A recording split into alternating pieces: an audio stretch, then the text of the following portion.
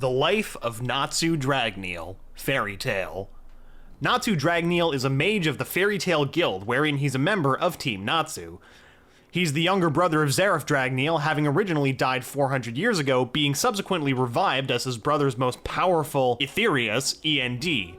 Natsu is also among the 5 Dragon Slayers sent to the future from 400 years past, having an additional purpose in the assistance in the defeat of Acnologia. Welcome to the Amagi. In today's video, we're going over the life of Natsu Dragneel. Before we begin, we publish a new video every day, so be sure to subscribe to our channel and ring the bell to get notified about our latest videos. The Amagi's reach stretches beyond just this channel, so if you're a fan of us, please consider subscribing to our other channels and following us on all of our social media. Help us reach our goal of passing 100,000 followers on all of our accounts by the end of the year. And with that out of the way, let's get into the video. Background. 400 years ago, Natsu was born as the younger brother of Zeref, and they lived peacefully in a small village with their parents. However, Natsu died at a young age alongside their parents courtesy of a dragon attack. This caused Zeref to research magic and its relation to life and death, and much later, with Zeref using his dead body, he was revived as the strongest demon, E.N.D, whose purpose was to kill Zeref. During this time, he also met Dragneel. However, the dragon chose not to kill him because he loved him extremely so. With Dragneel as his guardian, Natsu became acquainted with Gajiel, with whom he frequently fought, Wendy, Sting, and Rogue. All 5 of them met several times a year when their dragon parents got together for meetings. He also had his signature scarf knitted from Dragneel's molded scales by Anna. Dragneel went out of his way to teach Natsu how to talk, write, and perform his own signature form of lost magic, Fire Dragon Slayer magic. Dragneel ultimately chose, like 4 other dragons of that time period, to seal his damaged soul inside Natsu's body and leap 400 years into the future, recover his strength with the future's high ether nano concentrations, and kill Acnologia. While initially thought to have been abandoned by Dragneel on July 7th, X777, it was actually the day and year Natsu awoke in the future, like the other 4 Dragon Slayers. However, when Natsu woke, he believed that Dragneel had abandoned him, not knowing that he had instead opted to reside inside Natsu's body for many years to come. The departure of E.N.D from the past also gave rise to many legends about the strongest demon from Zeref's works, including his creation and the leading of Tartaros, when in fact Margir happened upon E.N.D's tome and used it to unify other Etherious under a single cause and was the one who created Tartaros, and the fact that he was the most vile creation in Zeref's library of works. After waking up, Natsu left on a quest to find Dragneel and was eventually found by the guildmaster of Fairy Tale, Macao. Natsu ended up joining Fairy Tale, in which he formed a close sibling-like rivalry with Grey Fullbuster and Urza Scarlet. He's also shown to be on good terms with Lysana Strauss and Elfman Strauss not long after they arrived to the guild. One day, Natsu finds an egg in the East Forest of Magnolia. Thinking it to be a dragon egg, Natsu took it to the guild and asked Makarov to make it hatch, but Makarov and Urza told him that he was the only one who could make the egg hatch through love and care. Lysana offered to help Natsu care for the egg until it hatched, to which Natsu happily accepted. The two built a shabby straw house in the park to keep the egg warm, becoming very close in the process. The next morning, Natsu discovered that the egg was missing and began to blame several of his guildmates. After arguing with almost everyone in the guild and nearly starting a fight with Mira Jane, Elfman appears carrying the egg, explaining that he only wanted to help but was too embarrassed to ask. Suddenly, the egg hatches and a blue cat with wings comes out. Lysana remarks upon the sudden change in the guild's atmosphere after the cat's birth, prompting Natsu to name the cat Happy. A few years pass and Lysana partakes upon an S-job class with her siblings in which she's supposed to hunt a creature called the Beast. Natsu wishes to go with her, but Elfman opposes, as he felt that he should be the one to take care of his family. However, Lysana is accidentally killed, supposedly, by Elfman during his attempt at taking over the monster. Though Natsu forgives him, he's greatly saddened by the event. Macao Arc. Natsu receives a tip from Krove that Salamander has been spotted in Hargion. Convinced that the Salamander is Dragneel, Natsu and Happy travel to Hargion by train. After getting off, the two stumble across a crowd of young, love-struck women, eagerly shouting the name Salamander. Excited, Natsu breaks into the crowd, but rather than seeing a dragon, he meets a fire mage claiming to be named Salamander. Downtrodden that the Salamander isn't Dragneel, Natsu rejects an autograph from the imposter and walks away, causing the mage's crowd of female fans to attack Natsu. Through his antics, Natsu saves a traveling mage, Lucy Heartfilia, from the influence of Salamander's illegal charm magic, which he used to infatuate the crowd of girls. Out of appreciation, Lucy buys a meal for him and Happy, and the duo listen to Lucy talk about her dream, to be able to join a guild. After the meal, they part ways. Later that night, when Natsu overhears a conversation that Salamander is supposedly a member of Fairy Tail, he instantly becomes suspicious and crashes the party on the Mage's ship. While on the ship, Natsu discovers that Lucy is on board, as Salamander had tricked her into thinking that he could get her into Fairy Tail. The ship, being a general mode of transport, causes Natsu to become violently ill, leaving him defenseless against his enemies. Natsu gets sick on all modes of transport. It's a weird character quirk of his. After being rescued by Happy, Lucy summons the celestial spirit Aquarius, who uses her water magic to wash the boat and everyone on it ashore. When the ship is on dry land and the rocking motion is gone, Natsu regains his vitality and confronts Salamander, declaring himself to be a member of Fairy Tail, thereby exposing the mage as an imposter. One of the imposter's crew members reveals his name to be Bora. However, Natsu shows no interest in his identity and is only concerned with his attempt at tarnishing Fairy Tail's name. Natsu and Bora engage in a brief skirmish, ending with Natsu's complete and quite easy decimation of Bora and his crew. However, in the process, Natsu ends up destroying a major part of Harjian's port. The large amount of damage attracts the attention of the Rune Knights, prompting Natsu and Happy to flee with Lucy in tow. Lucy is initially uneasy, but Natsu, knowing that Lucy wants to join Fairy Tail, invites her to join Fairy Tail, and she happily accepts. Upon returning to the guild in Magnolia with Lucy, Natsu angrily attacks Crow for giving him false information on the Salamander, starting a fight, which through various circumstances swiftly evolves into a full-scale brawl. The unruly mages are stopped by Makarov Dreyar, their guild master. Not much later, Natsu examines the request board looking for an available job, hoping to garner enough money for food. While picking out a job, Natsu overhears Romeo Conbolt, the son of Fairy Tail's Macao Conbolt, interrogating Makarov as to the reason his father hasn't returned from his mission, which was stationed at Mount Hakabe to slay Vulcans. Empathizing with Romeo's troubles, Natsu leaves together with Happy to find Macao. The two are accompanied by Lucy, who is now an official member of Fairy Tail. After the three reach the snowstorm-ravaged mountain, they're attacked by a Vulcan, which whisks Lucy away to its cavernous lair at the peak of the mountain. Thinking that this particular Vulcan is responsible for Macao's disappearance, Natsu chases the Vulcan to its lair and demands to know where Macao is. However, the Vulcan tricks Natsu into coming near a hole in the cavern and pushes him into it, sending him plummeting off the side of the mountain. Fortunately, Happy rescues him. When back in the cave, Natsu sees Lucy fighting the Vulcan using the celestial spirit Taurus, and mistaking the bull spirit to be another monster knocks the spirit out. Natsu soon defeats the Vulcan, who is then revealed to actually be Macao, who was taken over by the Vulcan. They find Macao to be seriously wounded, having fought 19 Vulcans before being taken over by the 20th. Natsu saves his life by burning the wound shut, and returns to Magnolia with his friends, reuniting Macao and his son. Daybreak Arc. After Lucy accommodates herself to her new living arrangements, she finds Natsu and Happy to have shamelessly entered her apartment uninvited.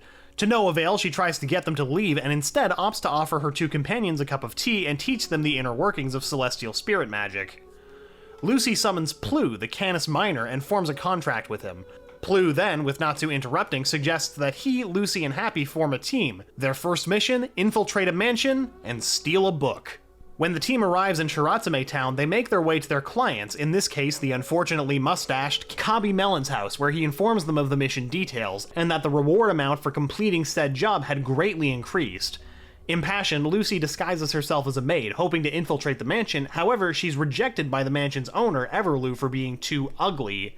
And as such, Natsu, Lucy, and Happy instead resolve to sneak into the mansion and take the book by force. The trio moves quietly about Everlu's mansion until they're found by the miser's maids, whom Natsu easily defeats. Shortly thereafter, Team Natsu finds themselves in the library, and Natsu rather quickly finds the book they're looking for, Daybreak. As Natsu's about to burn the book, thereby completing their job, Lucy sees that the book was written by Kemu Zalion, her favorite author, and tells Natsu that he can destroy it. Just then, Everlu himself surfaces from below the ground, having taken no action solely to see what their objectives were, and calls upon the Vanished brothers to eliminate them.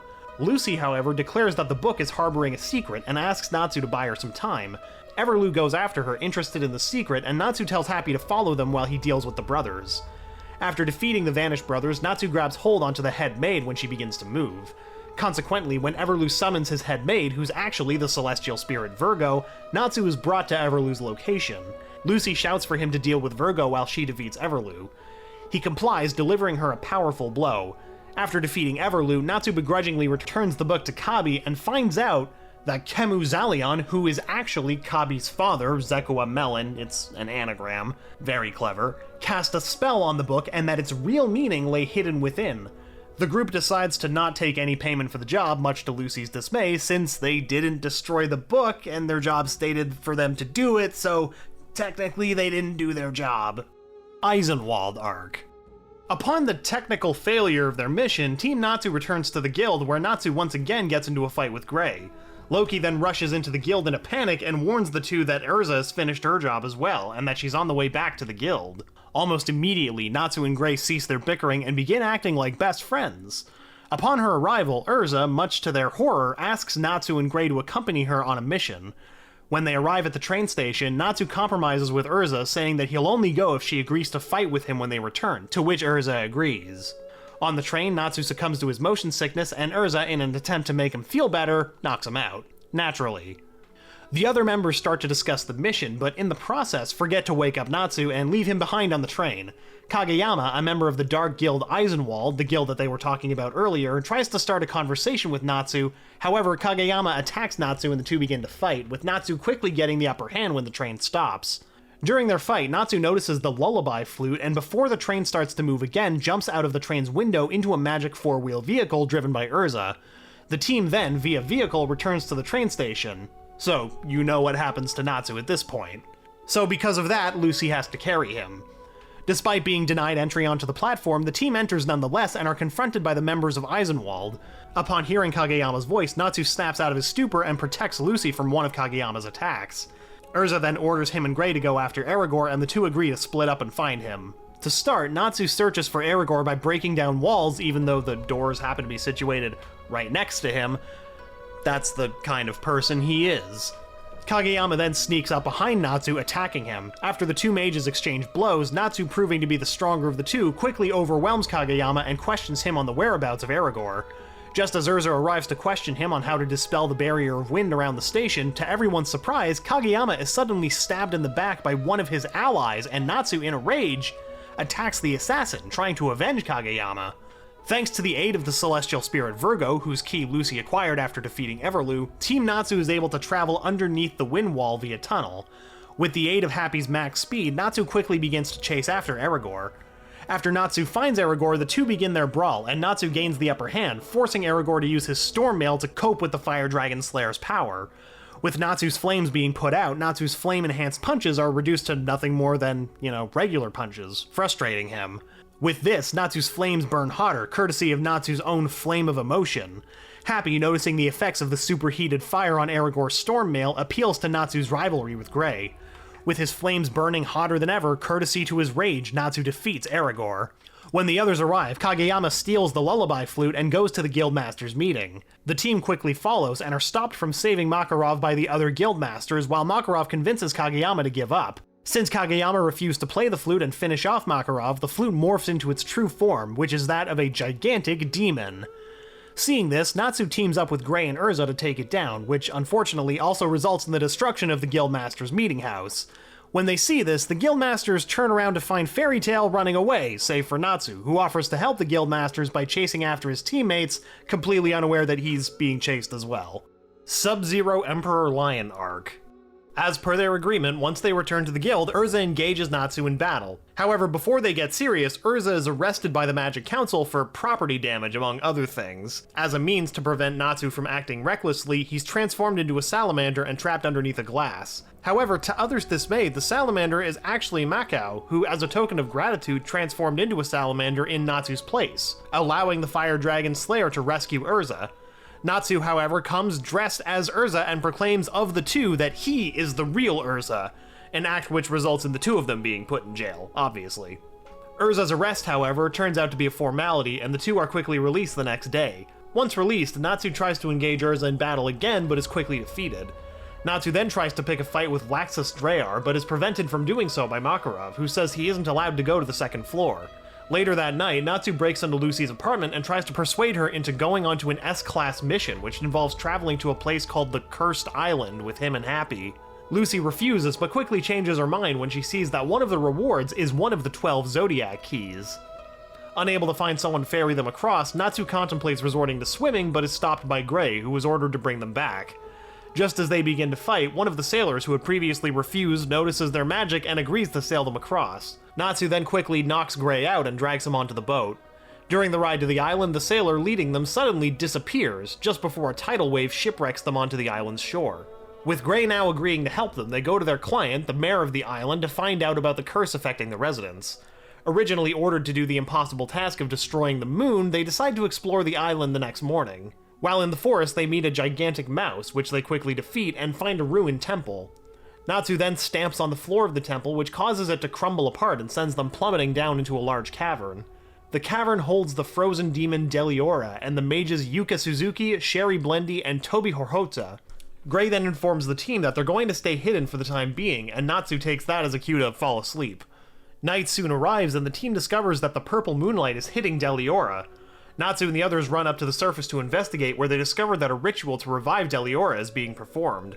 Enraged by Lyon Vastia's command to destroy the village, Natsu comes out of hiding, intent on defeating Lyon, but is frozen by him, and then Gray pushes Natsu down the hill in an effort to save him from Lyon's magic. Natsu eventually makes his way back up the hill, only to find Gray defeated and badly injured, and opts to carry Gray back to the village.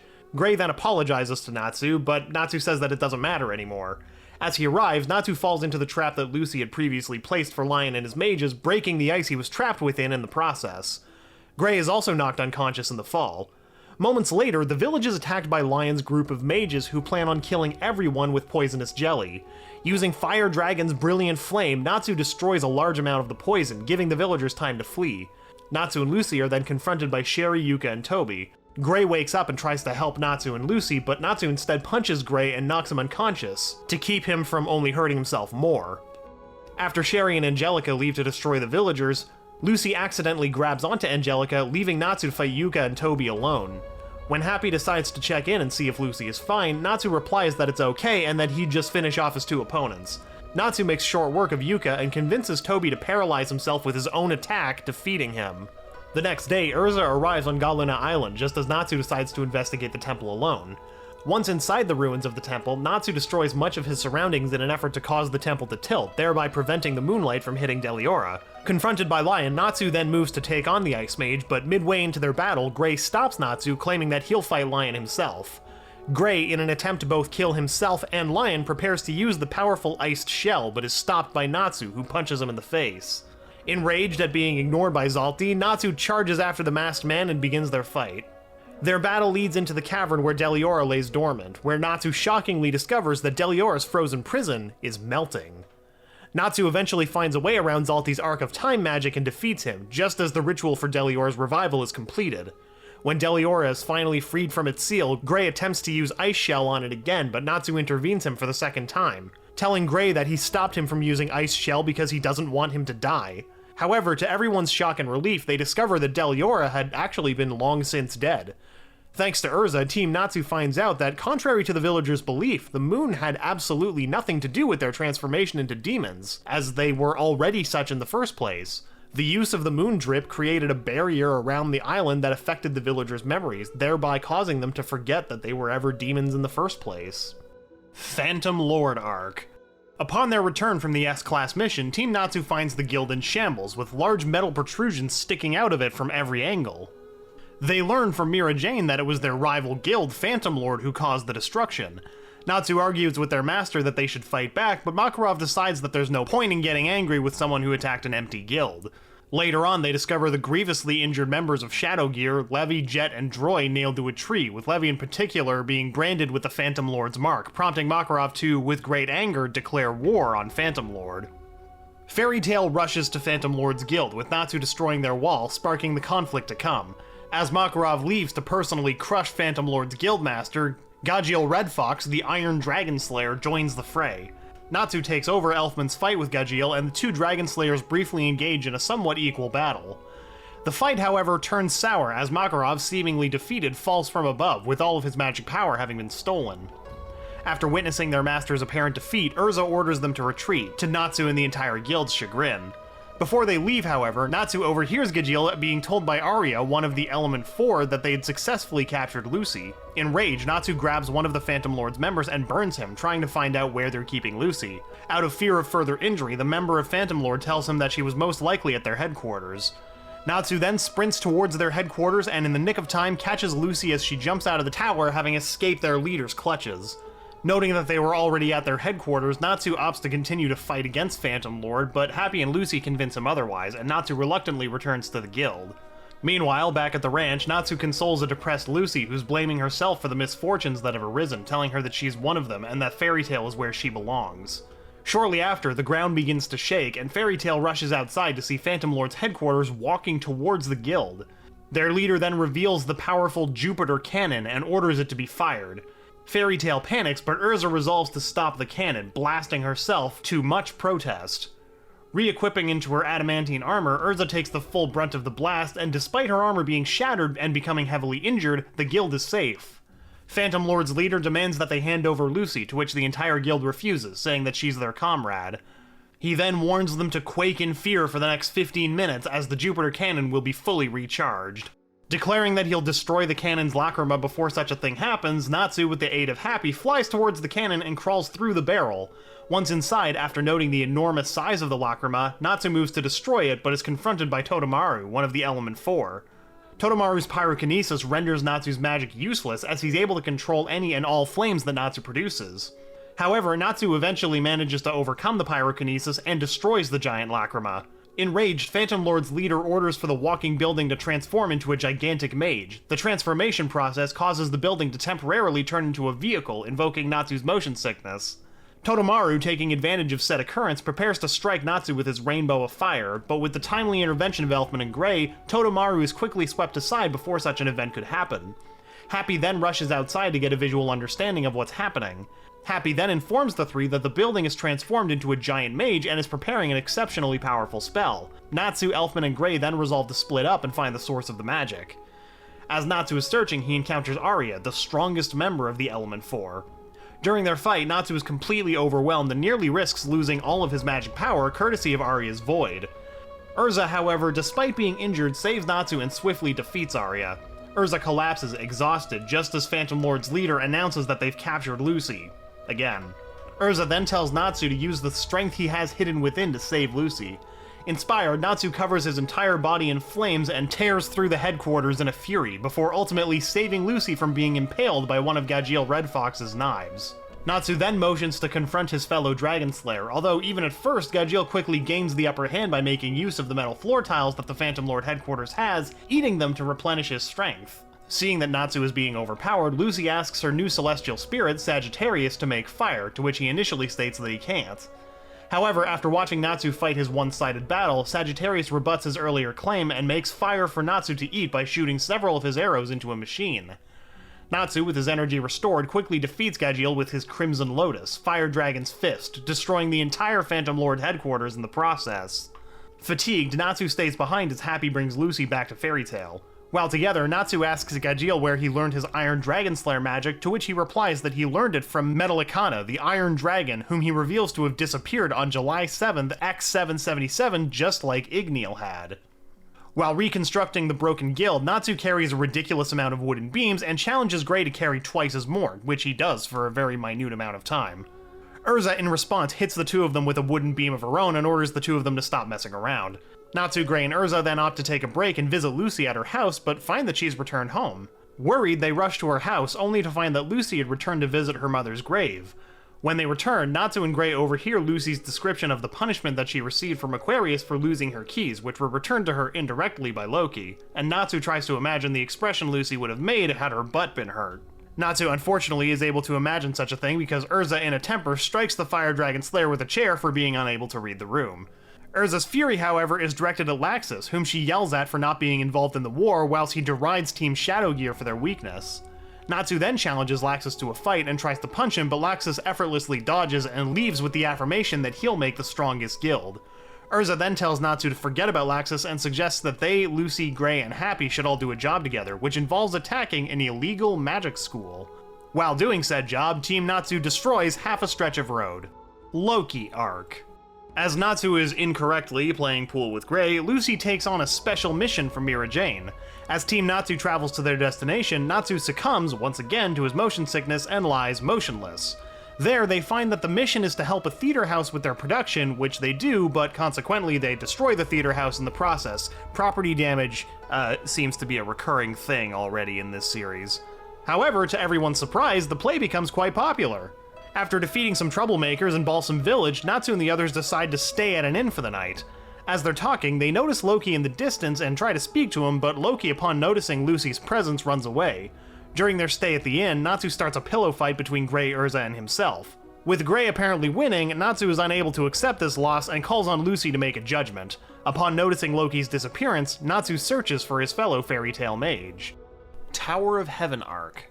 After discovering that Loki is a celestial spirit, Natsu expresses his desire to be able to summon a dragon, claiming he wants a way to test how powerful his Dragon Slayer magic truly is, and Lucy says that he can't just summon celestial spirits to spar with them. When Loki gives Lucy tickets to a resort where he'd previously reserved rooms for himself and his girlfriends, Natsu joins her, Urza, and Grey in a small vacation in which they take a break from completing jobs. After a day of relaxation, Team Natsu visits the casino, where Natsu tries his luck at roulette but is attacked by Wally Buchanan, who points his gun at Natsu and fires into his mouth. After the abduction of both Urza and Happy, Natsu, incensed by Wally's attempts to kill him, assists the others, with the newly arrived Juvia Loxer in tracking Urza, which he successfully does by using his keen sense of smell, resulting in the group's arrival at the Tower of Heaven.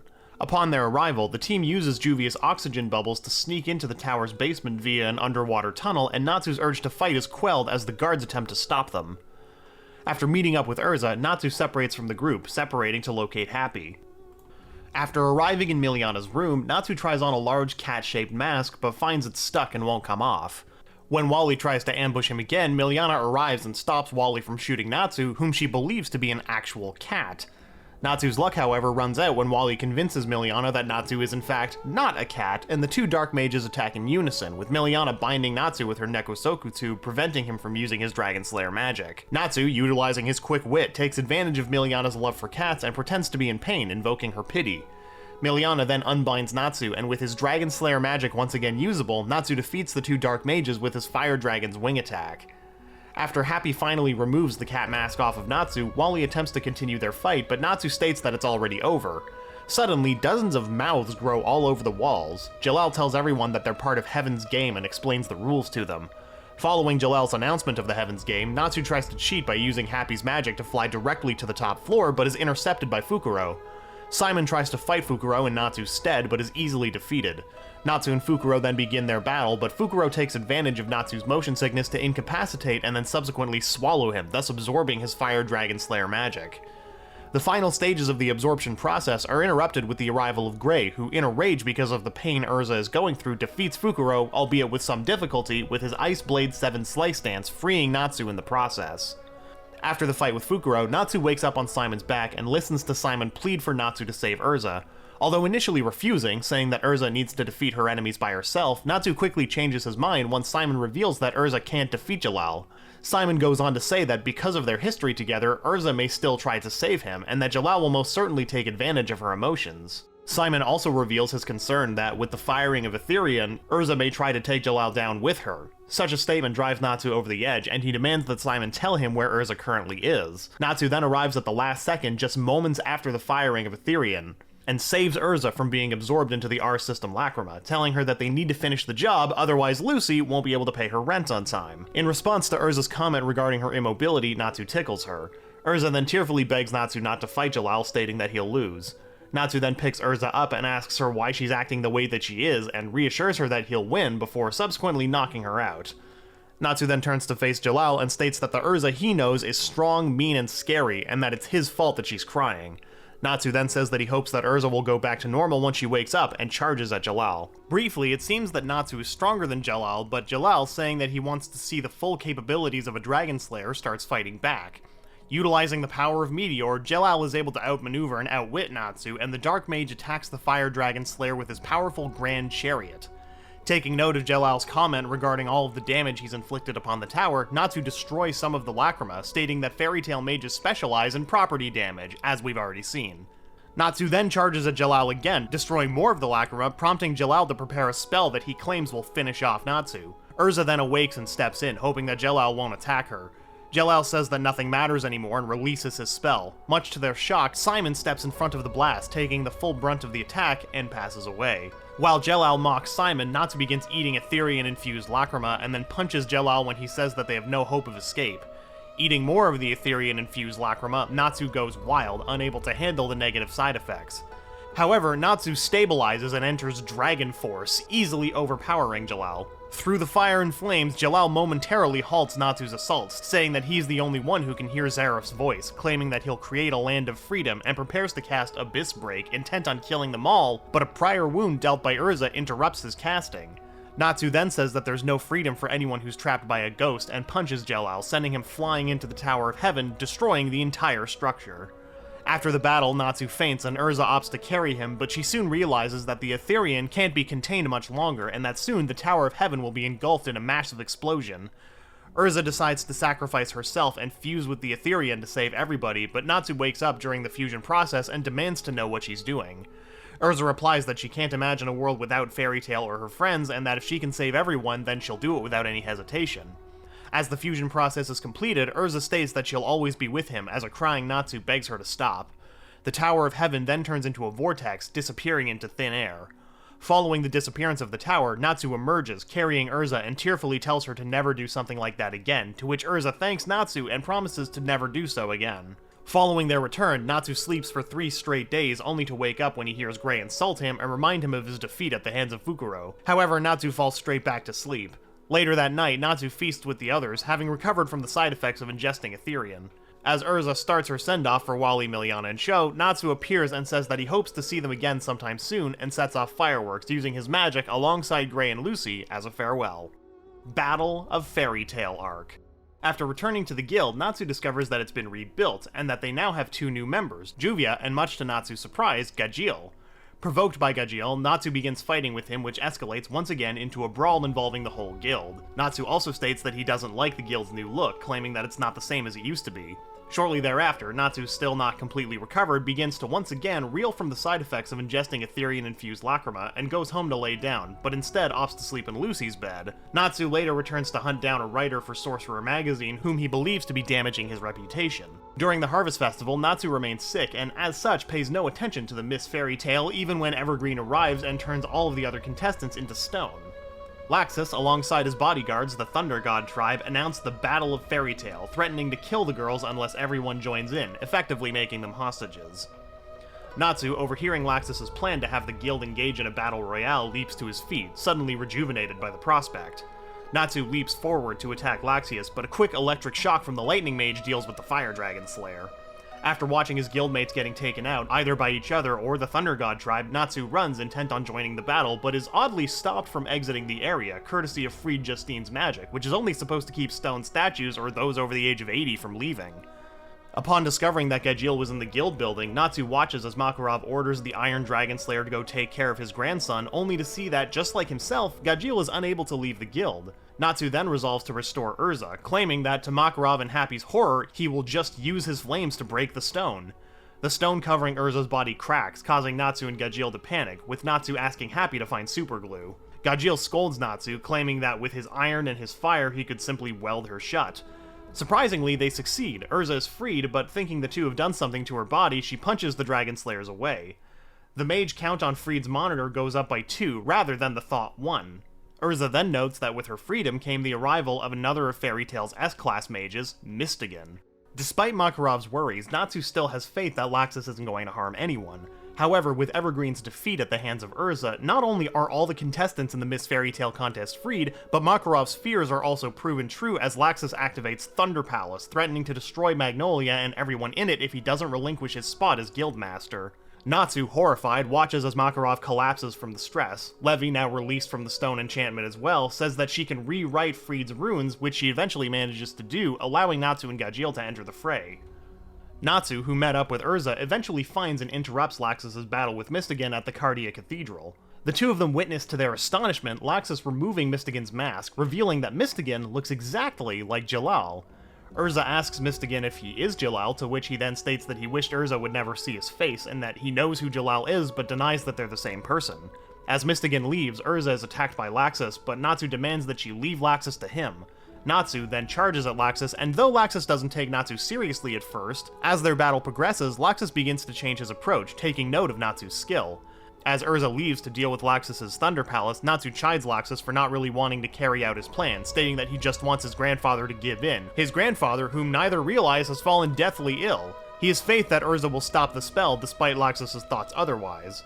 Natsu's faith in Urza is proven to have been for the better, as Fried's report shows that Urza and all the other defeated members of Fairy Tail team up and destroy the Lacrima powering the Thunder Palace. Although Thunder Palace is destroyed, Magnolia remains unsafe, as Laxus, in a rage, states that he'll take control of everything by force. As Laxus gets serious, Natsu holds his own for a very short amount of time before he's utterly dominated by the Lightning Mage. Laxus then prepares to kill Natsu with his Raging Bolt, and the powerful spell strikes the ground with resounding force.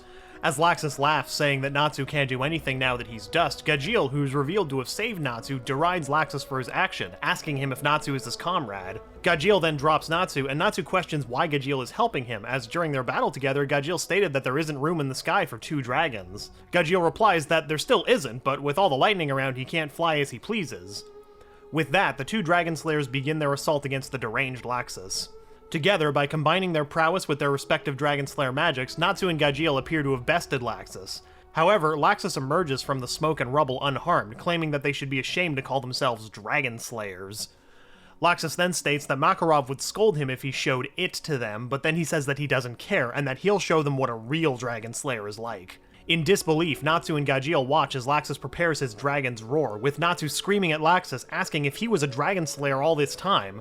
Laxus then fires his Lightning Dragon's Roar, which critically injures and paralyzes Natsu and Gajiel. Unable to move, Natsu watches as Laxus prepares to use Makarov's ultimate magic, Fairy Law, intent on killing everyone, not just from the guild, but from the whole of Magnolia. Levi then appears, claiming that Makarov is on his deathbed, much to Natsu and Laxus' surprise. As Natsu remains motionless in disbelief, Laxus claims that his chances at becoming master have risen and invokes Fairy Law. After the light subsides and the debris clears, Natsu and Gajiel, as well as Levi and everyone in the guild and town, emerge unscathed.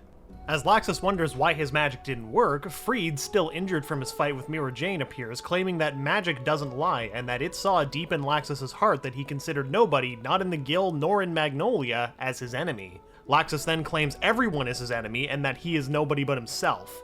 As Natsu tells Laxus not to get overconfident, Laxus orders Natsu to be silent, claiming that he doesn't understand anything. Natsu then agrees that he doesn't understand, but claims that it doesn't mean that they're not friends, as guildmates exist to help one another. Natsu then charges at Laxus once more, screaming the fact while Laxus orders Natsu to keep quiet, doing the same. As they charge at each other, Laxus demands that Natsu disappear, as Natsu tells Laxus that he won't get his hands on the guild even if it kills him. As their punches intersect, Laxus' connects first, which is then followed by a series of other powerful melee attacks. Despite beating him at every turn, Natsu repeats that Laxus won't get his hands on the guild, which only angers the Lightning Dragon Slayer even more. Natsu stands up once again, with Levi telling him that if he continues fighting then he could die. Laxus then fires his Lightning Dragon's Heavenward Halberd at Natsu, who falls to the ground, unable to move anymore. With Fried noting that such a spell could kill Natsu, Gajiel, utilizing his Iron Dragon's Club, turns his body into a lightning rod, absorbing the high-voltage blast. With Gajiel telling Natsu to go, the Fire Dragon Slayer reluctantly rises to the ground angered and attacks Laxus with a flurry of his strongest spells before ultimately defeating him with his strongest spell, Crimson Lotus, Exploding Flame Blade. Frustrated over his hollow victory, Natsu stands tall and screams at the top of his lungs. After the Battle of Fairy Tail, most of the members of Fairy Tail are completely recovered, except for Natsu and Gajiel, who are heavily bandaged, with Natsu in particular having his mouth bandaged shut, muffling his speech. When Laxus returns to see Makarov, Natsu begins yelling at him in a muffled voice, with Gajiel acting as the interpreter, saying that because it was a 2-on-1 fight, Natsu's victory didn't count, and that they need to fight again to settle the score. However, quite contrary to his usual sarcastic self, Laxus merely waves at Natsu, earning a confused yet respectful look from the Fire Dragon Slayer. Despite his injuries, Natsu takes part in the Fantasia Parade, operating a fire-blowing float. At the end of the parade, Natsu, alongside the rest of Fairy Tail, holds his hand up, forming the sign that Laxus made to Makarov as a child, letting him know that even if they can't see him, no matter how far away he may be, they'll always be watching him, despite his excommunicated status. Oración Seis arc. The following week after the Harvest Festival, Natsu confronts Makarov regarding Laxus' excommunication, but is stopped by Urza. Lucy, on the other hand, frets about her lack of money, to which Natsu suggests that they go on a job together.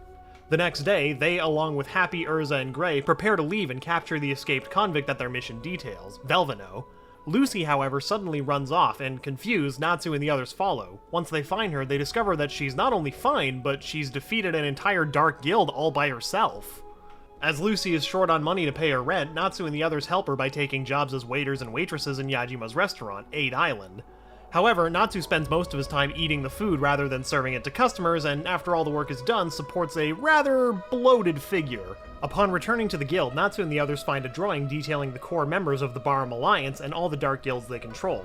Makarov then informs Fairy Tail that an alliance between several of the legal guilds in the area will be formed, with their primary objective being to destroy one-third of the Barum Alliance, the Oración Seis.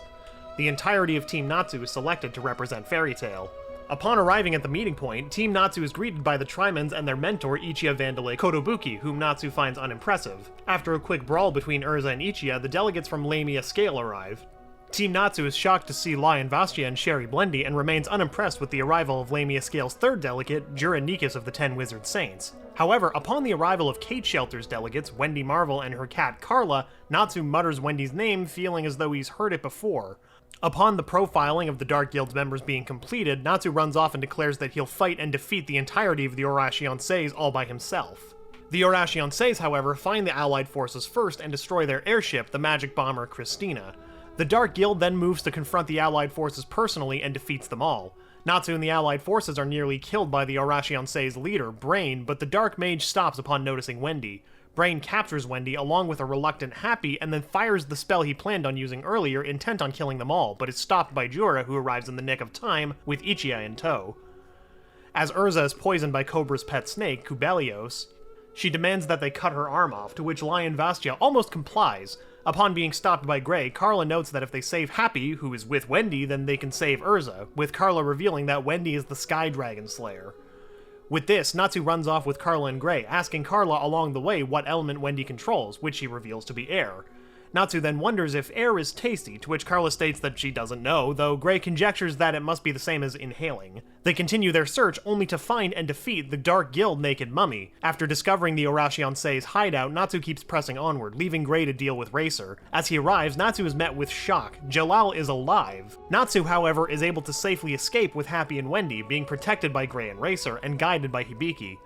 Natsu finally manages to reach Urza, Wendy manages to completely heal Urza, and they discuss the fact that Jalal remains alive. However, as Nirvana is awakened, Natsu rushes headstrong to stop Jalal. On his way, Natsu runs into Racer's personal guild and easily defeats them. Natsu then finds an unconscious Grey floating in the river and tries to help him, but when he gets near, a raft floats up from underneath the water, causing Natsu to succumb to his motion sickness. Grey gets up, acting strangely, and prepares to kill Natsu. Lucy and Hibiki, however, appear, halting Grey as the raft comes to a stop. Despite this, Natsu remains incapacitated. It's revealed that the Grey they see is actually Angel's celestial spirit, Gemini. Lucy engages Angel in a battle of celestial spirits, and with the aid of Hibiki, wins.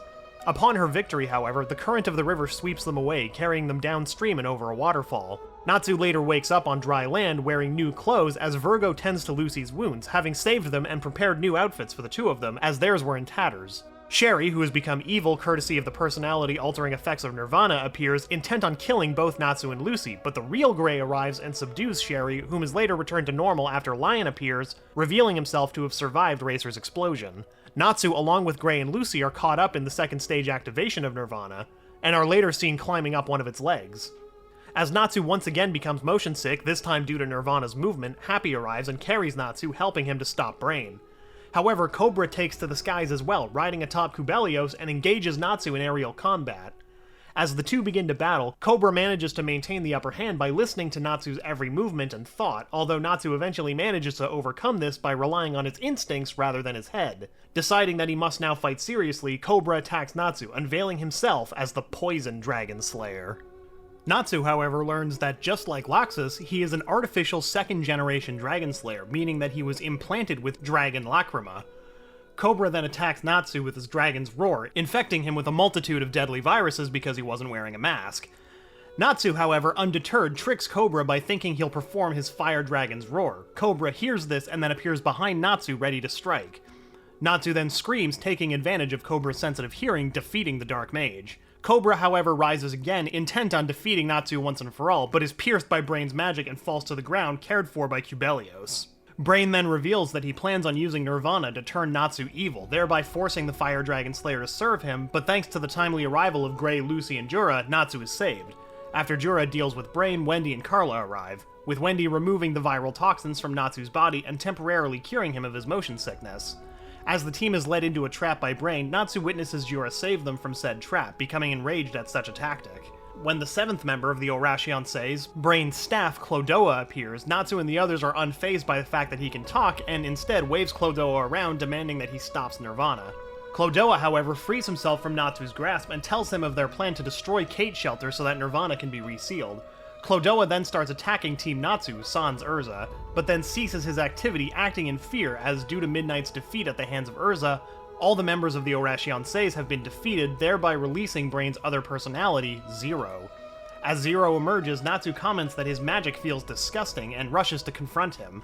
Zero then attacks the defeated Jura, who is protected by Gray with his Ice Make shield. Zero pierces through the shield, defeating Gray, and then dodges Natsu's attack, delivering a powerful one of his own, knocking Natsu down. After much encouragement, Natsu and the others rise again, with each of them promising to destroy one of Nirvana's 6 Lacrima. Natsu immediately chooses the first Lacrima and heads off in that direction. When Natsu arrives at the site of the first Lacrima, he finds Zero standing in his path, and the two engage in fierce combat. Jalal, however, appears in the midst of the combat and attacks Natsu with golden flames, shocking both Natsu and Zero, with the latter asking if Jalal's memories had returned. Jalal, although his memories hadn't returned, says he remembers Natsu's name and that he's a ray of hope. Jalal then reveals that flames were a gift, with his intent being to replenish Natsu's strength. Initially, Natsu refuses Jalal's help, opting to attack him instead. Taking advantage of the situation, Zero fires another spell at Natsu. Jalal, much to Natsu's surprise, defends him by taking the full force of the blast. Natsu then accepts Jalal's flames, thanks him for the meal, and consumes them, granting him a large boost in all of his physical abilities. Natsu enters Dragon Force once again. Natsu completely overpowers Zero, and after much difficulty in controlling his newfound power, defeats Zero, piercing through his ultimate spell, Genesis Zero, and destroying the Lacrima, which, alongside the simultaneous destruction of the other Lacrima, courtesy of the other members of the Allied forces, Nirvana is stopped, and the Oración Seis are defeated. However, their jubilation lasts nary a second, for the Rune Knights, led by Lahar, appear, having come to arrest Hot Eye and Jalal. Natsu, however, protests, claiming that Jalal is their comrade, while Urza, Lucy, Happy, and the others look on in sadness. Natsu tries to take Jalal back by force and attacks the Rune Knights, but is stopped by Urza.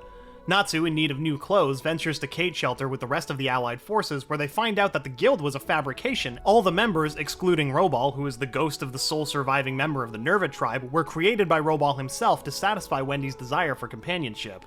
As the illusions fade away, Natsu watches as Wendy begins to cry, begging Robal not to leave, but Robal consoles Wendy one final time, telling her that she has real friends now.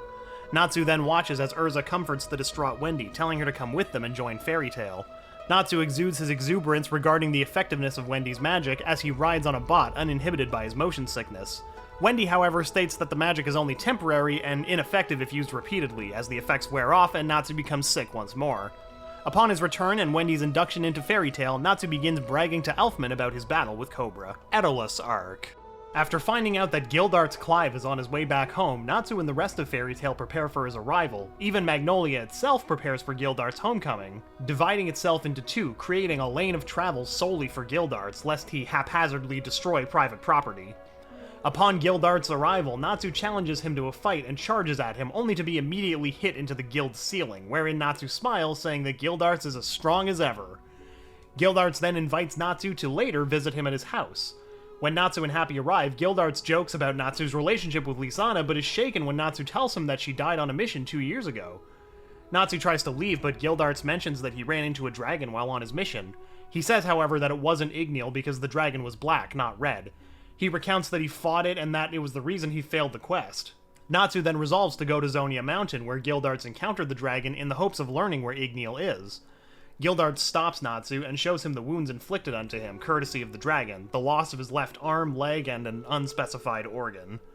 Natsu then runs out of Gildart's house, saying that the dragon slayers can defeat dragons before falling into a puddle, reminiscing about the days he and Igneal shared together.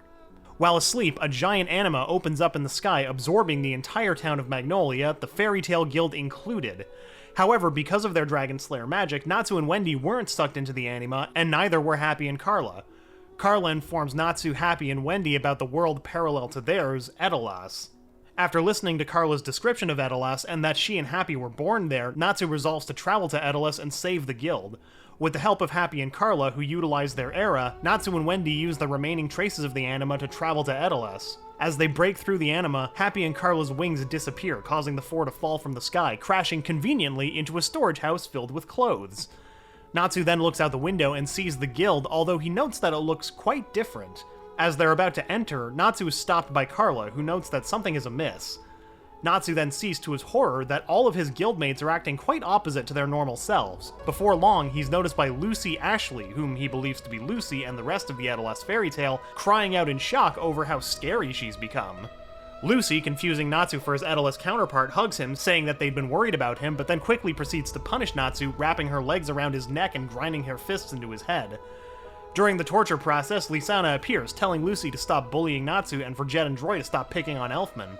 Natsu turns around dumbfounded, beginning to shed tears, and runs up to hug Lysana, but is kicked in the face by Lucy Ashley, who asks Natsu when he started to behave like that, to which he replies with a stutter that Lysana is alive.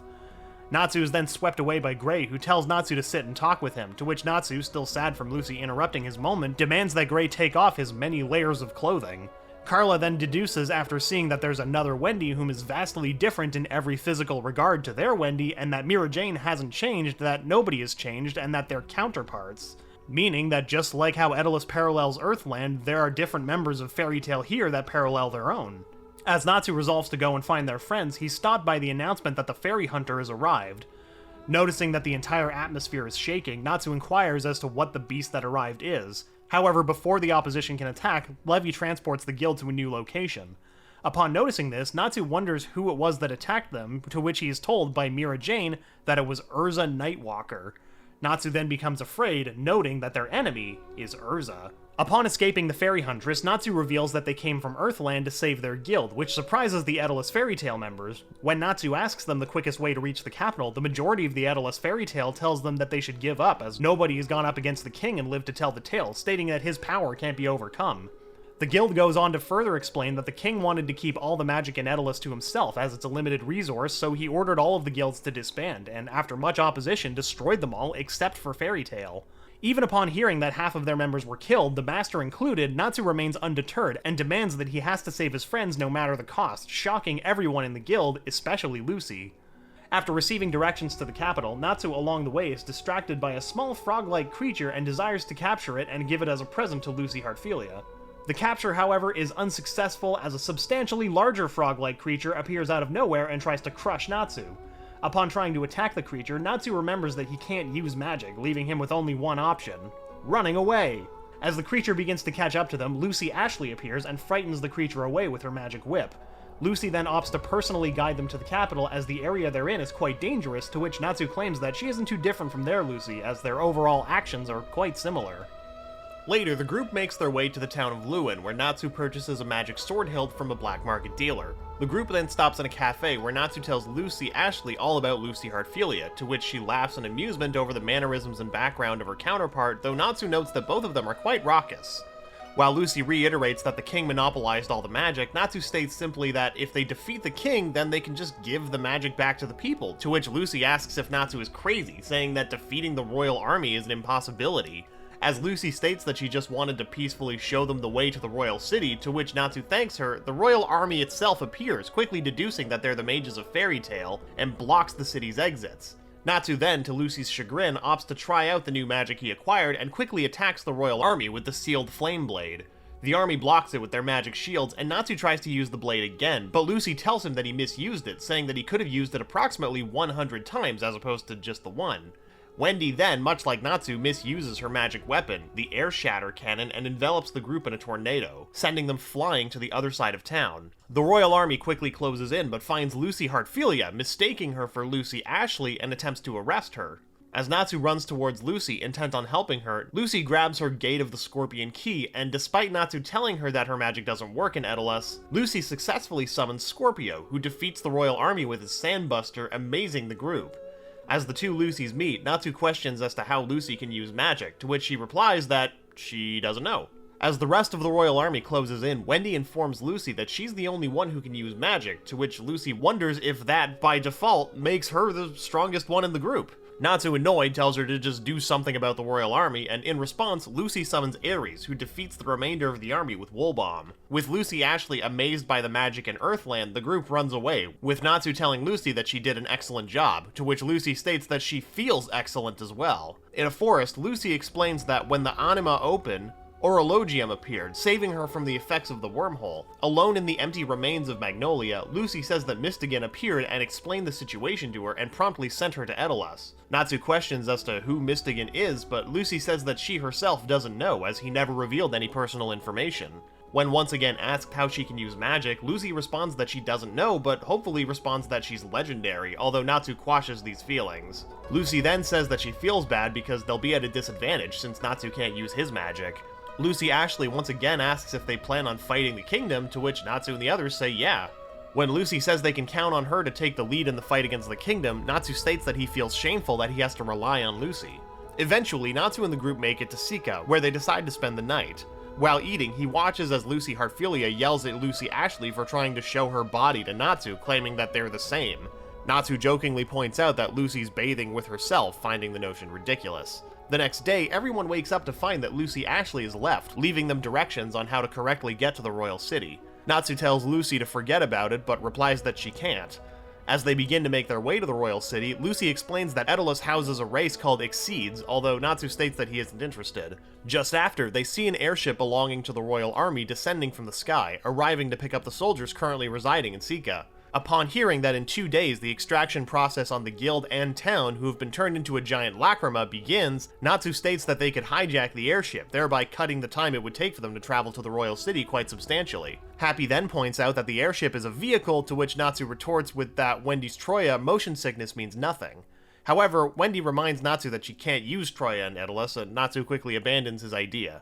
Watching Lucy summon Virgo in Loki's stead, who's out on a date, Natsu and Wendy decide to battle with their weapons, which are now fully recharged. They're defeated in a matter of moments, however. As the airship flies off, Natsu and the others risk being captured, but to their surprise and delight, a magic four-wheeler arrives and the driver motions for them to get in, telling them that he'll drive them to the royal city. Natsu and the others get in the vehicle, where, while experiencing motion sickness, of course, Natsu listens to the driver, saying that Lucy Ashley told him about them, and that with him they'll get to the royal city much faster than via airship. The man then removes his goggles, saying that he's the fastest man in Fairy Tail.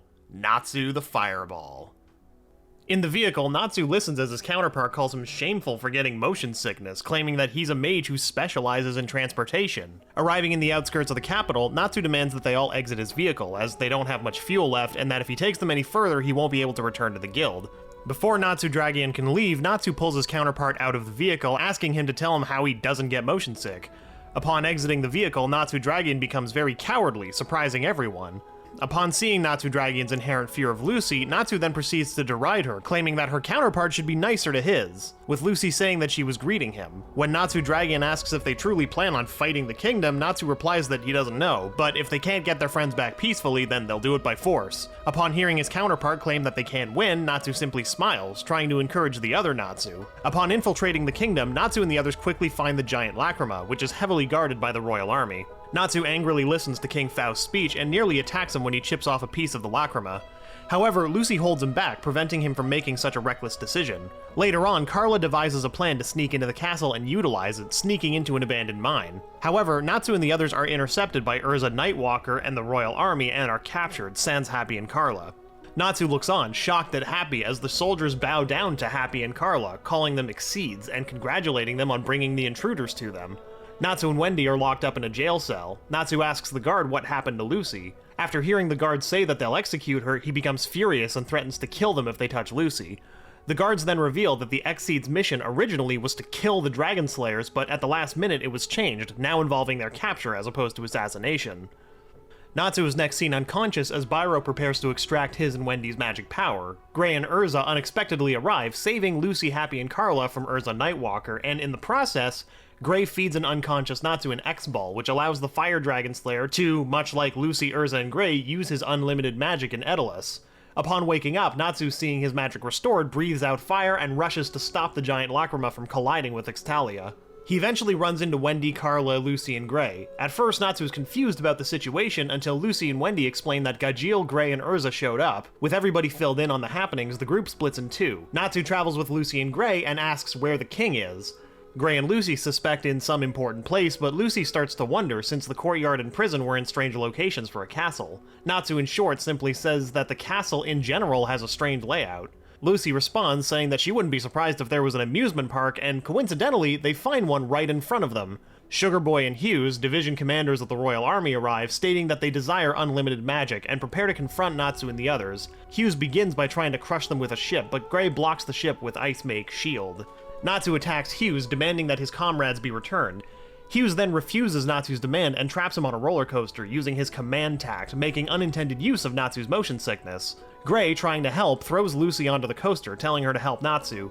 The tracks on the roller coaster, however, run out, and Lucy and Natsu are thrown into a small lake. Hughes then talks of the power that Edolas magic possesses, claiming that for their selfish addiction to magic, they're killing innocent people. Natsu then says that lives are more important, and Lucy summons Aquarius and attempts to use the surrounding water to defeat Hughes, but Hughes, utilizing his control over everything in the park, turns the water against Aquarius and instead attacks them with it instead. Natsu and Lucy are sent awash into, and eventually find themselves in, Monster Academy. Natsu finds Lucy inside a magic coffin that, once inside, changes the person's clothes. Natsu then plans to use the coffin to change Lucy into a skimpy bikini, of course, hoping to distract Hughes. Yeah, that's why. Ultimately, this fails. Hughes, utilizing his command tact, controls the monster dolls inside Monster Academy and have them chase Lucy away. As Hughes orders the monsters to turn on Natsu, beating him, Natsu's frustration turns into rage as he sets Monster Academy ablaze. Through the smoke and flames, Hughes sees the silhouette of a dragon above Natsu. Stricken with fear, Hughes and his monster dolls back away. Natsu then punches Hughes, sending him flying out of Monster Academy and directly into Byro, who was fighting Lucy. Natsu meets up with Lucy directly after, and Coco, who is ranked just under Byro in terms of the kingdom's hierarchy, tries to give them the key to the Dragon Chain Cannon, the machine that Faust plans on using to destroy Extalia, but Sugar Boy glides past them, stealing the key. After chasing and defeating him, Gray catches up with Natsu. When he catches up, Natsu is shocked to see that the key has been destroyed, but Gray, to everyone's surprise, reveals to have created an exact duplicate of the key made from his ice. Shortly thereafter, Urza Nightwalker is seen dragging the bound and unconscious Natsu and Gray to where the Dragon Chain Cannon is located. Urza then grabs Natsu, holding a sword to his throat, and orders Gray to create a duplicate of the key. Gray does so, but not knowing how to work the cannon prompts Urza to order Natsu to take out the soldiers. Urza then appears behind Faust, effectively taking him hostage. Urza then orders the soldiers to halt the firing of the Dragon Chain Cannon. As Faust questions Urza as to what she's doing, she then reveals herself to be Urza Scarlet, re-equipping into her regular attire. As Urza orders the soldiers to aim the Dragon Chain Cannon at the Lacrima, Natsu states their plan to be a success, and when a soldier calls them cowardly for taking a hostage, Natsu says that it doesn't bother him one bit, as they'll resort to anything if it means that their friends are safe. Just then, Urza Nightwalker, the real Urza Nightwalker, appears and attempts to strike Urza, freeing Faust. With Faust now free, the soldiers on Faust's command fire the Dragon Chain Cannon at Extalia. As they fire, however, Coco, now riding atop a legion, arrives and carries Natsu and the others to stop Extalia and the Lacrima from colliding. Although Coco's legion manages to hold back Extalia, even with the combined strength of the mages atop the legion, Extalia still remains in danger of colliding with the Lacrima. Even so, all of the Exseed that reside in Extalia then appear and help Natsu and the others hold back the giant island. Suddenly, the Lacrima disappears and Mystigan, who reveals himself to be Faust's son and effectively the Prince of Edolas, appears, thanking them for giving him enough time to find an anima big enough to return the Lacrima to Earthland. As Mystigan and Panther Lily reminisce, however, Urza Nightwalker shoots the Exseed through the abdomen with her cannon spear. She's then reinforced by much of the royal army, who all appear riding atop legions. When Mystigan tries to stop Urza Nightwalker, Faust appears, piloting an enormous draconian machine, the Dorma Anim, which nullifies all external magic attacks. The king orders the soldiers to capture the Exseeds and then shoots a magic beam from the Dorma Anim. Mystigan then uses mirror water to reflect the beam back at Faust, but unfortunately it does nothing. Faust fires again, hitting Mystigan, sending him plummeting from the sky. Just then, the Dorma Anim is struck thrice, revealing Natsu, Gajiel, and Wendy to have appeared, opting to take on Faust together, leaving the royal army in the hands of the others. Wendy supports Natsu and Gajiel with arms and vernier, making them faster and stronger, allowing them to damage the Dorma Anim. Faust then fires missiles at Wendy, who initially dodges them, but after they're found out to be heat-seeking missiles, Natsu intercepts them, kicking them all away. As Faust prepares to fire more, Gajiel attacks the Dorma Anim before that can happen, prompting Faust to attack the Iron Dragon Slayer with the Dorma Anim's tail. Natsu then charges at Faust, but the 2 remaining missiles explode just before he's able to reach him. Faust then watches to his horror as Natsu eats the flames from the explosion and Gajiel eats the metal tail of the Dorma Anim. Natsu then comments on the strength of the machine, saying that's worthy of being called a dragon. As Natsu spurs out his excitement, the Dorma Anim begins changing form, with Faust promising to crush them with the Dorma Anim Black Sky.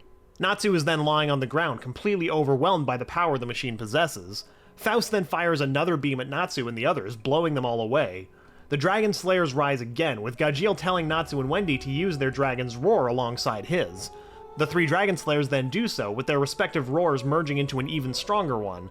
Faust, however, jumps over the combined roar, and before they can prepare another attack, barrages them with a multitude of magic blasts. With their magic power gone, Faust stands apparently triumphant over Natsu and the other Dragon Slayers.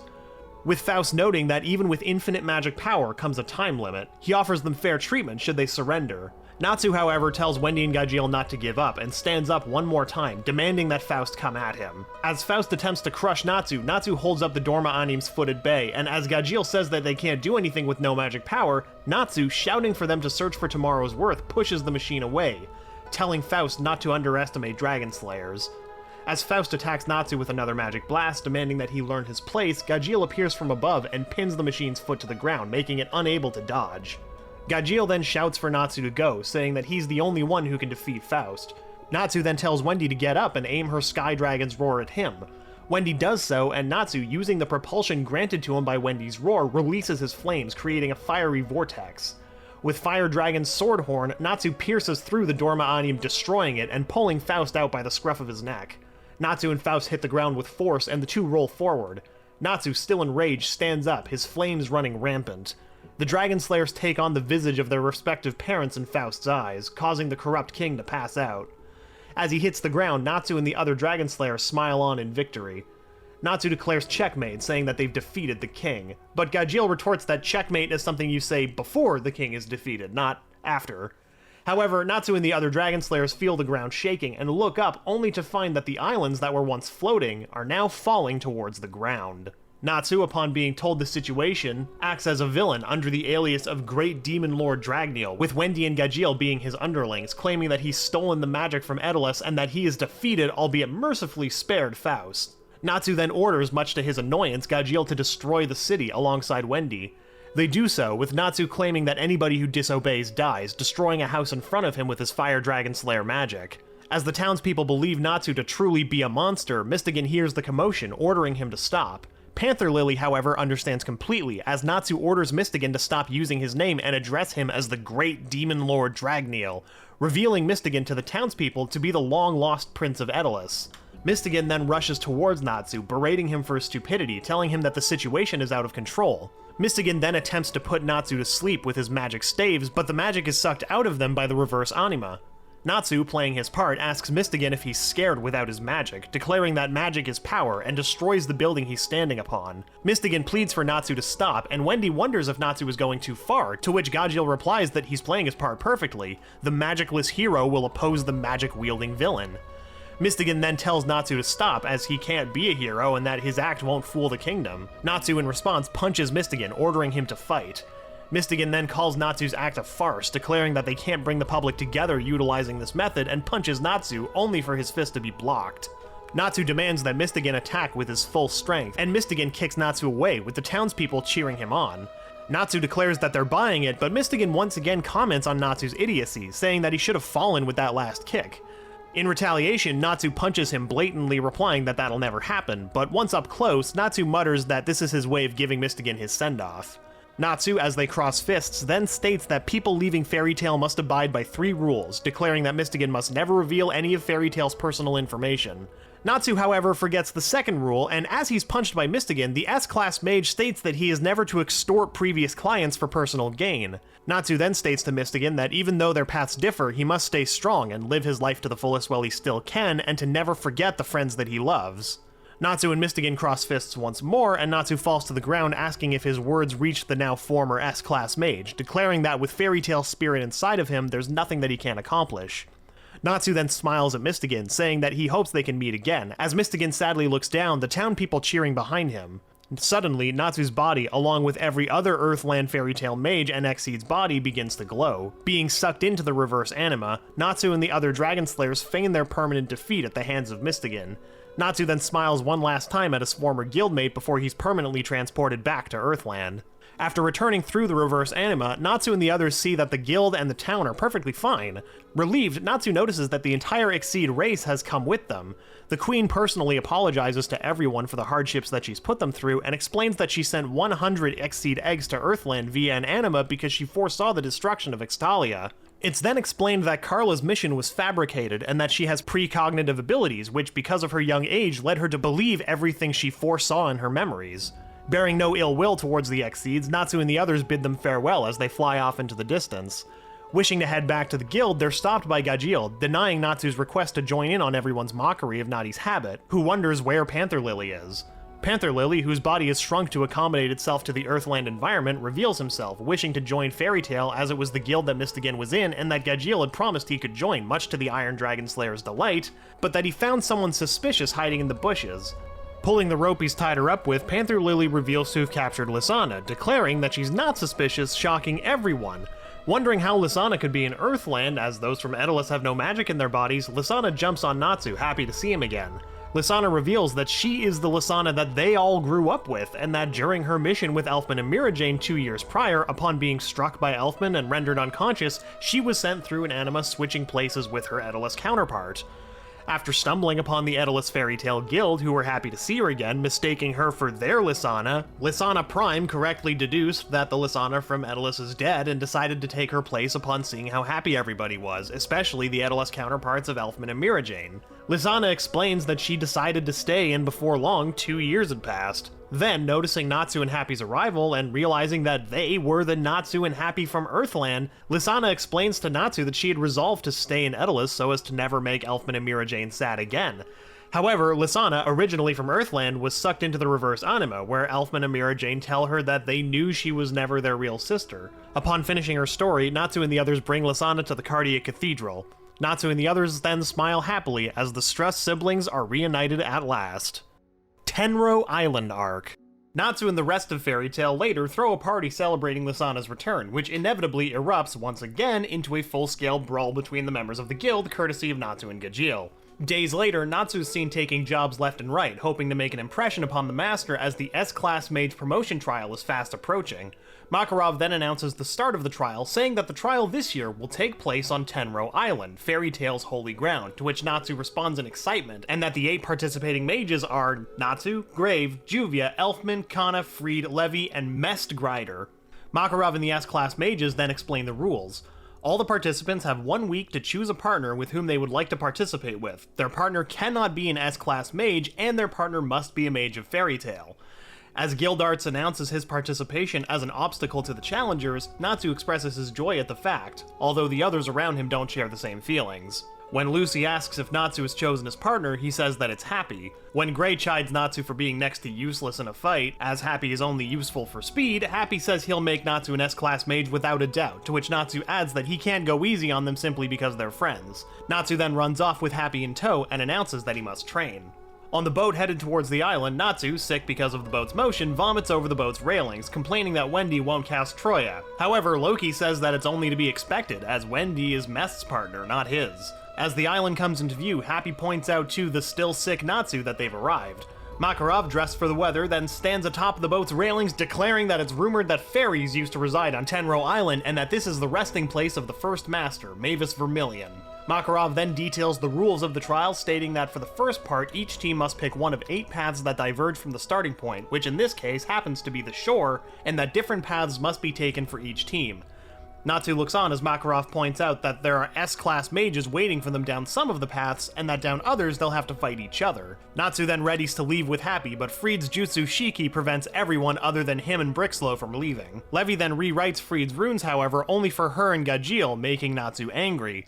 Natsu's anger continues to soar after Evergreen rewrites Freed's runes once again, however only for her and Elfman. 5 minutes later, upon the automatic dispelling of Freed's Jutsu Shiki, Natsu and Happy, utilizing max speed, quickly rush to Tenrou Island. Upon arriving at shore, Natsu, only left with 4 paths to pick, opts for the E path, declaring that the E must stand for Urza, and charges forward, intending to beat her. Natsu continues down the path shouting Urza's name, declaring that he's finally going to beat her. However, when he gets to the clearing, Natsu finds, however, that it's not Urza who's waiting for him, but Gildarts. Natsu shouts the S-Class Mage's name in surprise as Happy declares the trial to be over for them. Gildarts then apologizes to Natsu, saying that he's just unlucky, and reminds him how much he hates holding back when fighting. Natsu, however, just stares at Gildarts and declares that he's all fired up. Natsu then charges at Gildarts, while Happy criticizes Natsu for his reckless impatience. Gildarts comments for Natsu to slow down, declaring that he hasn't mentally prepared for their battle just yet. Natsu then explosively punches Gildarts, but the S-Class Mage blocks Natsu's punch with ease, and then, much to Happy's dismay, Gildarts strikes Natsu with his signature crush, seemingly obliterating him. With Happy declaring that Natsu's been blown to pieces, Gildarts says that he warned Natsu that he doesn't like holding back. Natsu then drops down from the sky, declaring that he's far from finished, and barrages Gildarts with a flurry of his most powerful attacks.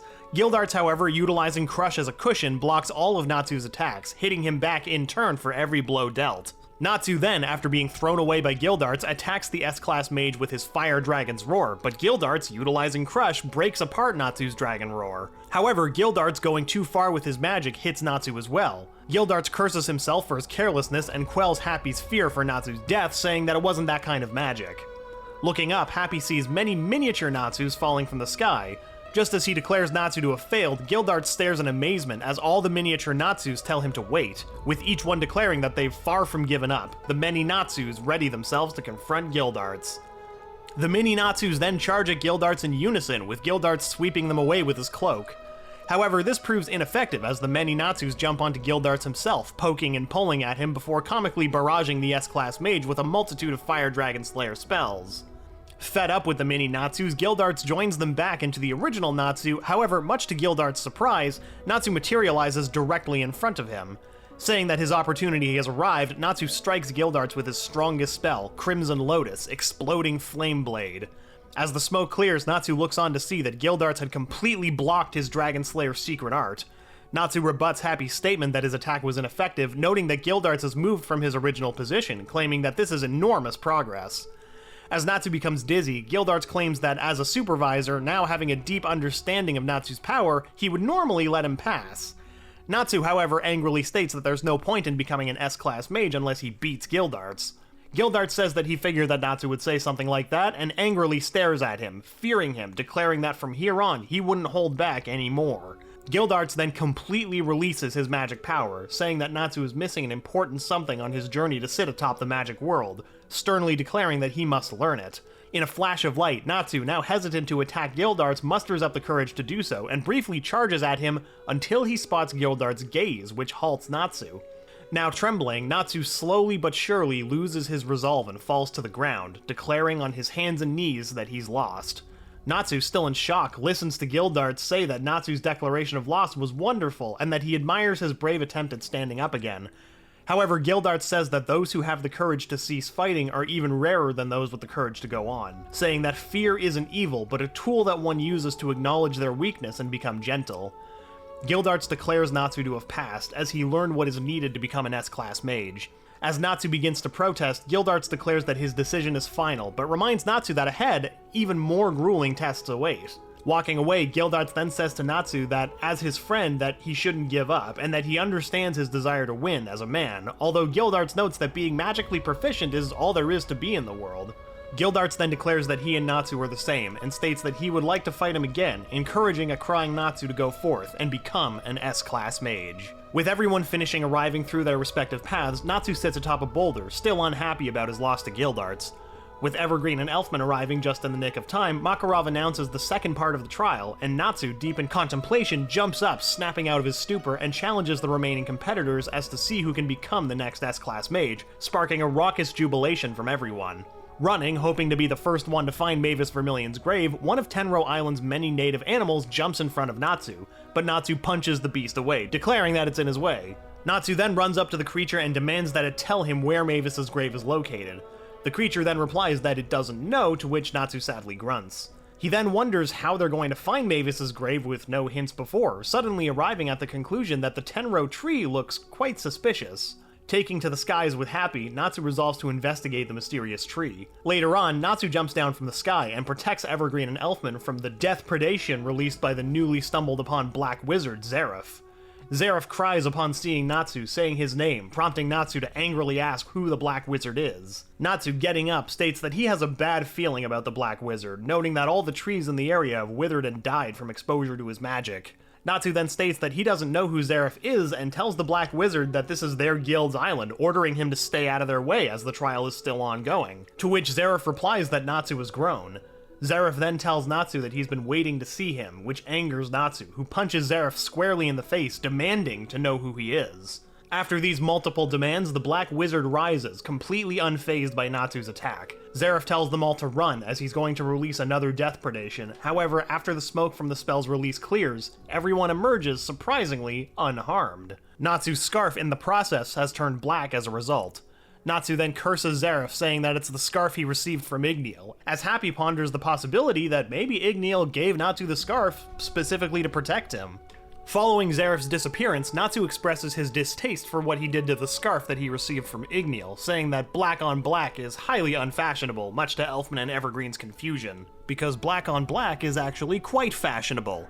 Or at least that's what I'm hoping. Evergreen then points out that with the discord occurring on the island, the exam needs to be put on hold, although Natsu and Elfman wholeheartedly disagree with her, with Natsu claiming that he promised Guildarts he'd pass. Natsu then shouts for them to continue, with Elfman agreeing, calling for Evergreen to go along with him, to which she scolds Elfman for ordering her around. Later, when Levi informs Urza of Grimoire Heart's invasion, Natsu takes note of the signal flare Urza fires. Natsu wonders if the enemy is Zeref. Happy notes that whoever it is, they're soon ready to attack. Natsu then says he doesn't care who the enemy is, and if they pick a fight with Fairy Tail, then he'll just fight back harder. Natsu and Happy, still roaming through the forest, hear the sound of Azuma destroying the Magic Council's battleship. Inquisitive as to the whereabouts of the noise, Natsu with Happy in tow run towards it. Natsu then, after seeing the billowing tower of flames produced by Azuma's tower burst, notes that nobody in Fairy Tail possesses magic that can create something like that, and correctly deduces that it's the enemy, making haste as he runs towards the explosion site. Natsu arrives soon thereafter, with Azuma having disappeared, and cradles the wounded Wendy, asking her if she's okay, and wondering aloud as to who could have done such a thing. Natsu then sees Mest, whose memory control is worn off, and grabs him by the collar, angrily asking him if he was the one who hurt Wendy and the others. Wendy then reveals that Mest is a member of the council, and Natsu promptly sets him down, nervously commenting on Mest's appearance. However, Natsu then panics, coming to the incorrect assumption that the Magic Council is Fairy Tail's attacker. Carla corrects Natsu, telling him that their enemy is 1/3 of the Barum Alliance, the Dark Guild Grimoire Heart. Just then, Caprico flies overhead and drops Grimoire Heart's numerous soldiers upon them. As Hades overwhelms Makarov with his Amaterasu, Natsu, feeling the resounding shockwave, wonders what's happening. Natsu then engages the Grimoire Heart underlings in battle and easily defeats the majority. After seeing Natsu's strength, however, Zancro, one of the 7 kin of Purgatory, arrives on the battlefield and informs his underlings that they're not strong enough to handle Natsu and that he'll do it in their stead. Natsu then watches as, to his shock, Zancro sets his own guildmates ablaze with black flames, sadistically laughing as he does so, calling them weak. Natsu then yells at Zancro, screaming that those are his allies, but Zancro turns his flames on Natsu, and Natsu shouts that flames are ineffective against him. As Wendy tells Natsu that Zancro's black flames are ominous, Natsu is struck and finds himself unable to eat them. Zancro then calls Natsu cocky and blows him away, telling him that a dragon can't ingest the flame of a god lest they be wrought with divine punishment. Zancro then shocks Natsu by revealing that his flames exist on a higher plane than his, as he is a man who slays gods. A god slayer. Natsu then charges at Zancro, and the two engage in very rapid hand-to-hand combat, with Zancro mocking Natsu, asking him if dragon slayers are only as strong as he is. Natsu in return asks Zancro if a god taught him to use his magic, to which Zancro replies that Hades taught him, and as he is as close to a god that anyone can be, God himself might as well have taught him. Natsu then proceeds to deride him, saying that he only learned his magic from a human, whereas Natsu learned his from an actual dragon. Zancro and Natsu then clash flames, with Zancro overwhelming Natsu's own. Zancro then proceeds to attack Wendy and the Exceeds with his black flames, angering Natsu.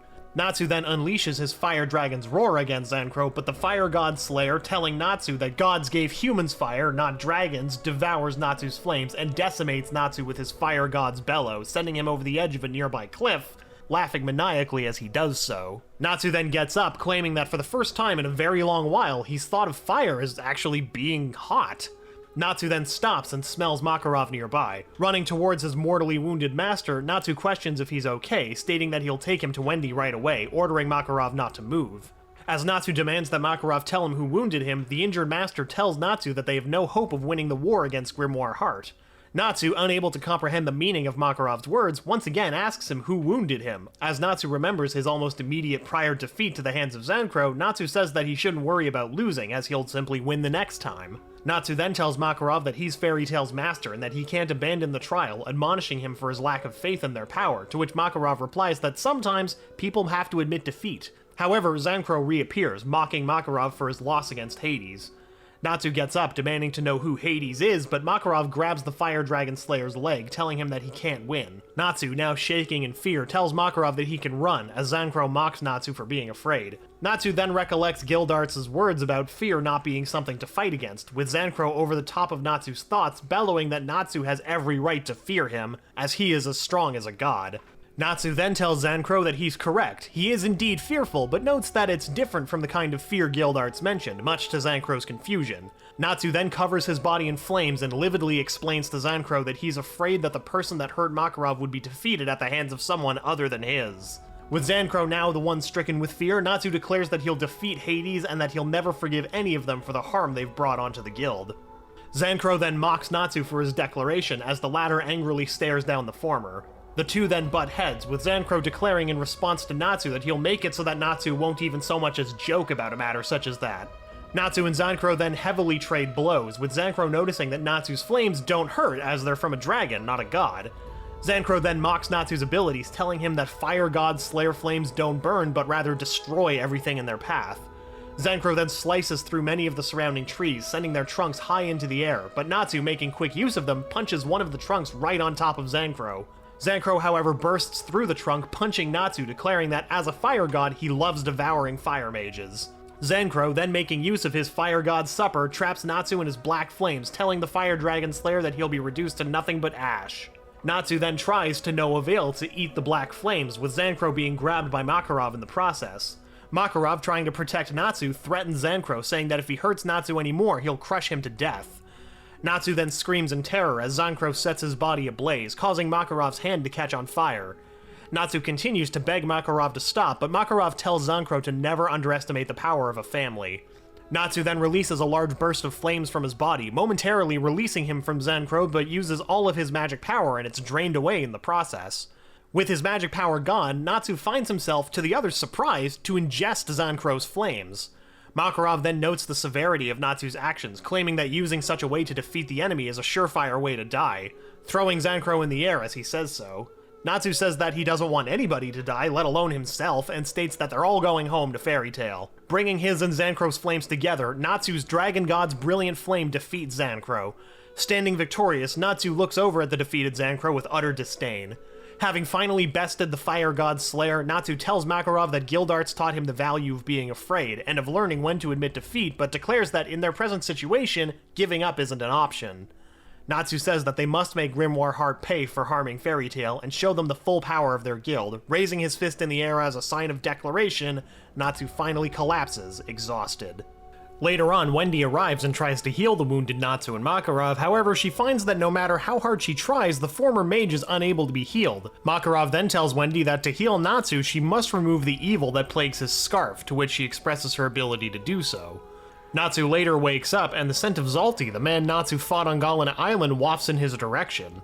Recollecting who it belonged to, Natsu charges headstrong to the scent's source. Homing in on Ultir's location, Natsu slips on a large tree leaf and finds himself carried down a large slope, arriving conveniently exactly where Zeref lays unconscious. Recognizing the Black Wizard, Happy warns Natsu about the ground surrounding him, and just in time, Natsu moves out of the way as a large tree suddenly manifests itself just under his prior footing. Ultir, sitting atop a tree branch, tells Natsu that there was a sprout underneath him, and that with her Arc of Time, she sped up its growth. Natsu then says that Ultir and Zalti have the same scent, and declares that she's a crossdresser, but Ultir denies this, telling Natsu this is what she truly looks like, announcing that she's the leader of the Seven Kin of Purgatory. Ultir then wonders aloud if Natsu is after Zeref as well, startling the Fire Dragon Slayer. Altair then declares that she won't hand him over, but Natsu states that he doesn't want Zeref, he just wants to make everyone pay, him included, for bringing pain upon Fairy Tail. Altair then comments on payback, saying that she also owes Natsu payback for involving himself in her plans on Galena Island. Declaring that she's not holding back this time, Natsu climbs up on the tree that Altair is resting upon, berating her for interrupting the S-Class Mage promotion trial, claiming that if it wasn't for them, then he could have already become an S-Class Mage. Altair questions Natsu's words, hitting him with one of her orbs, pushing the Fire Dragon Slayer off the tree. Landing on a nearby branch, Natsu finds himself surrounded by a number of Altair's orbs, which she claims to be parallel worlds, and attacks Natsu with them, saying that she can imagine many different futures for him. Bringing the orbs together, Natsu is hit by Altair's flash forward, screaming in pain. Altair tells Natsu that their fun is just beginning. As Kane Hikaru chases Lucy throughout Tenrou Island's forest, they happen across Natsu's battle with Altair. In response to interrupting his battle, Natsu kicks Kane squarely in the face, sending the Grimoire Heart Mage rolling towards Altair. Lucy then calls out to Natsu, expressing her joy towards his timely intervention, although Natsu, upon seeing her, asks Lucy quite bluntly what she's doing in the area. Lucy then asks Natsu if he was fighting, to which he demands that Lucy leave his opponent alone as he's fighting Altair. Happy then notes that Altair is going to be a tough opponent even for Natsu, which he denies. Happy then points out to Natsu that there are now 2 opponents, to which Natsu replies that they've just added another member to their side as well. Saying that they should abandon the trial, Natsu offers Lucy to, quite nostalgically, form a team with him and Happy. With Happy and Lucy reminiscing, Natsu spits out his excitement. Lucy and Natsu then high-five one another, encouraging each other before readying themselves to face Kane and Altair. As Natsu stares Kane and Altair down, Kane tells Altair that he can handle Natsu and Lucy by himself, which irritates Natsu, saying that he's ruining the entire concept of a 2-on-2 battle, which also angers Happy, who yells at Natsu for not including him in their count. Altair prepares to leave with Zeref, and Natsu charges at Altair, trying to prevent her departure, but is punched away by Kane. Lucy then motions to help Natsu with Kane, but is stopped by Kane's Ushi no Kokumairi, which causes Natsu to wonder why she stopped, not understanding the situation. Natsu then wonders what's happening to Lucy, and as Kane toys with her body using his magic, Natsu says that what Kane's doing to Lucy looks a little fun. Lucy does not appreciate that comment. Kane then forces Lucy to attack Natsu, and although he dodges her first strike before he can unleash his Fire Dragon's roar, Lucy kicks Natsu squarely in the face. As they lay upon the ground, Natsu asks Lucy what she's doing to him, and she says that it's not her, it's him. And of course, Kane forces Lucy to punch Natsu in the face. Annoyed by Kane's control over Lucy, Natsu grabs Lucy's arm, and Happy manages to grab Kane's doll, Mr. Kersey, giving him control over Lucy instead. Happy then, with control, forces Lucy to push Natsu's face into her breasts. Why? Why would you do that? Kane then punches Happy, who drops Mr. Kersey, but before he can take it back, Natsu swipes it away, causing Lucy to get swept up in the motions. Kane then slams Natsu into a rock pile, causing it to collapse on top of him. Natsu, trapped, can only watch in horror as Kane brutalizes Lucy. Natsu tells Lucy to run, saying that he'll find a way to beat Kane by himself, but Lucy refuses, saying that she'd rather be with everyone rather than run away, awing Natsu. With Kane destroying Lucy, Natsu struggles to get free, but notices Mr. Kersey lying on the ground next to him. Controlling Lucy with the doll, Natsu gives her the ability to fight back. Thinking of a better way to win, Natsu sets Mr. Kersey's hand on fire with his Fire Dragon Slayer magic, causing the same thing to happen to Lucy's hand. Natsu then throws Mr. Kersey to Happy, and together they defeat Kane with secret attack, Lucy Fire. After the battle, Natsu still struggles to get out from underneath the rock, but upon being suggested, Natsu breaks free using his Fire Dragon Slayer magic. Oh, well, why didn't he think of that? Now free, Natsu tries to track Zeref, but is unable to as something is interfering with his scent. Lucy then tells Natsu that Grimoire Heart is planning to use Zeref to change the world, to which Natsu replies that changing the world is a lot of work, and that Grimoire Heart won't succeed, as he'll make them pay for hurting Makarov.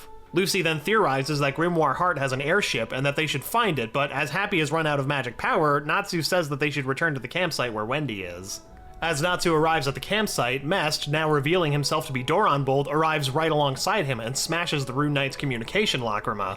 Natsu then questions where Doranbold went, but he says that he's come back to help them leave the island, but Natsu, accompanied by everyone else, refuses to leave Tenrou Island. When Doranbolt warns Natsu of the impending threat of Etherian, Natsu simply states that they'll just defeat Grimoire Heart before they fire it. When Doranbolt says there's nothing the fairy tale can do, Natsu approaches him and says that he doesn't care who their enemy is, but that if anyone dares lay a hand on Fairy Tail, he'll destroy them. Natsu then asks him to stall the Magic Council, as Doranbolt says that stopping the council altogether is impossible. When Doranbolt asks them how they can stop a guild like Grimoire Heart, Natsu simply says that they'll defeat them with all of their strength. During their travel to the camp where their wounded guildmates lay, Blue Note Stinger, Grimoire Heart's second in command, appears and swiftly defeats Natsu and the others. Blue Note then begins interrogating Natsu as to find the whereabouts of Fairy Glitter, one of the 3 great magics unique to the Fairy Tail Guild, but Natsu claims that he doesn't know anything about it, prompting him to crush Natsu with his gravity magic. Natsu then charges at Blue Note, but Blue Note blasts them away.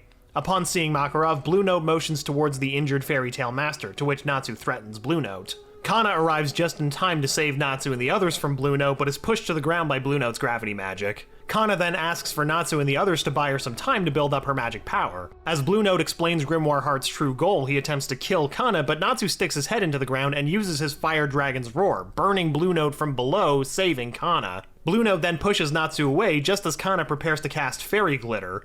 As Natsu supports Kana, she casts Fairy Glitter, but much to Natsu's horror, Blue Note dissipates the almighty magic, sending the entire group flying. Natsu looks on in pain as Blue Note once again prepares to kill Kana. To his amazement, however, Gildarts arrives livid and strikes Blue Note away, saving them all. To Natsu's confusion, Gildarts orders them all to leave, but the shockwave formed from his and Blue Note's clash sends them flying away anyway. Kana, however, points out that they'd only be in Gildarts' way, and Natsu and the others leave, despite him wanting to watch the fight. Later, when Azuma destroys the Tenrou tree, Natsu is seen collapsing along with all the other members of Fairy Tail. After Urza defeats Azuma, Natsu, Lucy, and Wendy regroup with the rest of the guild at the main camp, where they're shocked to see so many of their guildmates injured. As Panther Lily talks about splitting the remaining guild members into an attack and defense team, Natsu stares on in silence. He then resolves to go and defeat Hades, asking for Lucy and Happy to come with him, with Wendy and the Exceeds opting to tag along. Upon the way, Natsu, Lucy, and Wendy cross paths with Urza and Gray. The 5 Fairy Tail mages then arrive at Grimoire Heart's airship and stare Grimoire Heart's master down. As Hades tells Natsu and the others to come whenever they're ready, Natsu shouts for the Dark Mage to come to them instead, to no avail. However, Natsu then turns to the Exceeds and asks them to search the airship for a power source and destroy it. As a precautionary measure, Wendy casts Troya on Natsu, eliminating the threat of motion sickness. Gray then creates stairs for them to climb, and Natsu and the others rush towards Hades, with Natsu making the first move, telling him to feel the power that Fairy Tail possesses. Using Natsu's initial attack as a distraction, Team Natsu attacks Hades together, with Wendy acting as support. Natsu then attacks the Dark Guildmaster with Fire Dragon's wing attack, but Hades counters by attaching a chain to the back of Natsu's head, but Urza severs the chain, allowing for Gray to launch Natsu towards Hades. Using the propulsion from Wendy and Lucy's unison raid, Natsu delivers a devastating Fire Dragon sword horn to Hades' chest. Hades then emerges from the rubble unscathed. With Natsu noting that his magic power has changed, Hades screams, seemingly causing Wendy to disappear, leaving only her clothes behind, warranting Natsu's full attention, of course.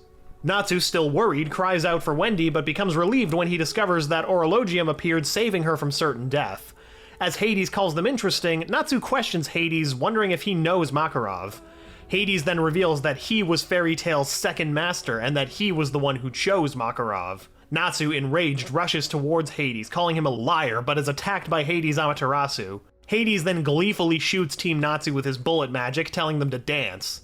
Lying defeated, Hades approaches Team Natsu, proclaiming that their journey is at an end and that it was a mistake to entrust his will to Makarov. Natsu then yells at Hades, telling him that there's nothing wrong with change and that they live in the now, unlike him. Natsu then finishes by saying that those who don't have the courage to change might as well be dead. Enraged, Hades tortures Natsu with his bullet magic, telling Natsu that he should hate Makarov, not him, for the way he's going to die. Natsu then calls Hades Makarov's rival, but before Hades can deliver the final blow, lightning strikes the airship. Natsu then looks on in amazement as Laxus arrives, saving him from otherwise certain death. Upon his arrival, Laxus picks on Natsu, making fun of his worse-for-wear appearance, which he smiles at in enjoyment. Natsu then watches in amazement as Laxus and Hades battle, seemingly on equal terms. However, upon Laxus being struck by one of Hades' Amaterasu spells, Natsu is blown back by the force of the explosion. When Laxus buckles, caused by the damage he received from the prior explosion, Natsu cries out in worry. When Laxus says that he has ways to go regarding Hades, Natsu questions the meaning behind his words.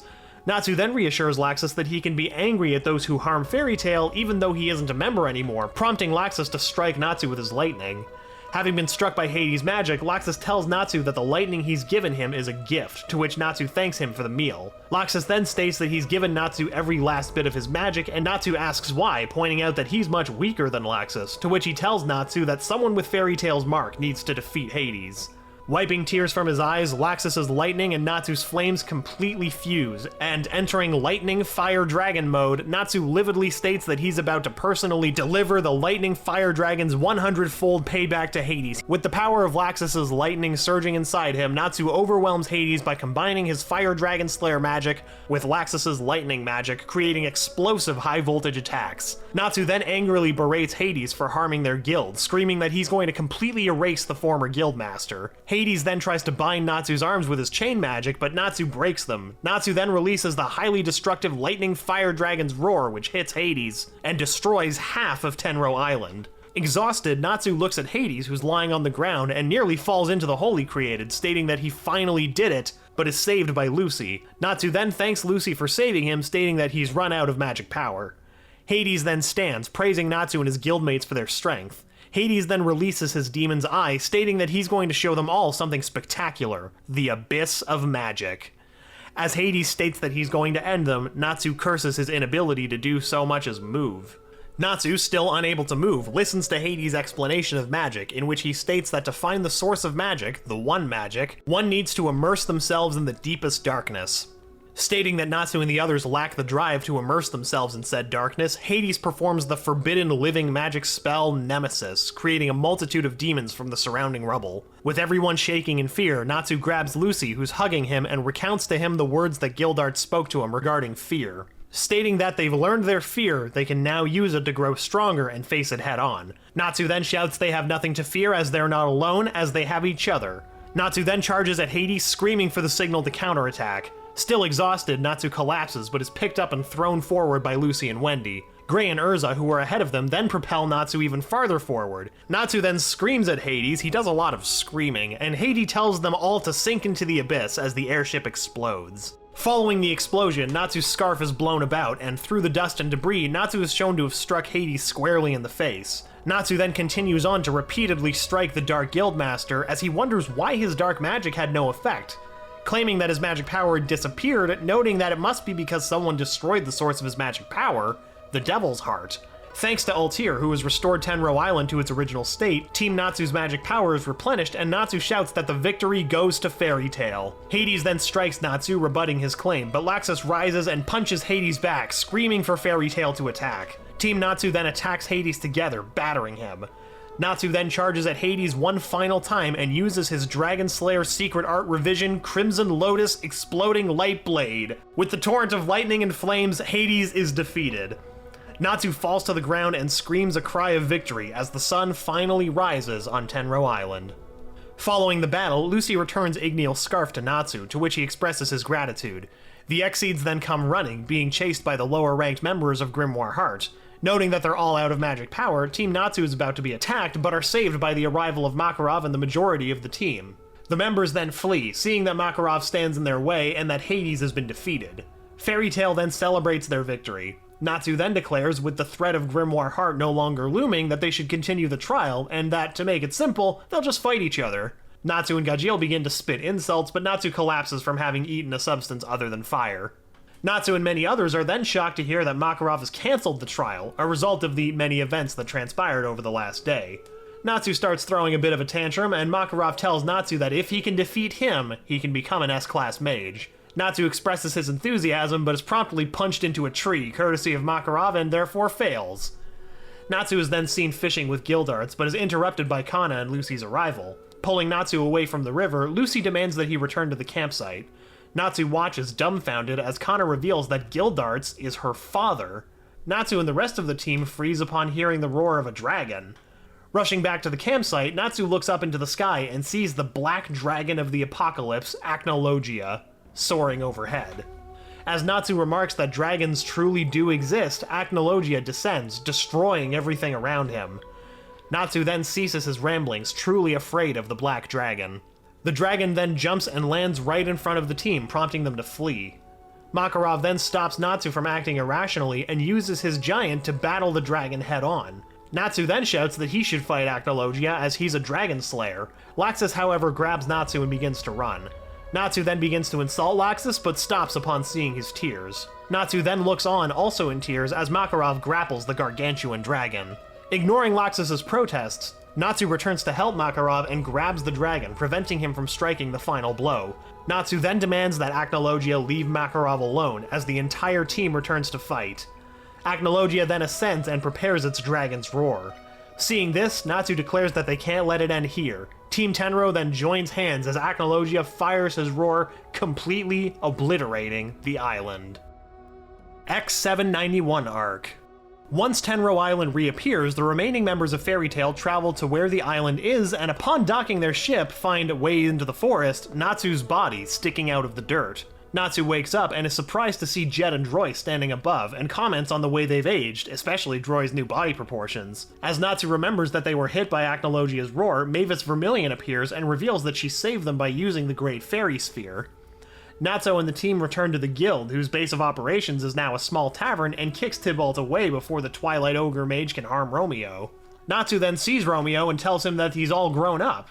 Crying, Romeo smiles for the first time in 7 years and welcomes Natsu home.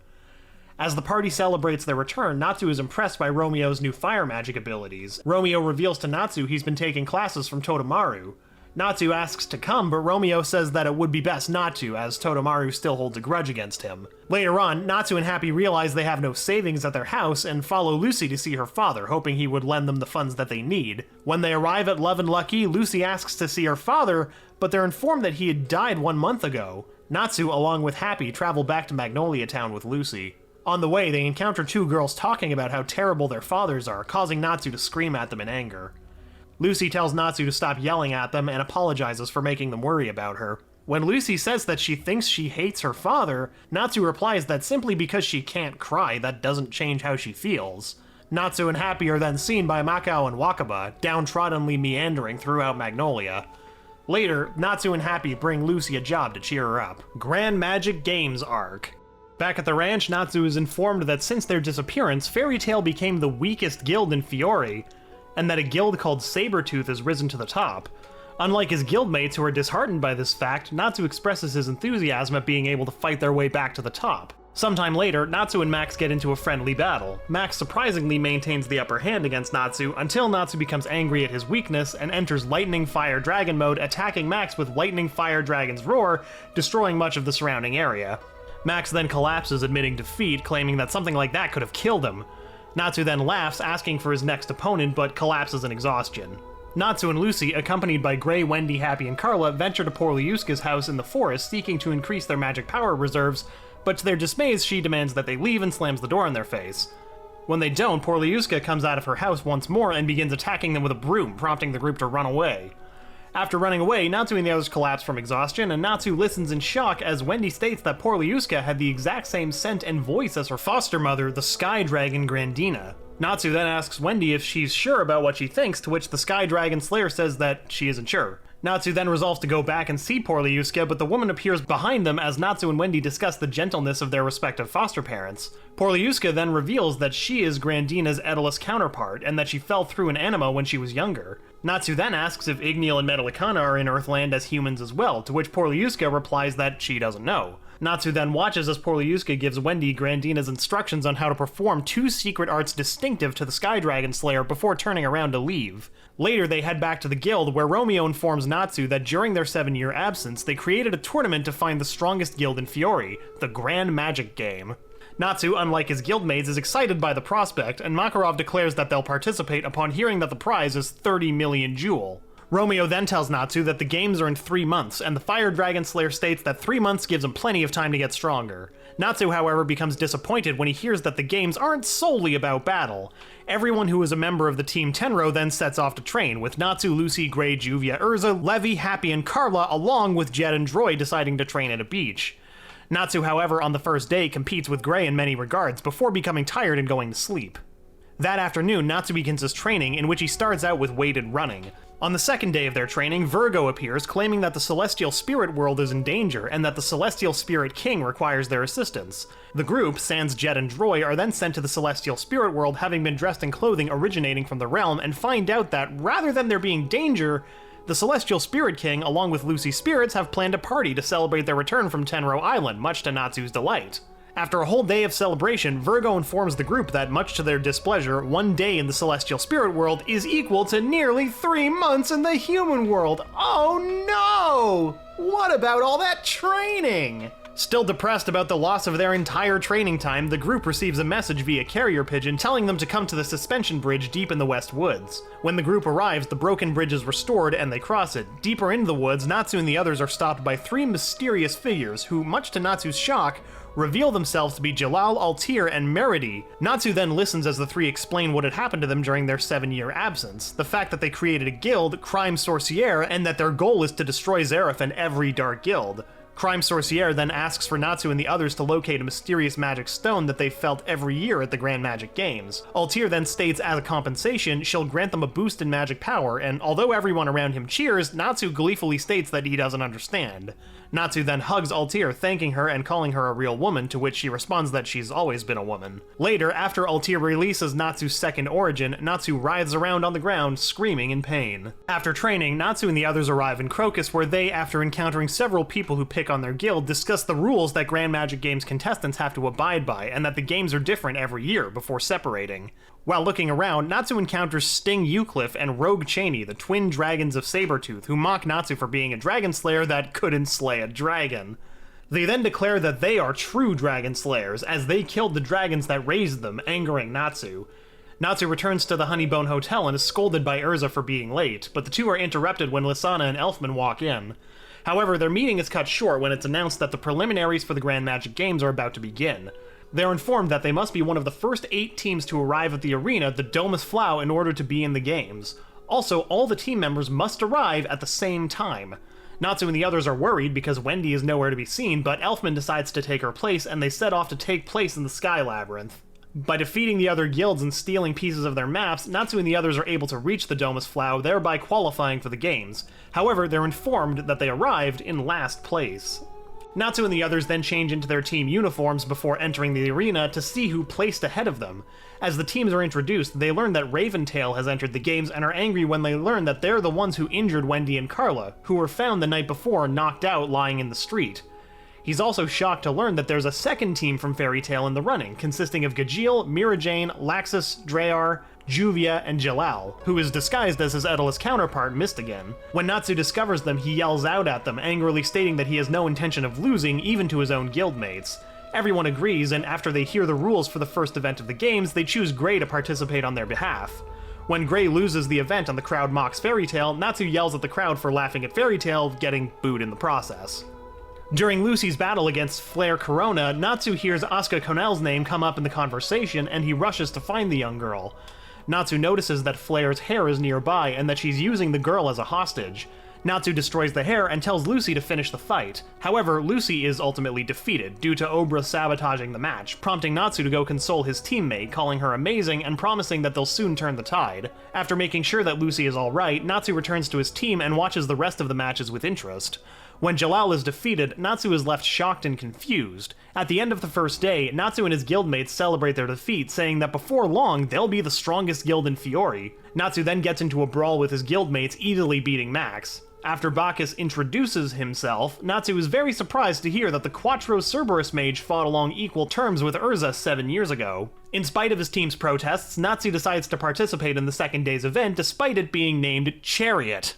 Natsu, however, obviously has difficulty in the event as it involves vehicular motion, warranting him to succumb to motion sickness. Natsu isn't beside himself, however, as Gajeel and Sting are also affected by the motion of the chariots. The 3 Dragon Slayers are left behind as the other participants race towards the front. As the others finish, Natsu, Gajeel, and Sting are ridiculed by the audience. Sting decides to give up, but Natsu and Gajeel are determined to finish the race. Natsu, wanting to win for his friends who were waiting for him for the last 7 years, finishes the race in 6th place, earning his team 2 points. After the event, Natsu rests with Wendy, and notices that she, Carla, and Porliuska are missing when he wakes up, noticing that the scent of an unfamiliar person is in the room. Natsu follows his nose and catches up to a group of masked men who have grabbed Wendy, Carla, and Porliuska. Natsu immediately pursues the group, fighting his way through the few that try to halt him. Natsu eventually defeats the mages and saves his fellow guildmates. When the questioned mages reveal that they're working for Raventail, Natsu becomes incredibly angered, for Raventail has once again threatened his guild. After the second day of the games ends, Natsu, Lucy, Happy, and Carla walk back to their lodgings. There, Natsu and the others see Yukino Agria waiting for them out front. Natsu is skeptical at first, wondering as to why a mage from a rival guild would visit them, thinking that she's arrived to make fun of them like the rest of Sabretooth had. After listening to Yukino's conversation with Lucy, Natsu runs after her when she leaves, asking her to forgive him for being rude. Upon hearing his kind words, Yukino breaks down in a flurry of tears and confides in Natsu the fact that she was excommunicated from Sabretooth after her loss to Kagura Mikazuchi. After hearing how Yukino was humiliatingly forced to remove her clothes and her guild mark in front of her guildmates, Natsu becomes enraged. He later storms into the Sabretooth lodgings, attacking everyone in sight, demanding to meet Sabretooth's guildmaster, Giemma, who boldly steps out to face him. Natsu challenges the guildmaster and wishes to fight him, but when he claims to not understand Natsu's motives, Natsu rushes at him. Originally thinking Natsu to be unworthy of his time, Giemma sends out one of his other mages, Dobengal, to fight, but Natsu quickly takes the man down. Sting then chooses to step forward and take on the intruder, but the guildmaster stops him and takes Natsu's hit instead. The guildmaster easily counters Natsu's first hit, but is then hit by a barrage of attacks from the smaller opponent. Natsu then uses a powerful spell which is diffused by the sudden appearance of Minerva, albeit destroying a large portion of the Sabretooth lodgings. Minerva asks Natsu to cease his attacks so they might all save face in exchange for the unharmed return of Happy, who she had captured prior to entering the lodgings. Natsu accepts and leaves, but not before telling Sabretooth that Fairy Tail won't lose to their guild and that they should treasure their comrades. During the third day of the games, during Laxus' battle, Natsu is shocked to witness the S-Class Mage being beaten by his opponent, Alexei. However, when the battle he witnesses is revealed to be an illusion, Natsu is left even more stunned than he was beforehand. Natsu then chides Laxus, claiming that he was simply showing off when he discovers that the S-Class Mage had fought and defeated the entirety of Team Raventail. Natsu wishes Wendy good luck in her battle with Sharia Blendy. As Wendy and Sharia engage in battle, Natsu is seen to be surprised to see that Sharia is the Sky God Slayer. Later, Natsu is excited when Wendy uses her Shattering Light, Sky Drill, and as the spell hits Sharia, Natsu alongside his other teammates celebrates Wendy's triumph. However, Natsu is utterly dumbfounded after seeing Sharia stand uninjured and smiling after being hit by a spell of that magnitude. As the battle between Wendy and Sharia continues, Natsu is seen to be very worried for his guildmate, crying out Wendy's name. However, seeing Wendy's determination and amazing strategy, Natsu is impressed with Wendy's strength. After the fight ends in a draw, Natsu is seen to be very excited and pleased with the result of the fight. Later, Natsu heads to a bar with his guildmates to celebrate. While there, despite being warned on how dangerous it is, Natsu begins barrel surfing with Happy and involves several of his other guildmates in the activity. On the fourth day of the Grand Magic Games, Natsu is seen cheering Lucy on as she participates in naval battle. As only Lucy and Minerva are left, Minerva starts brutalizing Lucy, prompting Natsu to scream out in worry. As Minerva starts torturing Lucy, Natsu yells for her to stop. Natsu, along with Gray and Urza, stand appalled as Minerva holds Lucy by the throat, dangling her outside the naval battle arena. As Minerva drops Lucy, Natsu and Gray rush out of the stands and successfully catch her. Natsu looks at Minerva infuriated, and the majority of Team Sabretooth steps in front of Minerva, confronting him, Urza, and Gray. Natsu and Gray both resolve to attack Sabretooth, but are stopped by Urza. After Urza threatens Sabretooth, Natsu, along with the other members of Team Fairy Tail A, and eventually Team Fairy Tail B, visit Lucy in the infirmary. Makarov arrives and announces that the administrators have told them to join both teams together, leaving Natsu and the others shocked. Natsu says that he'll avenge Lucy and won't forgive Sabretooth for laughing at her. Natsu, along with Gray, Gajiel, Urza, and Laxus, become part of the newly reorganized Team Fairy Tail. Arriving at the arena with his new teammates, Natsu and Gajiel glare at Sting and Rogue, and Natsu states that he's all fired up. Later, a tag battle between Team Blue Pegasus and Team Quattro Puppy is announced. Ichiya and the Rabbit will face Bacchus and Rocker. Natsu is utterly shocked to see that the Rabbit is in fact Nichiva, who was part of Extalia. After Ichiya wins his 2-on-1 match due to Nichiya being knocked out at the very start, Natsu is surprised and impressed by Ichiya's power. After the tag battle between Team Mermaid Heel and Team Lamina Scale results in a draw, Team Fairy Tail and Team Sabretooth's battle begins. A determined Natsu and Gajiel enter the arena, prepared for their battle against Sting and Rogue. Natsu and Gajiel make the first move, quickly punching away their respective opponents, surprising the audience. Sting attacks Natsu with his White Dragon's Roar, and Rogue uses Shadow Dragon's Slash against Gajiel. He easily deflects the attack with his Iron Dragon Sword and sends Rogue flying. Running towards Sting, Natsu grabs Rogue and hits both of them with Fire Dragon's Wing attack. Natsu questions if Sting and Rogue defeated dragons with their level of strength. Sting corrects Natsu, saying that they killed their dragon foster parents as the twin dragons grant themselves a boost in power by entering White Drive and Shadow Drive respectively.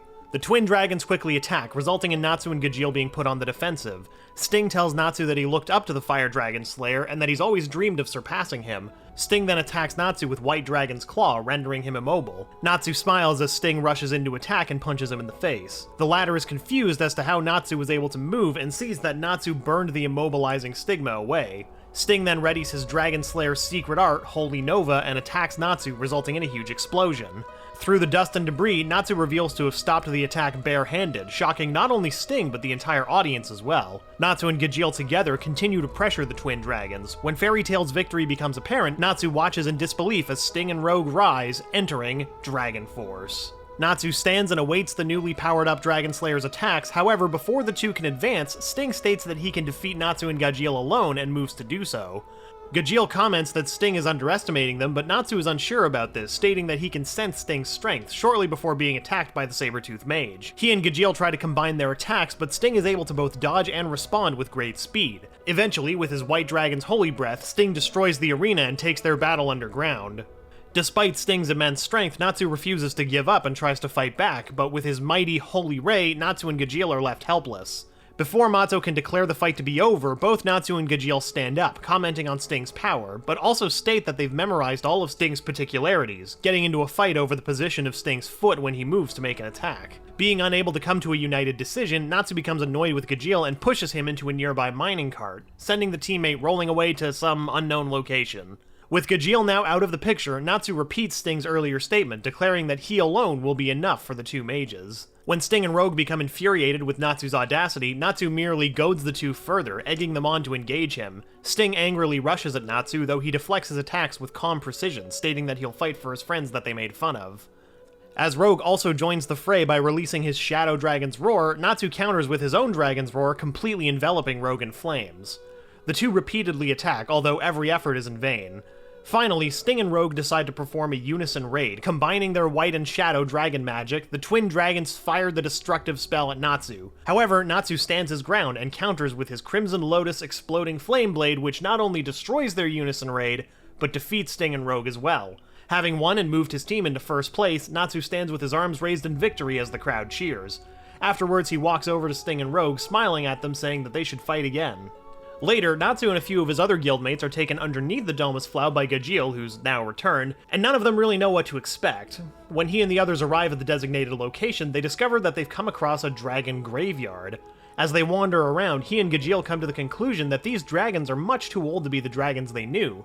Then, out of the blue, Wendy mentions the spell Milky Way, which Poryuska had given her the knowledge to perform. The group soon comes to the conclusion that this spell could be used to learn information about what had happened to the deceased dragons, and possibly about the Dragon Slayer's foster parents.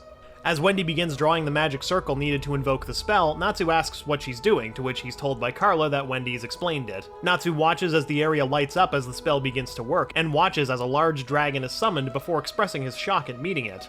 The dragon introduces himself as Zirconis and asks if Wendy was the one who summoned him, stating his intention to eat her. Natsu jumps to her defense, at which point Zirconis states that he was joking, noting that spirits can't touch corporeal objects. Natsu listens as Zirconis explains the history of the dragons and how they originally thought of humans as being nothing more than food, at which Natsu irritates Zirconis by pointing out that if that's true, then is he technically talking to his food? The revelation of the history of the Dragon Slayer magic and how it can affect the Dragon Slayers themselves shocks Natsu. Revealing that Acnologia was once human, Zirconis disappears, much to Natsu's dismay, as he asks if he too will become a dragon because of his magic. Arcadios and Yukino then arrive in the graveyard, and Arcadios replies that Natsu becoming a dragon is impossible, as Acnologia became one with Zeref's aid. Natsu then listens as Arcadios states that if they kill Zeref, then they may have a chance at defeating Acnologia. Natsu, not understanding Arcadios' motives, interrupts him as he begins to explain his plan to stop both Zeref before he can become immortal, and therefore Acnologia as well, which only results in Arcadios praising Natsu for the marvelous battle he gave the audience this afternoon, much to Natsu's displeasure.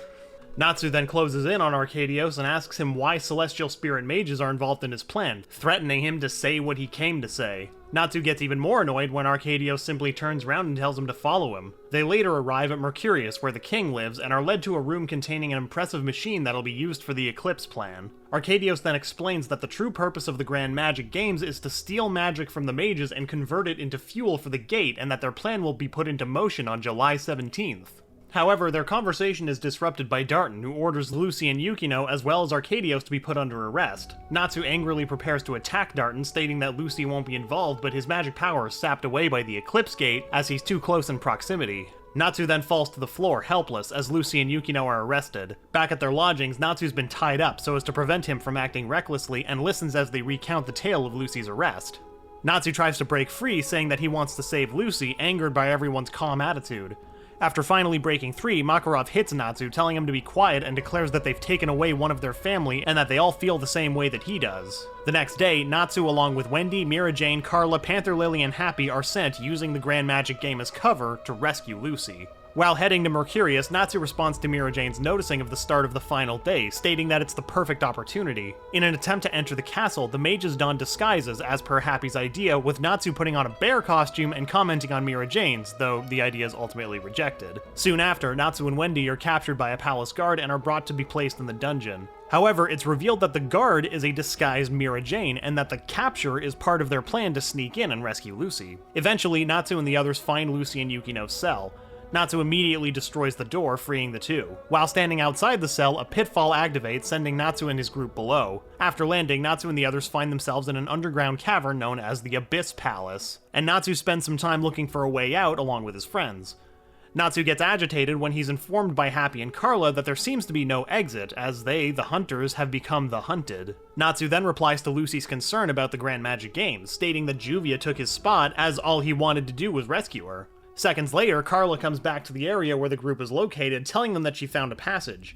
After Natsu and the others squeeze their way through and reach the other side of the passage, they see a heavily wounded Arcadios lying on the ground, advising them to run. However, before they're able to move, they're ambushed by a faint silhouette towering over them all. Natsu grabs Arcadios and saves him from the impact of the attack, but is quickly attacked again by another person with a flag. More and more people begin to appear and attack them, not allowing them a chance to counterattack. Natsu looks up to see a group of 5 individuals standing before him, claiming to be the Garo Knights, the most powerful executioners in Fiori. Natsu scoffs at the appearance of the executioners, Uosuke in particular, but Arcadios warns the mages that the magic of the knights is specialized for killing. Natsu, however, is not disturbed in the least. Rather, Natsu looks forward to the prospect of a fight, stating that the Garo Knights will be their solution to finding a way out of the Abyss Palace. Kamika initiates the assault with Paper Blizzard, Red Dance, and Natsu tries to burn the paper only to discover that the paper is impervious to flames. Natsu is then saved by a quick-thinking Wendy, who uses her Sky Dragon's Roar to scatter the paper. As the assault continues, Cosmos uses Grow Flow, summoning a giant flower to consume the group, whilst Kamika paralyzes everyone with another spell. Managing to regain control of their bodies again thanks to Wendy, Natsu, Panther Lily, and Mira Jane manage to destroy the huge plant, but consequently, the destruction of the plant results in an explosion that separates the group. Waking up alone, Natsu, annoyed that he lost Lucy, is confronted by one of the knights and becomes angry when the knight claims that all of his friends will soon be dead. Continuing his speech, the masked Garo Knight states that Natsu should repent for his sins, though Natsu comments on not remembering having made any in the first place. With the masked man obviously not in any position to let him leave, Natsu readies himself, preparing to battle the men to get through and find the others. Before he can strike, though, the armored knight draws the 2 humongous scythes on his back, quickly swiping them at Natsu's neck, nearly decapitating him. Not giving Natsu any openings, the knight quickly strikes again, forcing Natsu into a nearby wall, as the mage struggles to evade the attacks. Jumping off the wall to avoid yet another slash from the man's weapons, Natsu notes that the man's swipes are repetitive, with the knight confirming this, stating that he only aims for the necks of his opponents, leading Natsu to comment on the troublesome nature of his opponent's fighting style. A while later, Natsu succeeds in catching one of the masked man's scythes, destroying the blade, asking now if he can send him flying. Delivering a punch to the head, Natsu knocks the knight back before following up with his Fire Dragon's Iron Fist, sending him crashing through the wall. The knight asks Natsu if he realizes that by attacking him he's made the kingdom his enemy, to which Natsu retorts that he doesn't care, claiming that he'll make anyone his enemy if they harm Fairy Tail. With one final strike, Natsu sends the knight through the final set of walls, resulting in the simultaneous collision of all 5 knights. Now reunited with the rest of the rescue team, Natsu tells the knights to reveal the location of the exit, lest they be executed by them. Later, the mages wander around the labyrinth looking for the exit, with Natsu questioning whether they're heading the right way. As the others talk about meeting the princess, as Arcadios wanted, Natsu gets angry over the fact that the princess was the one who threw them in the Abyss Palace. Suddenly, the door opens and Natsu rolls on the floor towards it, coming close to a mysterious woman wearing a hood. Looking up, Natsu asks her who she is. The woman begins to shake and sob, wiping her tears away as she asks for Natsu to lend her his strength. As Natsu begins to recognize the voice of the woman, she pulls back her hood to reveal her face, being none other than another Lucy. Seeing a person with the exact same face as his friend next to him, Natsu can only cry out in shock. As Natsu expresses his surprise, the woman reveals that she's from the future, shocking him further. As she begins to give a cryptic warning about the future of the country, she suddenly faints, resulting in Natsu and the others checking on her. Deciding that they can't leave this Lucy behind, Natsu picks her up and states that they'll take her with them. A little while later, Natsu is annoyed that they got lost while looking for an exit. He thinks that if they fight the soldiers, it'll be much faster and more efficient, but Carla begs to differ, for many of them are wounded. Suddenly, the Lucy from the future stirs and everyone immediately turns to her. When she asks where they are, Natsu replies that he doesn't know. She recalls being captured by the army during her time and having their magic drained by the Eclipse Gate as they pass by the area. Natsu exclaims that it was foolish of them to do that, to which she replies that they were just unlucky. When Wendy asks future Lucy why she came back to the past, she says that it was to change the worst possible future. Hearing her, Natsu is extremely shocked to hear that 10,000 dragons will attack Fiore, causing him to grab weaponry to fight, much to everyone's surprise. As Lucy wonders if anyone will believe the story, Natsu asks if it's a lie, and upon hearing that she's referring to credibility, tells her that they wouldn't doubt her. Once Carla asks future Lucy about what happens to them when the dragons attack, Natsu is eager to hear the answer, which comes in the form of silence. Future Lucy explains that she traveled to the past after the dragon's attack and tells the group to travel underground and meet Jalal, who should be coming up with a strategy. As she apologizes for not knowing what to do, Natsu thanks her for the information and tells her that he'll protect the future. Running through the underground, Natsu asks future Lucy how she knows the area, to which she states she learned it. Suddenly, the group is approached by the royal army, but Natsu states that as long as they have their magic, they can't be captured. Declaring that the matter will be settled, Natsu begins attacking. While fighting, Natsu tosses one army member into the rest, knocking them back. However, he's suddenly attacked from behind by a member of the anti-magic unit. Though surprised, Natsu is unhurt, stating that his specialty in magic helps him against such attacks. As even more army members arrive, Natsu continues fighting, dispatching them with ease. However, the sudden arrival of the Garo Knights angers Natsu, who curses the complication of the mission. Alongside Loki, Natsu keeps fighting the Knights and the royal army of Fiore. As his group fights on, Natsu becomes continually mad at the Garo Knights, threatening to execute them all together. Before he has the chance to do so, a fast-moving shadow flies towards the royal army, sucking them down as it passes through, while leaving Natsu and his friends unharmed. As the shadow doubles back and begins to rise and take on a human form, Natsu stands on guard, demanding that the figure reveal their identity. He's then shocked when the person does just that, stepping forward and introducing himself as Rogue Cheney. Natsu stands in shock, wondering if the figure before him could truly be Rogue. He then proceeds to comment on how much the Shadow Dragon Slayer has changed in appearance, before Carla asks why he's returned to the past. Future Rogue tells Natsu and the others that he came back in time to utilize the second feature of the Eclipse Gate, the Eclipse Cannon. Natsu and his friends are relieved to hear the good news, however, Future Rogue explains that in 7 years, less than 10% of humanity remains and dragons have conquered the world. Natsu and his friends flinch in fear as Future Rogue continues to talk about the current predicament. Natsu nervously tells him that they should just go and open the gate now, but Future Rogue then reveals that somebody closed the gate on the day that the dragons attacked, dooming them all. He tells them that he's returned to the past to kill the one responsible, as it's the only way to stop the inevitable destiny. Natsu, however, is confused and asks Future Rogue to tell him who this person is. Future Rogue then screams that it was Lucy and sends a blade of shadows towards her. Natsu is then left horrified as Future Lucy jumps in front of her present counterpart, taking the hit for her. He then watches speechless as Future Lucy begins to die from blood loss. As Future Lucy says her last goodbyes, Natsu turns his head away from the sight as his friend's eyes overflow with tears. Natsu then watches as Future Rogue and Lucy, current-day Lucy, argue about her actions in the future, ending with Future Rogue trying to kill her once more. As Future Rogue prepares to attack, Natsu strikes him, sending the Shadow Dragon Slayer sliding backwards with his lightning-clad flames, stating that he won't let Lucy's future be taken away by anyone. Natsu then remembers Future Lucy's last words, and as tears roll down his face, he promises to protect the future. As Rogue recovers from Natsu's sudden assault, the Fire Dragon Slayer instructs Lucy and the others to leave immediately. As they start to leave, Future Rogue declares that he won't let them escape, only for Natsu to stop him once more, punching him away. As the Shadow Dragon Slayer maliciously utters Natsu's name, he sends the man flying backwards with another blazing punch. As Natsu pauses to wipe the remaining tears from his eyes, Future Rogue tells Natsu that he knew he would get in his way, and since he's going to die at the dragon's hands, history won't be affected in the least.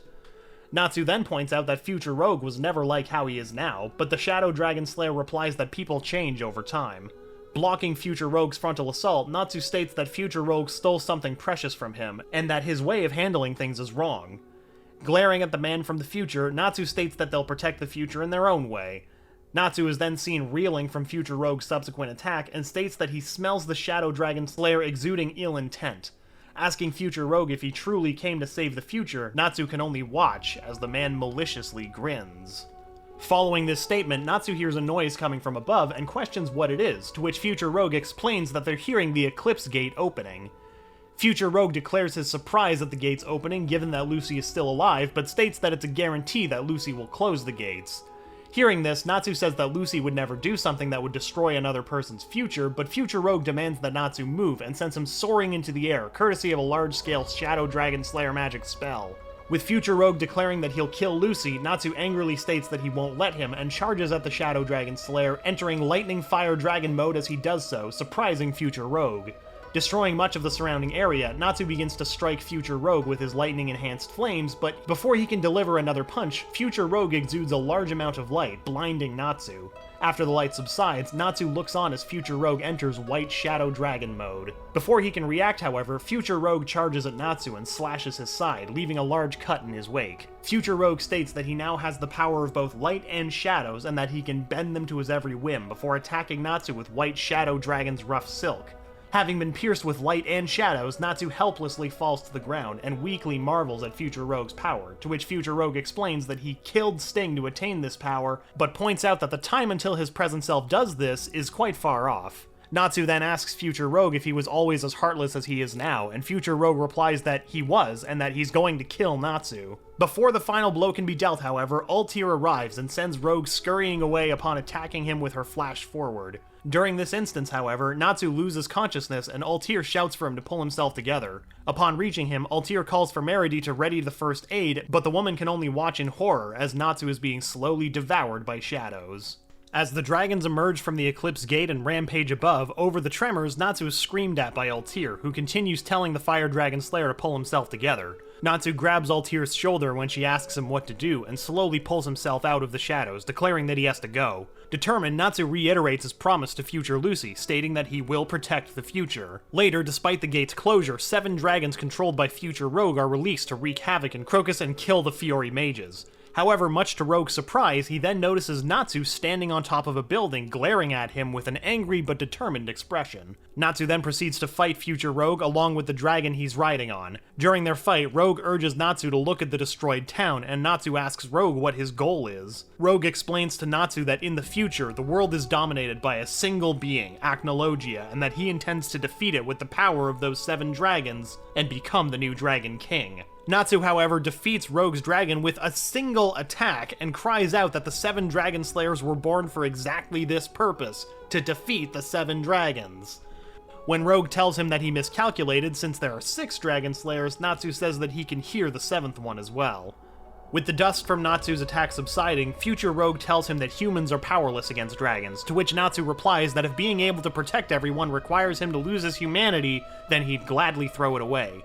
Hearing this, by speaking the name of the dragon they're riding atop of, Mother Glare, Future Rogue orders the dragon to release a myriad of eggs from its underbelly, which rain down on the streets. Such an action causes Natsu to look on in utter curiosity. Seeing the guilds below fight against the dragons, Natsu remarks that everyone is giving it their best effort and that together they can accomplish anything they desire. Future Rogue, however, states that Natsu is completely ignorant and that he can't comprehend the true power that dragons possess. Continuing their clash atop Mother Glare, Future Rogue tells Natsu that no matter how many times they fight, the outcome will always be the same, as he's from the future, and there is, therefore, 7 years separating them. Future Rogue states that he's much stronger than he was during the Grand Magic Games, something which causes Natsu to exude a sense of silent frustration. However, their battle is interrupted by Lucy, who's flying through the air, nude, screaming for Natsu to help her. Lucy then crashes into Natsu, which sends the 2 fairy tale mages flying off of Mother Glare and into the streets below. The 2 soon land inside a fallen bell, with Natsu obviously confused, questioning Lucy as to why all of this. Squirming inside the bell, their skirmish causes the bell to roll into a nearby stack of crates, leaving the 2 dazed.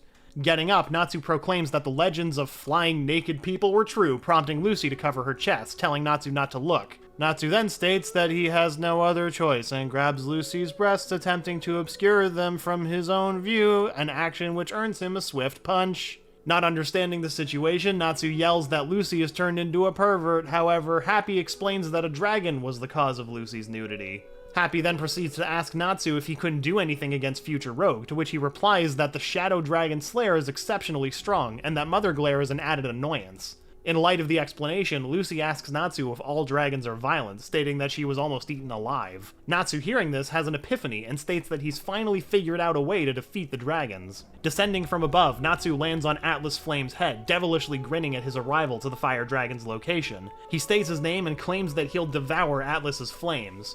Atlas, however, feeling humiliated, begins to swing his head towards every direction in an attempt to get rid of Natsu. Much to the dragon's disappointment, Natsu refuses to lose his grip and echoes his earlier statement, and expresses delight at the taste of the flames. As Atlas continues to ram his body into nearby structures, Natsu tells Laxus that he'll handle the dragon and pleads for Laxus to head to the castle, where Wendy and Mira Jane are fighting another dragon. Unsure at first, Laxus asks Natsu if he'll be able to handle a fire dragon, to which he responds affirmatively, telling him that he's powering up just by eating him. Listening to Natsu, Laxus leaves the area with the Thunder God tribe and Happy and heads towards Mercurius. After Laxus and the others take their leave, Atlas continues to rampage about, destroying several buildings. With Natsu continuing his assault and with the familiar sensation of Natsu's ability to consume flames, Atlas remembers Igniel, the Fire Dragon King, stopping his rampage. Moments later, Natsu rides on Atlas's head and reaches Future Rogue's current location, expressing disgust at Future Rogue's vision, stating that the light in their hearts is something that the likes of him can't see. Atlas clashes heads with Mother Glare, the sudden disloyalty shocking Future Rogue.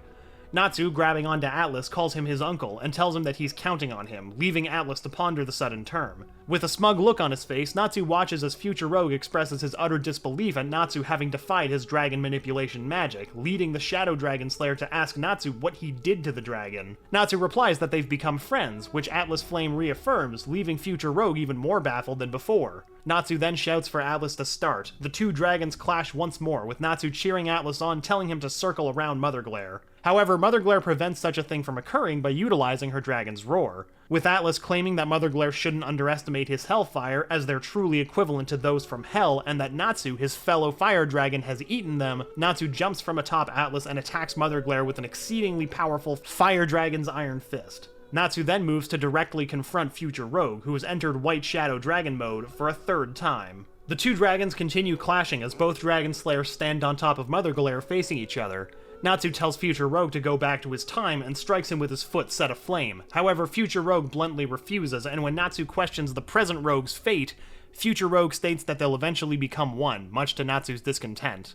Future Rogue then transforms into shadows, and as he nears Natsu, he claims that with Acnologia around, there's no future, and strikes Natsu with White Shadow Dragon's Swordhorn, which almost causes Natsu to fall off Mother Glare. Natsu then mentions Frosh, but Future Rogue simply states that Frosh will die a year from now, and claims that if Natsu knew true despair, he wouldn't stand in his way, and begins attacking Natsu with White Shadow Dragon's Rough Silk. Natsu, however, declares that everyone has a right to choose their own future. Atlas Flame then assists Natsu, boosting his strength with his own flames, allowing Natsu to charge forward and hit Future Rogue and Mother Glare, causing a huge explosion. They then fall down and crush through the Eclipse Gate, suddenly destroying it. The defeated Rogue is then seen lying on the ground with Natsu on top of him. Panting heavily, Natsu removes himself from Future Rogue's person and stares at the unconscious man's smoldering body. His exhaustion, however, soon turns to bewilderment as a bright light envelops the area, a direct result of the Eclipse Gate's destruction. When Atlas returns to his own time, much like the other dragons, Natsu closes his eyes and thanks Atlas for all the help he's given him. With Future Rogue's body also glowing, signaling the start of his return to the future, Natsu tells the Shadow Dragon Slayer that his present will not grow up to be like him, something which Future Rogue denies by uttering the word, shadows. He explains that the darkness within him is permanent, and that the shadows have always been coming and trying to consume him, repeatedly, adding that on the day that Frosh died, he fell into depravity, allowing the shadows to finally take hold. Natsu then tells Future Rogue that Frosh isn't going to die, but the man from the future refutes his claim, saying that Natsu must tell the current him to protect Frosh in 1 year, otherwise Frosh will be killed regardless. Such a statement leaves Natsu extremely perturbed. With Future Rogue having finally returned to his own time, Natsu is hugged from behind by a tearful Lucy. When he asks her what's wrong, she denies that anything is out of the ordinary and instead thanks him for everything he's done. A few days later, all the Grand Magic Games participants are invited to Mercurius for a banquet. Despite everyone being present, Natsu is nowhere to be found. However, just as Arcadios appears to stop the fight for Yukino and announces the king's arrival, Natsu instead appears, wearing the king's attire and crown, much to the shock of everyone present. As he yells out at others to have fun, he's followed by Darton and Toma e Fiore, with the latter asking Natsu to give him his things back. Arcadios' attempts to stop him end in vain, as even Garo Knights state that this is not something that they can handle. While Natsu is rejoicing over the fact that he became the king and everyone else are his subordinates now, Lucy smiles, saying that he always ends up crossing the line. Following this banquet, Fairy Tail makes their way back to Magnolia via horse-drawn carriage, causing Natsu to whine as his motion sickness takes hold. His moaning also earns a remark from Gray, who states that Natsu should have listened to their suggestion and run alongside the carriage instead of riding it with them. Natsu then motions himself towards Gray and begins to convulse, prompting his friend to scream at him. Soon after, Natsu and Fairy Tail arrive in Magnolia, where they're met with glorious applause and raucous cheers by all for winning the Grand Magic Games. Natsu himself shouts that he's finally glad to be home. With a devious look on his face, Natsu states that he has something to show the citizens and reaches into his sack, digging around for what he's looking for. Natsu then pulls out the king's royal crown, much to the shock of his friends who are dismayed at him for having stolen it. Natsu, however, puts the crown back, as that actually wasn't the item he was looking for. The Fire Dragon Slayer then pulls out the trophy that Fairy Tail was awarded, to which he's applauded even more raucously than before. Continuing to celebrate, Natsu hands Romeo the trophy and puts the young man on his shoulders, asking him to hold the shining prize higher so everyone can see. Natsu's actions soon cease, however, when the mayor of Magnolia reveals that he and the other citizens of Magnolia have worked together to restore Fairy Tail's guild building, leaving Natsu in a state of utter joy. Sun Village Arc. Sometime after returning, Natsu is given a joint request with Gray, forcing the two to work together to eliminate a monster. The two are successful in their quest and take care of the massive beast, but find dissatisfaction with one another and begin fighting over 3 days, but still taking breaks to sleep and eat, of course.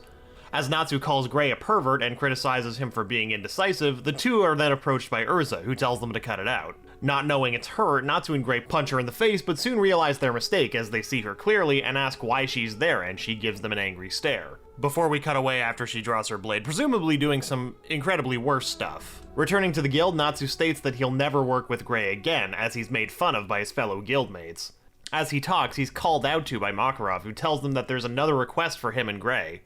Natsu states he's not working with him again, but is told that he has to go for a quest which he must not fail if it's from one of the 4 gods of Ishgar, surprising him and rendering him and Gray speechless. The strongest team, accompanied by Wendy and Carla, head to Warren Sequin's location after receiving a mission from said character. Along the way, Natsu begins to argue with Gray as he believes that he stole his meat, but Gray states otherwise and tells him to do something about his eye-blinding hair color. The two just hate each other right now. The two continue to argue as Urza and Lucy ask them to stop, proving to be futile as the mages continuously begin to throw insults at each other non-stop. Once they arrive at their destination, Natsu and the others are told to keep silent in the presence of plants, as the plants like the silence, when they enter the house of their client. However, the man, revealing himself to be Warren Sequin, reveals to them that it's a joke, and that, in fact, plants like the human voice. Unamused, Natsu ponders the man's sarcasm. After introducing themselves, Natsu and Gray listen to Warren as he begins to explain the mission to them. A now frozen village that used to worship an ever-burning flame needs their help. He further emphasizes this point by telling the mages that people are frozen inside the ice. Natsu and Gray team up and get ready for the upcoming mission. To help them get into the village, Warren summons a plant that takes them to the location. Natsu and his comrades travel aboard the plant, enjoying the ride. Yes, even Natsu, somehow. The group soon arrive at the town that Warren spoke of, and looking around, wonder where the frozen occupants could possibly be. Glancing upward, Natsu screams when he realizes that they're under the townsfolk, as they're none other than giants. After a short panic session, Natsu decides that the group still needs to help and tries to use his magic to melt the ice, encasing the giants, but to no avail. Suddenly, the group is approached by a trio of treasure hunters, who reveal that they've come to steal the flame while the giants can't guard it. When the group points out that the flame is frozen too, the men show them a vial of liquidized moon drip that they intend to use to get the flame. Realizing they could steal the bottle and use it themselves, Natsu and his friends pursue the treasure hunters to take the bottle from them. During Natsu and the gang's pursuit, the treasure hunters decide to stop running and decide to fight back, stating that treasure hunting is dangerous. Natsu counters that their job is dangerous as well and gets into position, just as one of the hunters attacks with a giant hammer shaped like a clenched fist, with Natsu barely dodging the attack. Attempting to counter with his fire dragon's iron fist, Natsu finds this technique blocked by the now open hand on the staff and is subsequently punched in the face, sending him flying. Returning shortly afterwards, Natsu finds himself forced to admit that their opponents are actually pretty good fighters. Further praising the hunters for being so good without magic, Hiroshi states that their guild won the secret treasure games much to Natsu's amazement. Revealing that Gray has managed to snatch the Moondrip bottle, they engage in a fight one more time, throwing the bottle to each other. As Happy lets the bottle fall and it breaks, Natsu along with everyone else watches in shock. It turns out that not much ice was melted. Happy asks for punishment, however Natsu states that he can hear a familiar voice from the melted ice, running to an unknown direction afterwards. Reaching the giant's location, he encounters Doriati, a member of Succubus Eye, who uses his magic to turn him back into his child appearance, stating that this way it'll be easier to dispose of the Dragon Slayer. Natsu is shocked to see that he's turned back into a child and immediately understands that his opponent is to blame for his transformation. He then proceeds to dispose of Natsu, who clumsily dodges his attacks, finding out that he can't move properly anymore. He then tries to fight back using his Fire Dragon's Roar, but finds out that it isn't just his size that's been changed, his magic power is also drastically decreased. After being attacked, Natsu also finds out that a single punch can do far more damage to him since his defensive abilities have also dropped down. Seeing that he can't fight back at this state, Natsu tricks his opponent into looking somewhere else and then makes his escape while laughing and remembering that he used to fool Guildarts with this trick all the time. After a while, Natsu still runs through the forest trying to track down the voice that he hears inside his head, and also wondering how long it'll take until his body turns back to normal. Not long after, the effects of the magic wear off and Natsu is returned to his ordinary state, causing him to slip and fall on the ice while running. However, Doriati, now in his demon form, affects the entire village with his law of retrogression, and everyone, including Natsu, have their appearances changed to that of a child again. Later, with Doriati's defeat at the hands of Gray, the magic wears off, with everyone regaining their original form. Annoyed, Natsu keeps walking while complaining about the sudden changes in his appearance. He then meets up with Lucy, Wendy, and Flair, shocked to see the latter. After learning about Flair's relation to the village, Natsu sympathizes with her, stating that they'll change everything back to normal as it's Fairy Tail's reputation that's at stake. Natsu then notices that he's been hearing voices from the mountain in front of him. Flair reveals that the mountain is in fact the Eternal Flame, the village's guardian. Suddenly, they see Gray, Happy, and Carla running towards them, being chased by a one-eyed bird creature. Natsu tells Gray to knock it off, with the latter going to attempt to melt the ice instead, so Natsu heads to deal with the bird. He attacks it with his Fire Dragon Slayer magic, but the bird counterattacks. A worried Lucy yells out Natsu's name, but the Dragon Slayer claims he's fine and tells them to restore the Eternal Flame in order to save the village. After Gray attempts to unfreeze the Eternal Flame and it disappears, everyone despairs until Wendy points out the small flame on the altar. Knowing that the solution to this is Natsu, Lucy calls out to him. Giving her a positive answer, Natsu heads to the flame, however the Cyclops monster interferes and assaults him. Not giving him any time to retaliate, it fires a beam out of its single eye, with Natsu taking the full force of the attack. Before the beam hits the frozen giants, Natsu stops the attack with his Fire Dragon's Roar.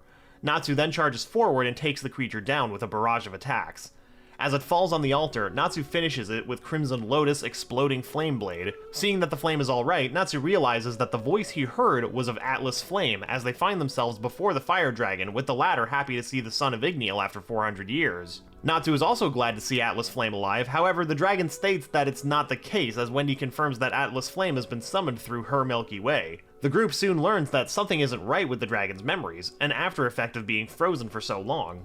Atlas Flame reveals that the cause of the freeze was an Ice Devil Slayer who mistook the dragon for a demon. Flair then begs the dragon to help the village, which causes him to clear his memory somewhat, and Natsu and the others face an immense heat coming from Atlas Flame. The dragon tells Natsu about the E.N.D, the most vile magic from the Book of Zeref, something that Igniel was unable to destroy 400 years ago. At that moment, Natsu and the others find the village to be restored, however, Atlas Flame is gone. Natsu wonders about this new information, having not heard of E.N.D before.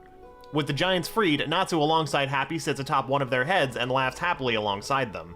While the others discuss the issue of the village being frozen, the Dark Guild Tartaros and the Ice Devil Slayer, Natsu remains unconcerned as he tells them that they completed their job regardless. Soon, Flair speaks to the giants who raised her and is tearfully welcomed back into the village, a scene upon which Natsu smiles before following up with a celebration for everyone which goes on throughout the night. The mages return to Warred's house, with Natsu happily claiming that the mission was extremely easy. Warred then informs them that the time to receive their reward has arrived, leading Natsu and Gray to stare at the reward furiously, which turns out to be a potato from the neighboring town. After expressing their displeasure, the two head to the hot spring nearby. At the hot spring, Natsu and Gray relax while the girls, unbeknownst to them, ponder what the boys are doing. At the same time, Warred appears. Natsu listens to his story about Mavis and the words that created Fairy Tail. Understanding that Warren had been alive for a long time, he questions if he knows anything about E.N.D, to which he responds negatively. However, he does inform them of the very little known information about Tartaros, even revealing that it's possible that they're in possession of the Book of Zeref. Visibly angry, Natsu loses his calm, not knowing anything about Tartaros or Igneel's location, despite the small amount that Warren noted, swinging punches at random. Looking down, he notices that he accidentally attacked Urza over multiple times, receiving a strong punch in return. Tartaros arc. Back at the guild, Natsu continues researching about E.N.D, and with Levy's help, they learn that it's on a completely different scale compared to Deliora and Lullaby, implying that it might be the strongest of Zeref's demons. The group speculates whether Tartaros has the book containing E.N.D, with Natsu later stating that they just need to defeat Tartaros, much to Lucy's disapproval. However, Natsu argues that this is a clue to the whereabouts of Igneel and other dragons. At that moment, Jet barges into the guild hall, and Natsu is surprised to hear that he brings bad news. Natsu then waits for Porliuska to announce Laxus, Yajima, and the Thunder God tribe's status after said mages confronted Tartaros and were nearly left on the verge of death. Vividly angered, he turns to Makarov and exclaims that Tartaros' action is an act of war. Natsu begs to be allowed to punish them, pinned to the floor by several guildmates as they try to calm him down. Makarov reminds him that he fully agrees, but they lack intel. However, Natsu insists they go to war, promising to attain information on their whereabouts from a dark guild by using force. Suddenly, Loki joins them, revealing that he knows the location of several former Magic Council members. Natsu then listens to Makarov as the Master claims that Laxus and the others' efforts won't be in vain, creating groups and sending them out to protect the former council members shortly afterwards. Natsu, Lucy, Wendy, Happy, and Carla arrive at Michello's house, explaining the current situation to the senior, who refuses their protection at first. As their granddaughter enters the conversation, Natsu senses something, jumping towards Lucy and Wendy as he tells everyone to get down. Suddenly, the house is blown to smithereens by an explosion, leading Natsu to feast on the remaining flames. From behind the smoke, a mage speaks to Natsu and the others, who asks for his name. Natsu glares as the dark mage from Tartaros readies to battle. After the mage, whose name is Jackal, unleashes a spell that tremors the vicinity, Natsu swiftly jumps towards him, which is met by an explosion from Jackal. Natsu counteracts against Jackal's assault by consuming his heat-based spell and pummels the Tartaros mage in the face. Immediately after, Natsu thrusts himself forward to collide with Jackal, which Jackal barely evades, and subsequently after Natsu crashes through the floorboards and ferociously knees Jackal's jaw. As Natsu carries on with his all-out assault, Jackal attempts to tell Natsu something but is only met with a ferocious beatdown from Natsu. After seemingly defeating Jackal, Natsu recalls having to interrogate the Tartaros member over the location of their headquarters. After realizing what the Dark Guild is possibly after, Michello attempts to flee, but Natsu requests that he share his knowledge over the situation.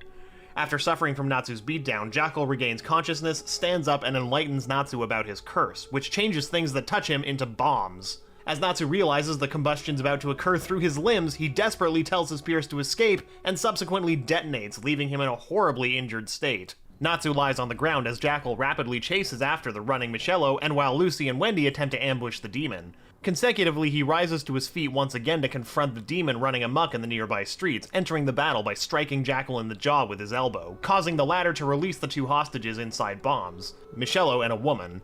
He then punches Michello on the head, knocking him out due to the former counselor's constant egocentrism irritating him.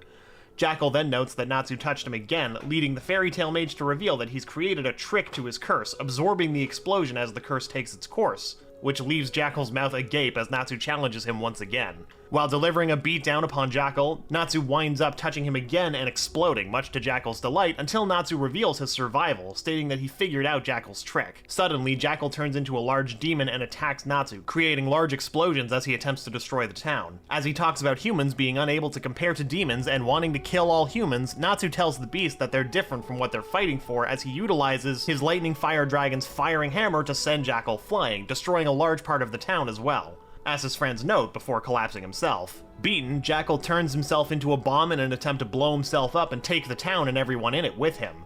Unable to stop him, Natsu can only watch as Happy carries the demon into the sky, whereupon he explodes as everyone watches from below.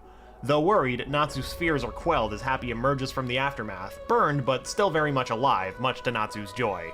Finally being able to connect their newly attained lacrima, Natsu watches from the ground as Lucy informs Makarov that Michello is alive, while commenting on his victory against Jackal. He then listens to Michello mention a weapon that the Magic Council is in possession of, questioning their motives for having said object.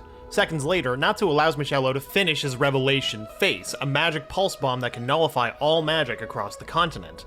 Grabbing the Elder by the neck, Natsu questions its whereabouts. However, Michello admits that he doesn't know, but assures him that the former chairman should. Suddenly, Natsu has a revelation and asks for the ex-chairman's house, quickly taking off with Happy as he finds out.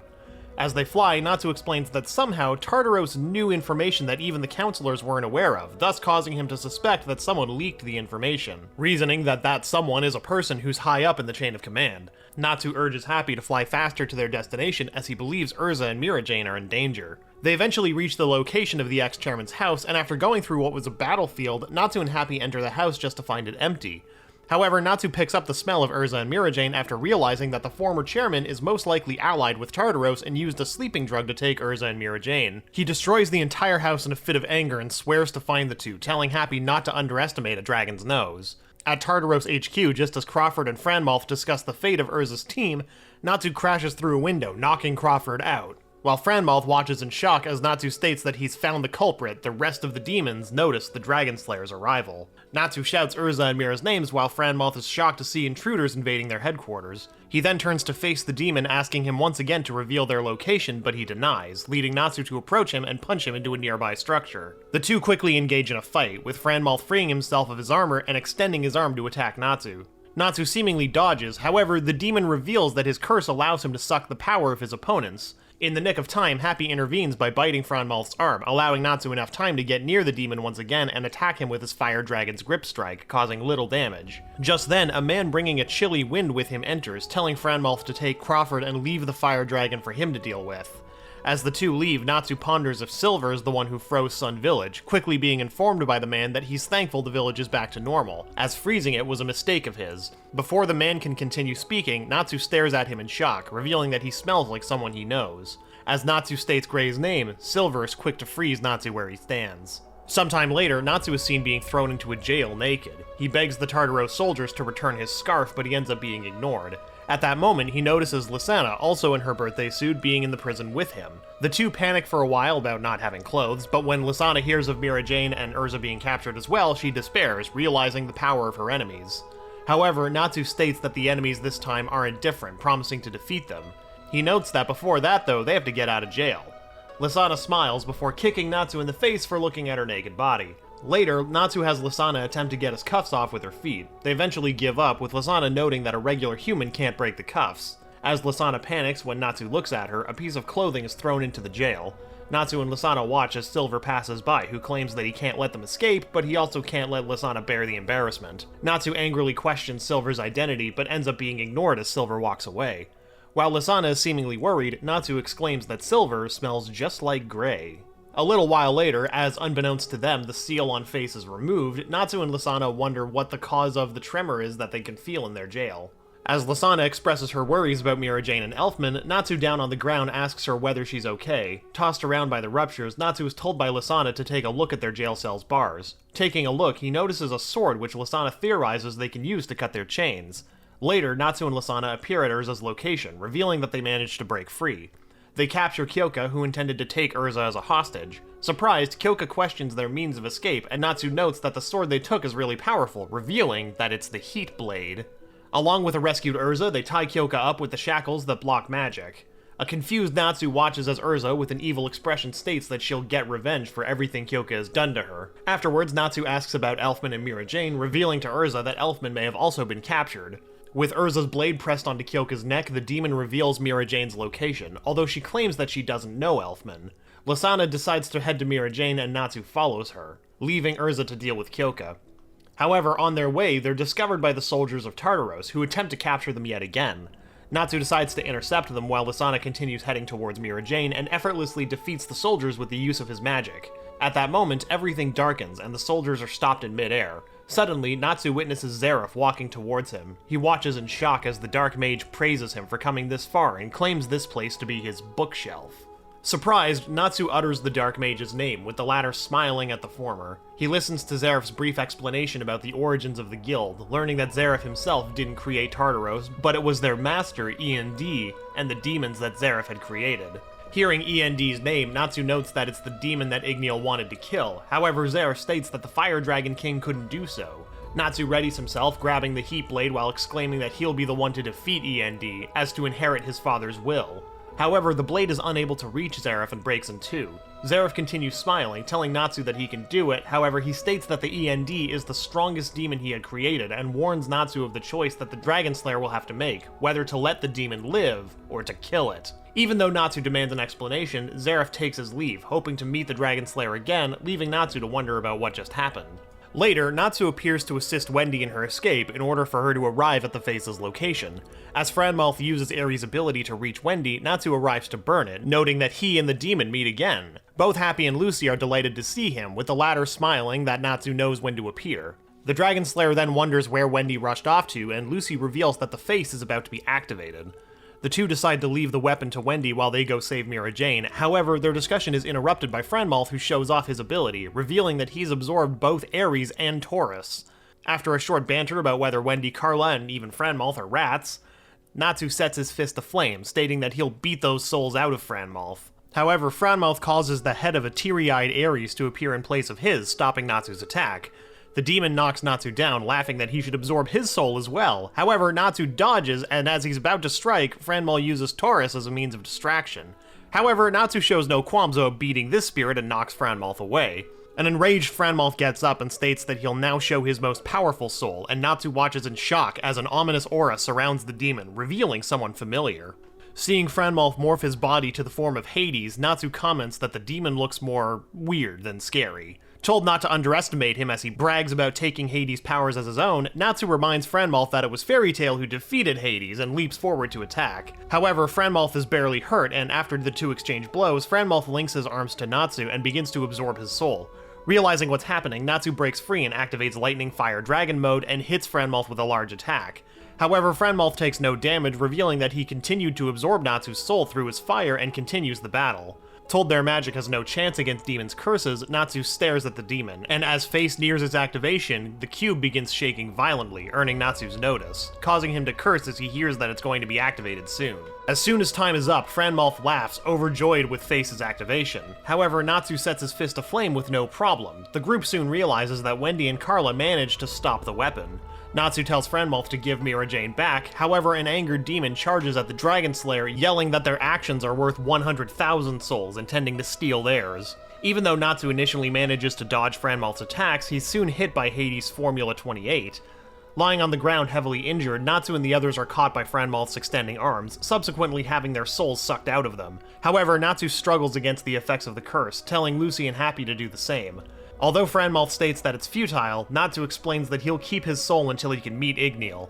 At the last moment, Lucy wishes for her spirits to be free and tries to close the gates of the absorbed Taurus and Ares. This forces Franmalth to let go of their souls as he would be sent to the spirit world along with them. Realizing her chance, Lucy outwits Franmalth, making him think that Natsu is also a spirit. Natsu, now free of his hold, attacks the demon. When Franmalth states that magic doesn't work against him, Natsu lifts a huge rock, an object without any soul, and repeatedly hits the demon with it, successfully defeating him. The group then watches as the captured souls flow out of the demon, but at that moment, the soul of Hades speaks to them, telling them that Face is not Tartaros' real goal, and having them relay a message to Makarov to, quote, let out the light. After the soul of Hades disappears, the group ponders about these words. Eventually, Happy decides to head to Makarov, while Natsu states that there are still some demons that require beating.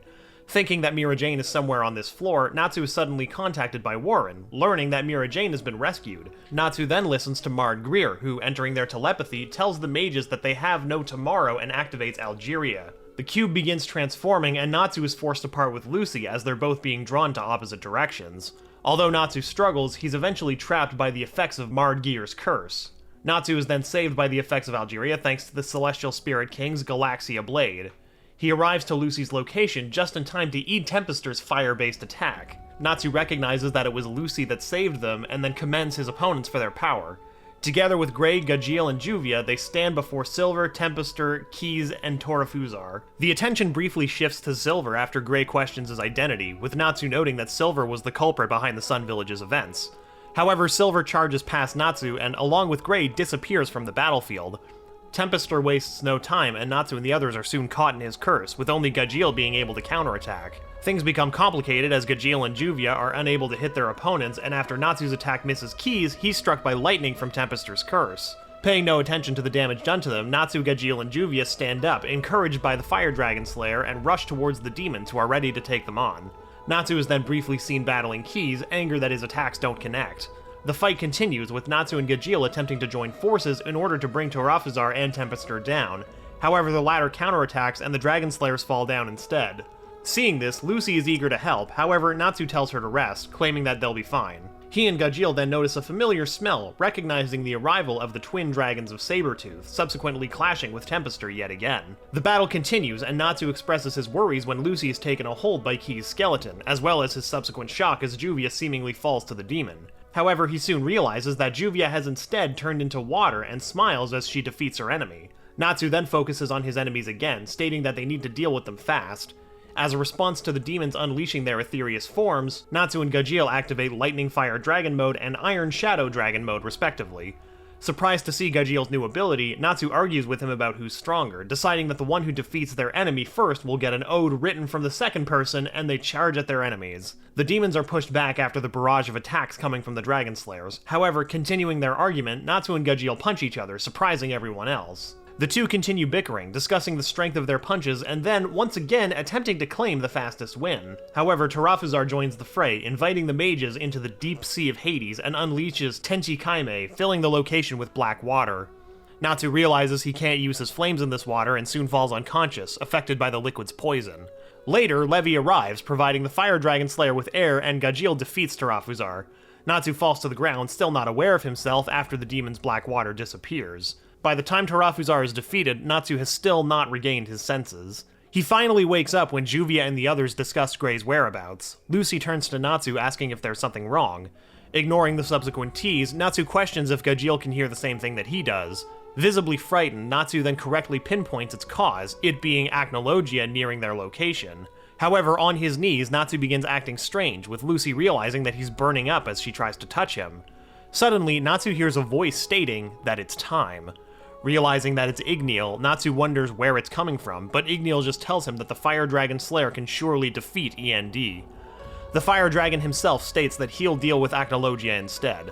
Natsu recalls his times with Igneel just as the dragon leaves his body in a ray of light, revealing that he's been inside him the whole time. Igneel apologizes to Natsu for everything and attacks Acnologia, telling Natsu to live just as the boy sheds tears, having finally been reunited with his dad. Natsu, still in tears over finally finding Igneel, watches his father fight against Acnologia. When Gajiel asks Natsu how Igneel was inside him the whole time, Natsu reveals that he has no idea, and then angrily propels himself upward using his flames towards Igneel. He then hangs onto the giant dragon demanding answers, but Igneel interrupts him by firing a massive fire blast from his mouth.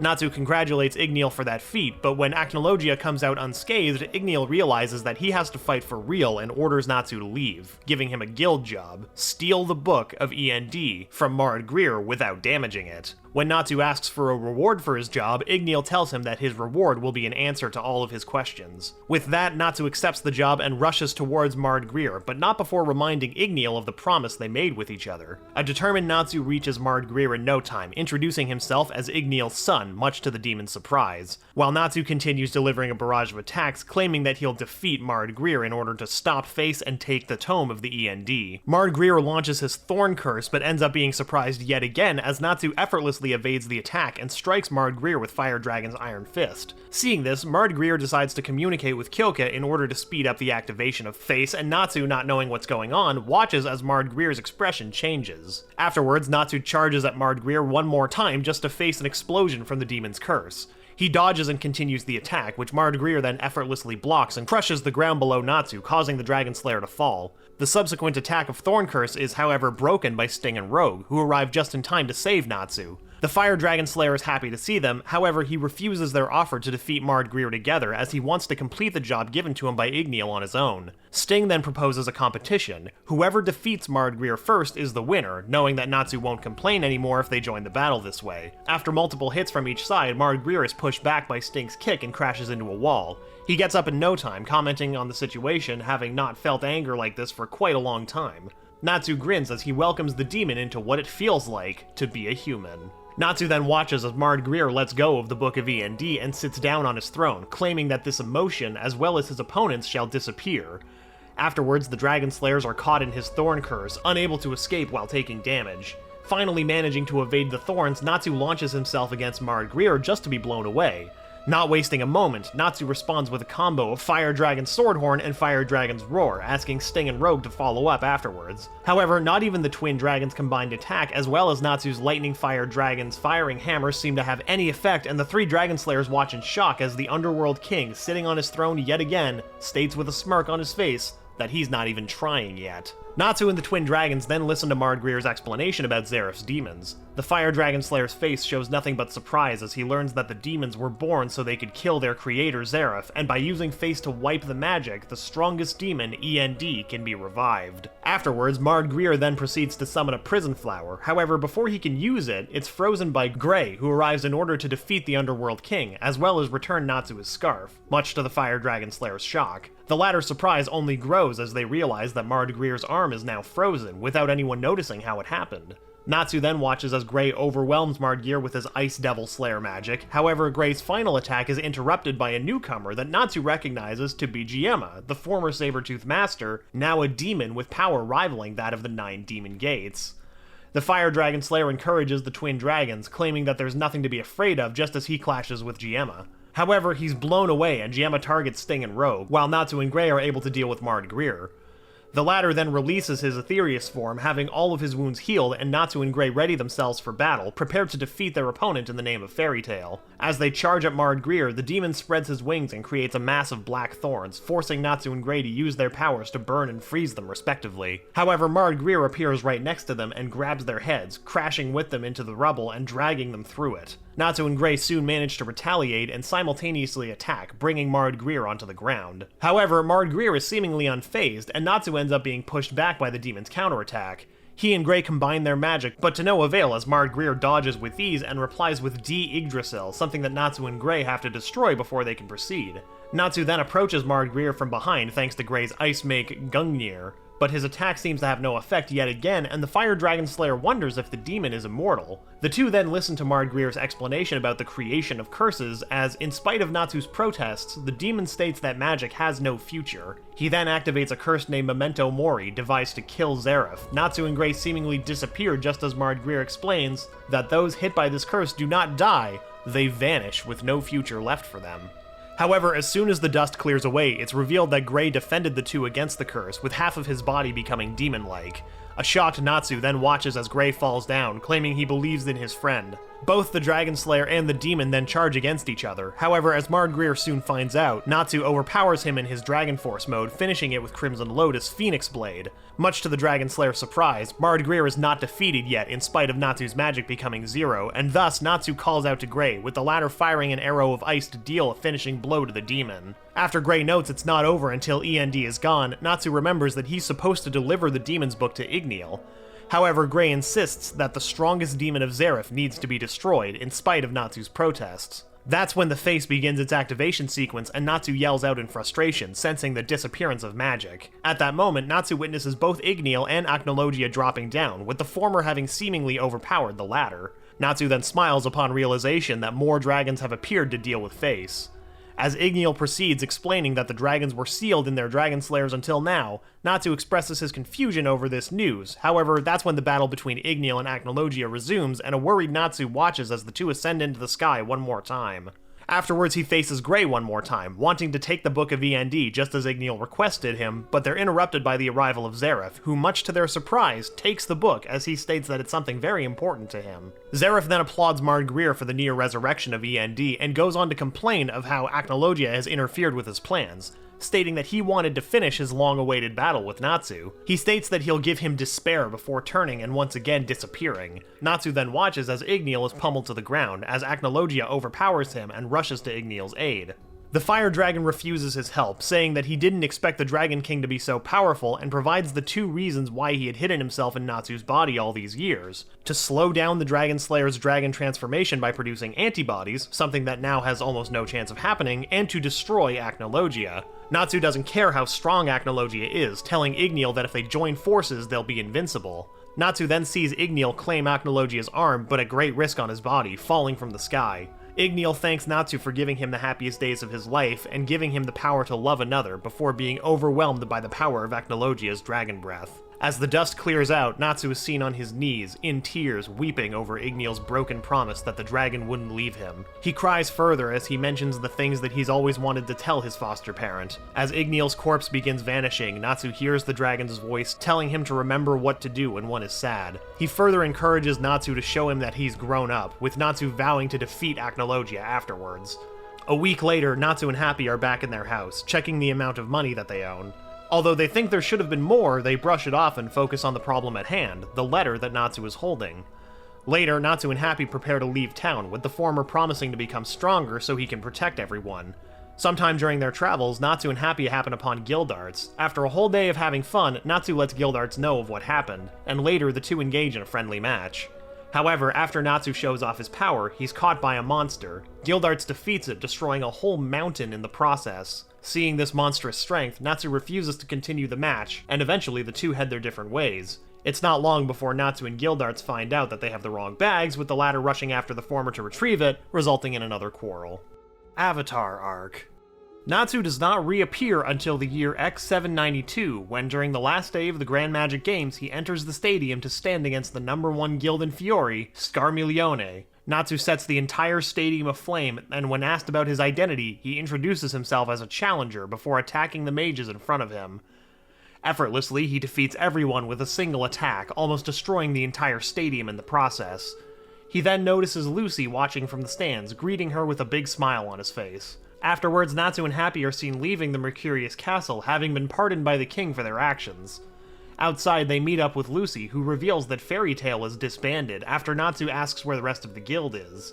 Outraged, Natsu questions Makarov's whereabouts, as well as whether everyone was fine with his decision, going as far to suggest Laxus taking over the guildmaster position. However, Lucy asks if Natsu has any right to say that, seeing that he didn't care for the guild for the entire year either, leaving him baffled in spite of her subsequent apology. Later, Natsu and Happy arrive at Lucy's apartment, thankful that they're allowed to stay. After getting a haircut and taking a bath, Natsu talks to Lucy about what happened, much to the latter's amusement. At night, Natsu and Happy wonder if the guild is really gone, but their worries don't last long as they decide to sneak into Lucy's room to paint her face. However, after seeing Lucy's gathering of information about the guild members, Natsu decides to head out to put up a message about Fairy Tail's revival with his flames on the Mercurius Castle, as it's made apparent the next morning when soldiers appear at Lucy's place. In similar fashion as when they first met, Lucy agrees to go with Natsu, and together with Happy, they flee from the chasing soldiers. Eventually, the group arrives to Tuli Village, where Natsu complains about the lack of action after Lucy refuses to let him destroy the clock tower one more time. He offers to fight with her, and much to everyone's surprise, Lucy agrees, claiming that she had trained on her own. However, Natsu suddenly senses something, shooting flames out of his mouth that travel all the way to the town's outskirts, hitting bandits in the midst of stealing a wagon. Later, Natsu and the others reach Margaret Town just to witness the Lamia Scales Thanksgiving Day, much to Natsu's horror as he watches Wendy singing and dancing. That's when they're approached by a girl with cat ears and a tail, someone who seemingly expected their arrival. After the parade is over, Lyon brings Natsu and the others to Wendy, who's happy to see them again.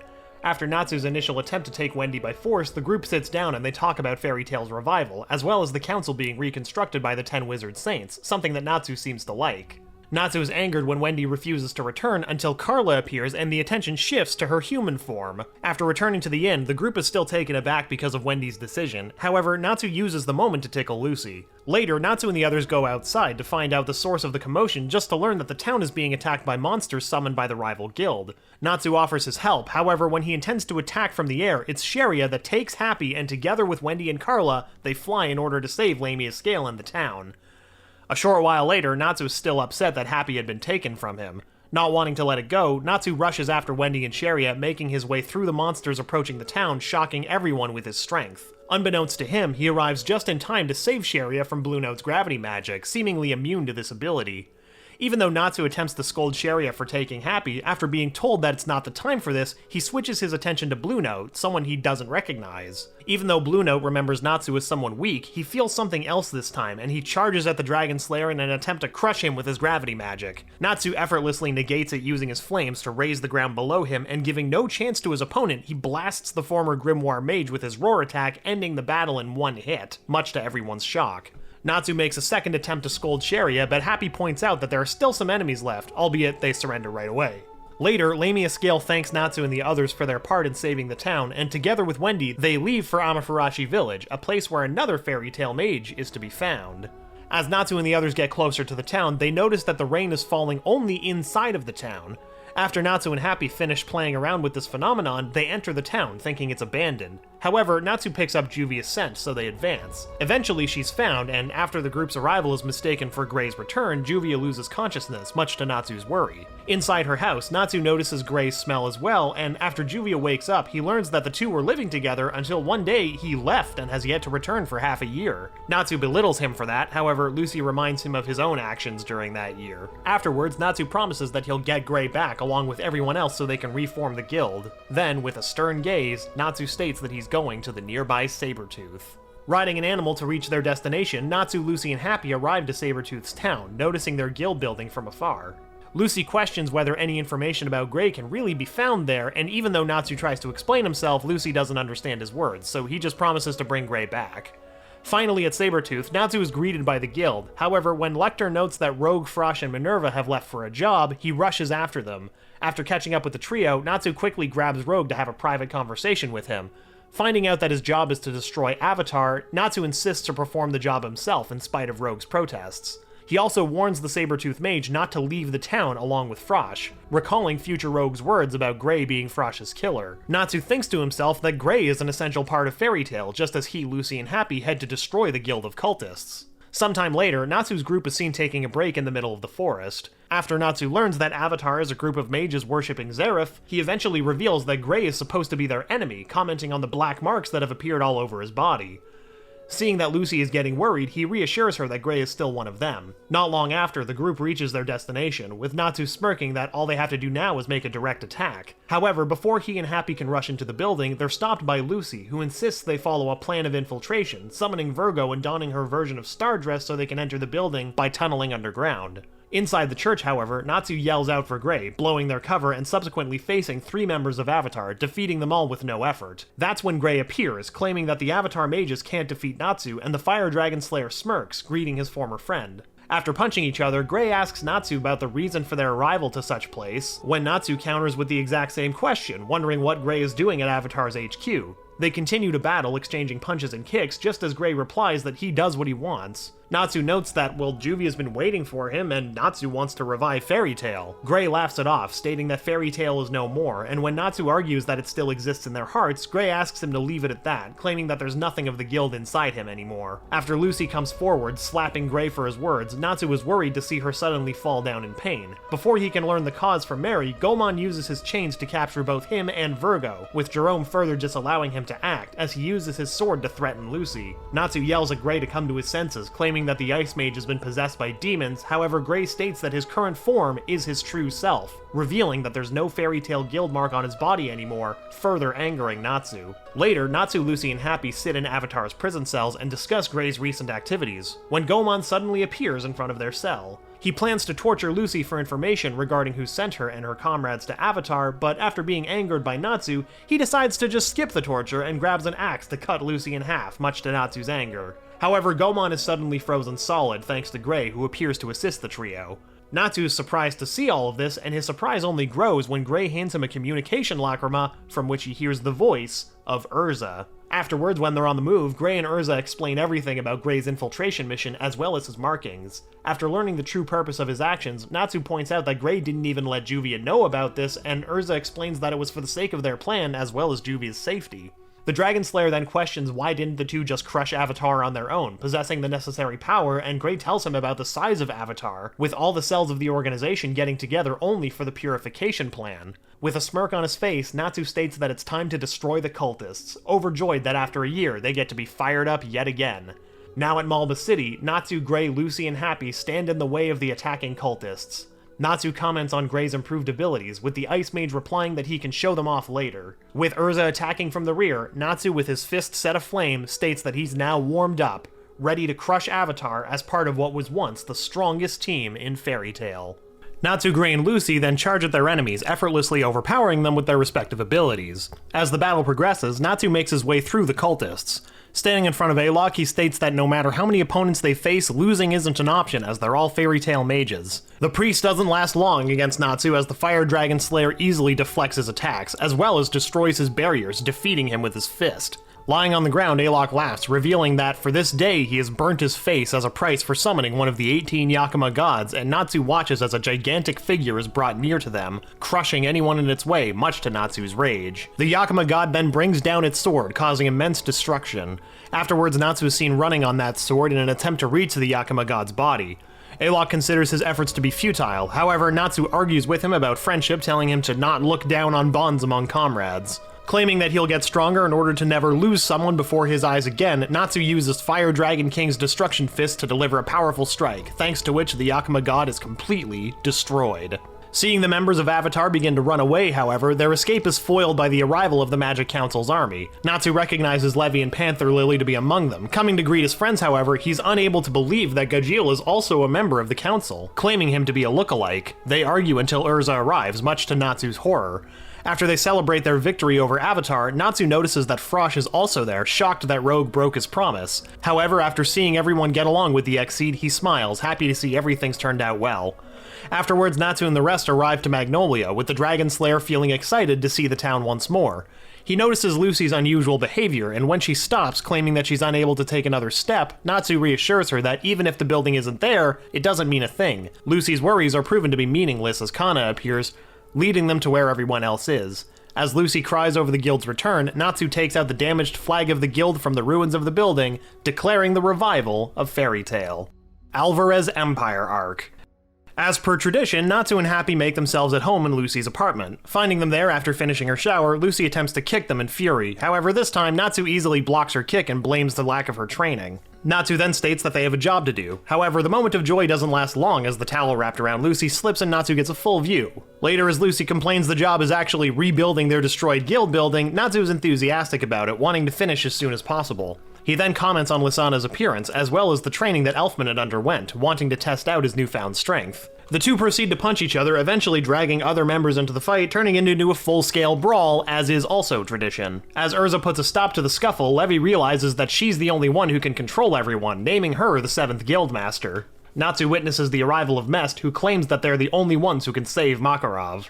Later, Natsu and some others barge into the restricted place below the guild building, unable to accept that only Urza, the new guildmaster, is allowed to see what's in there. Upon witnessing a naked Mavis and a crystal, Natsu is surprised. However, not even Mest has information about its true purpose, only knowing it's called the Lumen Histoire. Natsu then questions Makarov's whereabouts, and Mest shares his memories with everyone, telling them about the mission that Makarov gave him back then, as well as the true reason behind Fairy Tail's disbanding: the threat of the Alvarez Empire. Natsu is shocked to hear that Makarov left the continent a year ago and still isn't back yet, expressing worries that something may have happened to him.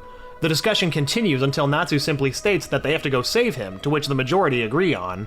However, Urza puts a stop to this, and not even Natsu's argument that they've gotten stronger helps. Natsu expresses his disagreement, as Urza states that as Guildmaster she wishes to focus on rebuilding the guild. However, when she says that as a Fairy Tail member she wants to save Makarov, Natsu agrees with the plan for going on an infiltration mission and smiles, thinking that they'll definitely save their master. Later, they all head to the Alvarez Empire via boat, something which afflicts Natsu with terrible motion sickness, you know?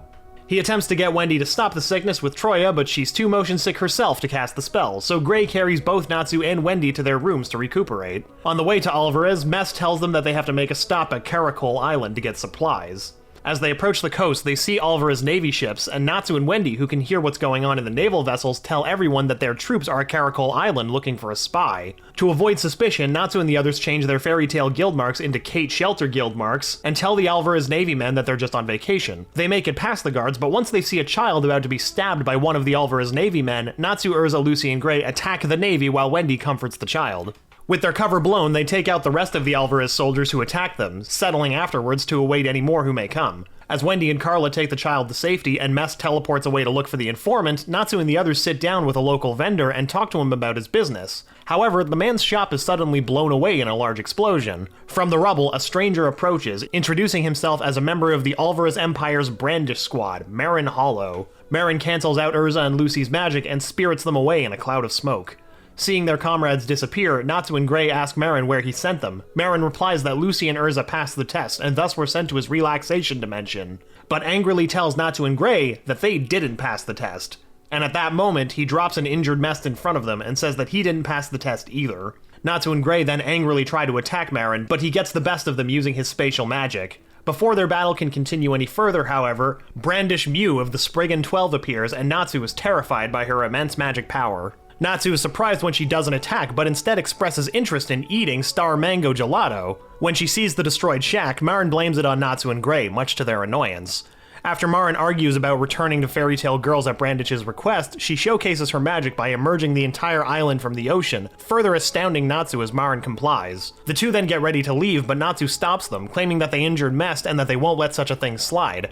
Brandish then disintegrates Marin, killing him, and tells the shocked Fairy Tale mages that they're now even. She then states that Makarov is alive and tells them to go home, shrinking the island to only a sliver of land as a proof of Alvarez's immense power. Thankfully, a fishing fleet happens to be nearby, and Natsu soon finds himself on one of the ships, with his motion sickness taking effect once again. However, it isn't long before Mest teleports everyone into an underwater temple, and Natsu rejoices that there's no vehicles anymore. He continues having fun exploring the place until it starts to move, and Natsu returns to his previous sickening state, lying on the ground while the rest of the group meets with the spy, Serrano, who states that they're heading to where Makarov is. Later, Natsu and his friends trek to Visterion, and Natsu witnesses Makarov's return, having been teleported to the group with Mest's help. The mages are overjoyed at seeing him after such a long time. However, the revelry is cut short, as Mest mentions that Zeref is in the Alvarez Empire as well, which is something that shocks Natsu. After learning that Zeref is in fact Emperor Spriggan, Natsu watches as Makarov weeps that his actions over the past year were useless, much to everyone's disagreement. He walks up to a kneeling Makarov, claiming that they'll now go home as he helps him to stand up. However, before they can do anything, Agil, another member of the Spriggan 12, appears in front of them, halting their escape. As per Makarov's orders, the group tries to flee on a magical vehicle, just to be followed by a giant golem made of sand, Agil standing on top of it. Natsu and Wendy are once again under the effect of motion sickness while Lucy and Gray attempt to defend the group. However, they're eventually trapped in a quicksand pit, with Agil gloating that no one has escaped this spell before. As he claims that Ishgar has been abandoned by the gods, Natsu creates a huge explosion to evaporate the sand and states that they still have fairies. Revealing his guild symbol, Natsu charges, punching Agil in his face. Natsu then watches as Agil, unharmed, attacks using his sands, with Gray unsuccessfully attempting to freeze them. However, Makarov takes action, trying to protect Natsu and the others in his giant form by using his own body to shield them, just as Agil's sands of death rages towards them. Natsu protests this, having the desire to continue the fight, but Makarov insists on not letting Agil harm his children. This is when Laxus's lightning disperses the sand wave, saving them, and an impressed Natsu watches as the lightning mage stands firm atop the airship Christina, with the rest of his team aboard the ship alongside him. Natsu questions how dragon slayers are able to ride the airship, excited to find out that it's been altered that way once Mest teleports them into it. Thanks to Laxus's gigantic lightning blast, the group manages to fly away to safety, and Natsu is then present as a teary-eyed Makarov rejoices, having been reunited with his family, Fairy Tale. Later, in the guild, everyone celebrates Makarov's return. As Gajil takes notice of Wendy's now developed motion sickness, Natsu tells her not to worry, as he's always been like that. The party continues until Makarov brings the attention to him by apologizing for his action, as an entire country is after their guild now. However, Natsu encourages everyone, claiming that they'll protect their guild one more time so that they can live on and have fun together once again. He smirks and then exclaims that he's fired up as Makarov states that they'll have to take their enemy down. However, just as Makarov begins explaining the nature of Fairy Heart, Mavis appears to take on this role and, much to Natsu's surprise, readies to reveal her past with Zeref. After Mavis finishes, Natsu expresses his shock upon learning the true purpose of Fairy Heart as eternal magic, even more when it's described as something that could power up Etherion infinitely. The group continues discussing Alvarez's intentions and Acnologia until the topic of Zeref's immortality is brought up, to which Natsu excitingly replies that he'll be the one to take care of the Dark Mage as his right arm is a secret weapon meant to do that. When questioned about it, Natsu exclaims one more time that it's a secret, much to everyone's dissatisfaction. He explains that it's something he created in order to defeat Zeref, however, he can only use it once.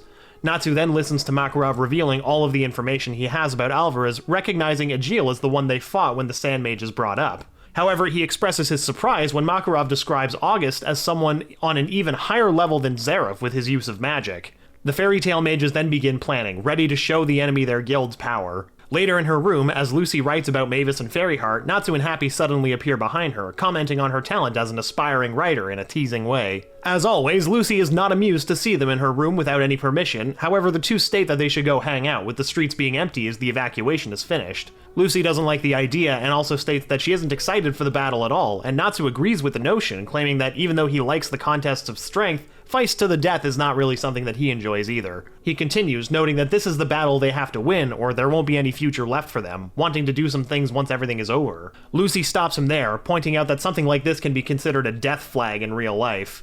However, Natsu states that E.N.D told him to talk about the future as it's something that'll make him want to live. Afterwards, they decide to play games, with the suggestion of strip poker being thrown in as well. Later, while still in the midst of a game, Natsu and the others notice some noise coming from outside, signaling the arrival of Alvarez Empire's forces.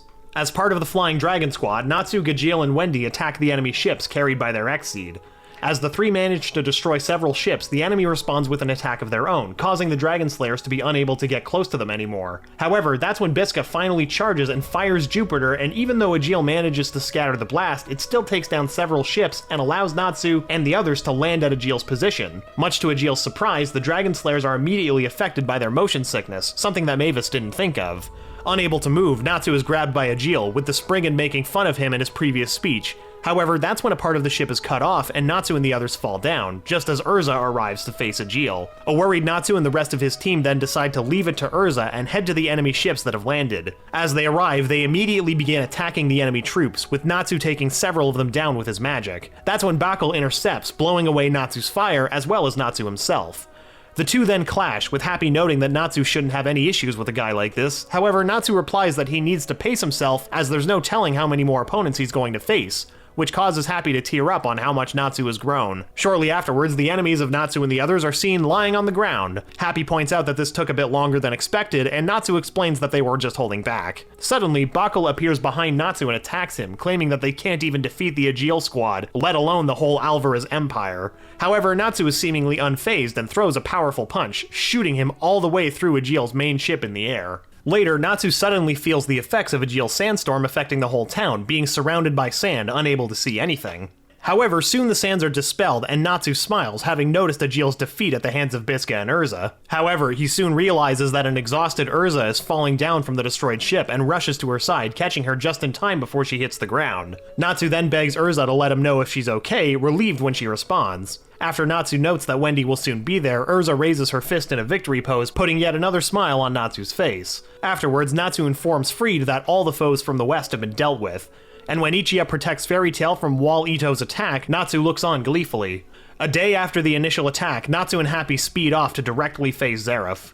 As they near Zeref's personal army, Natsu likens the sea of soldiers to the appearance of a black carpet and resolves to burn the carpet just like the one he did at his and Happy's house. They descend and Natsu attacks the army, killing just under 1,000 soldiers with his Fire Dragon King's roar after a brief bout of melee, all in an attempt to lure out Zeref, which succeeds. Staring down his foe, Natsu unwraps the bandages on his right arm, intent on using his secret weapon to kill Zeref. After Zeref asks the accompanying Invel to force his army to fall back, Natsu asks Happy to do the same, and then finishes unraveling the bandages on his right arm, revealing a draconian tattoo that radiates extreme heat and magic power. Natsu then strikes Zeref, burns away his Angsaram black magic when he's about to be struck by a killing blow, and then repeatedly overwhelms him with his newfound power, despite receiving a fairly substantial gash on his face in the process. When asked what his new power is, Natsu reveals that it's the vestiges of Igneal's magic power left inside his body, and when he uses the magic power, unlike his own, it doesn't regenerate and will disappear forever eventually. With this, Natsu releases all the magic power in the form of Fire Dragon King mode and attacks Zeref with an extremely powerful punch, hoping to end the battle once and for all. As the dust clears, Natsu realizes that he failed and Zeref is still alive. He collapses momentarily, but then rises after Happy expresses concern, stating that he has one more punch left. As he prepares to deliver the final blow, Zeref stops Natsu and praises him for gaining the strength to kill him, just like he always wanted, and then reveals to Natsu that he is his older brother. A shocked Natsu is then told that 400 years ago, he and his parents were killed by a dragon, and that Zeref revived him as E.N.D. He's also told in regards to his query about Igneal not killing E.N.D. that Dragneel could have killed Natsu, but elected not to because he loved him like his own son. When Natsu brings up E.N.D's status as the creator and master of Tartaros, Zeref reveals that Marred Gear created Tartaros after accidentally stumbling across E.N.D's tome and used the tome to unite all the other Etherious under one singular cause. However, he does cite Natsu as an accidental assistant in the creation of the Dark Guild. When Natsu defiantly declares that he isn't E.N.D, Zeref reveals the tome and damages it, causing pain in Natsu's chest, proving their link. Zeref continues, explaining that he sought advice from his friend Dragneel, and that Dragneel planned to raise Natsu and teach him dragon-slaying magic, and together with 4 other pacifistic dragons planned on concealing themselves within their slayer children, and travel to the future via Eclipse to feed off the rich ether nano to recover and defeat Acnologia, courtesy of the celestial spirit mages Anna Heartfilia of the past and Layla Heartfilia of the future. With this, Natsu learns that he, Gajiel, Wendy, Sting, and Rogue are all children from over 400 years ago, and that July 7th, X777 was the day they arrived in the future. Natsu, however, doesn't believe this and moves to kill Zeref, despite his warning that if he dies, then so will Natsu, as he is his creation. Natsu expresses his lack of care over such a matter and prepares to sacrifice himself, but is stopped by Happy, who reprimands Natsu for carelessly throwing his life away and forsaking his friends. He's then quickly flown back to the guild, the last remains of Igneel's power disappearing forever, and having lost the chance to kill his immortal brother.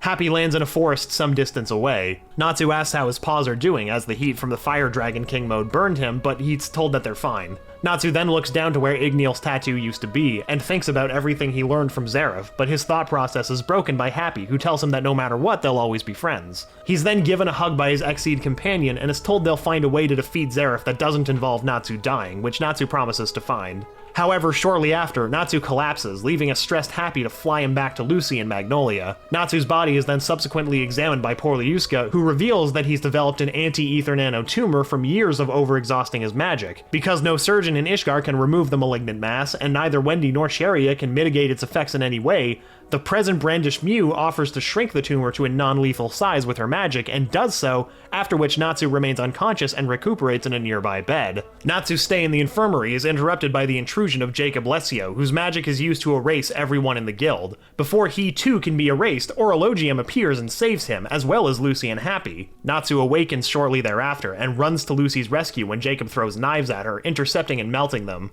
claiming that if Lucy was sliced into pieces, then there would be much less of her to go around. Natsu threatens to turn Jacob into ash in lieu of hurting his friend. Natsu is then asked if he enjoyed his nap, which he replies that he did, and adds that he's all charged up now. Natsu then immediately engages Jacob in combat, but is overtaken by him. However, when the man becomes invisible and attacks him, as well as Mavis, Natsu becomes confused. When Jacob disappears yet again, Loki is summoned to dispel his camouflage, which works, but then an annoyed Jacob attacks all of them with his invisible weapons. When he hits Lucy with an invisible whip, Natsu prepares to attack Jacob, but he's stopped and forced to the ground, where Jacob says he'll subject Natsu to torture. The man makes Lucy's star dress invisible, revealing her undergarments as an attempt to rustle Natsu, but Natsu is unaffected by Lucy's lack of clothing. When Jacob reveals himself to not want to look at Lucy to be polite, Natsu comes up with the idea of convincing Jacob that Lucy stripped off the rest of her clothes, thus forcing him to lower his guard, which allows both him and Lucy to kick Jacob in the face. Natsu and Lucy continue to combat Jacob, but he easily dominates the two of them in hand-to-hand combat and states that he's going to start killing their captured friends one by one. Lucy, however, tells Jacob that Brandish was captured by him as well, and after checking his transport, he releases both her and Marin. When Marin exits, Natsu notices that another Marin has appeared but quickly becomes impressed when he sees that it's Gemini taking his form. Natsu then watches as Lucy uses rules of the area to free their guildmates, and then after Makarov throws Jacob out of the guild, Natsu is grabbed and thrown out as well so that he can use his full power. As he flies over a lake, he evaporates the water with Fire Dragon King mode and defeats Jacob in one hit with Fire Dragon King's Destruction Fist.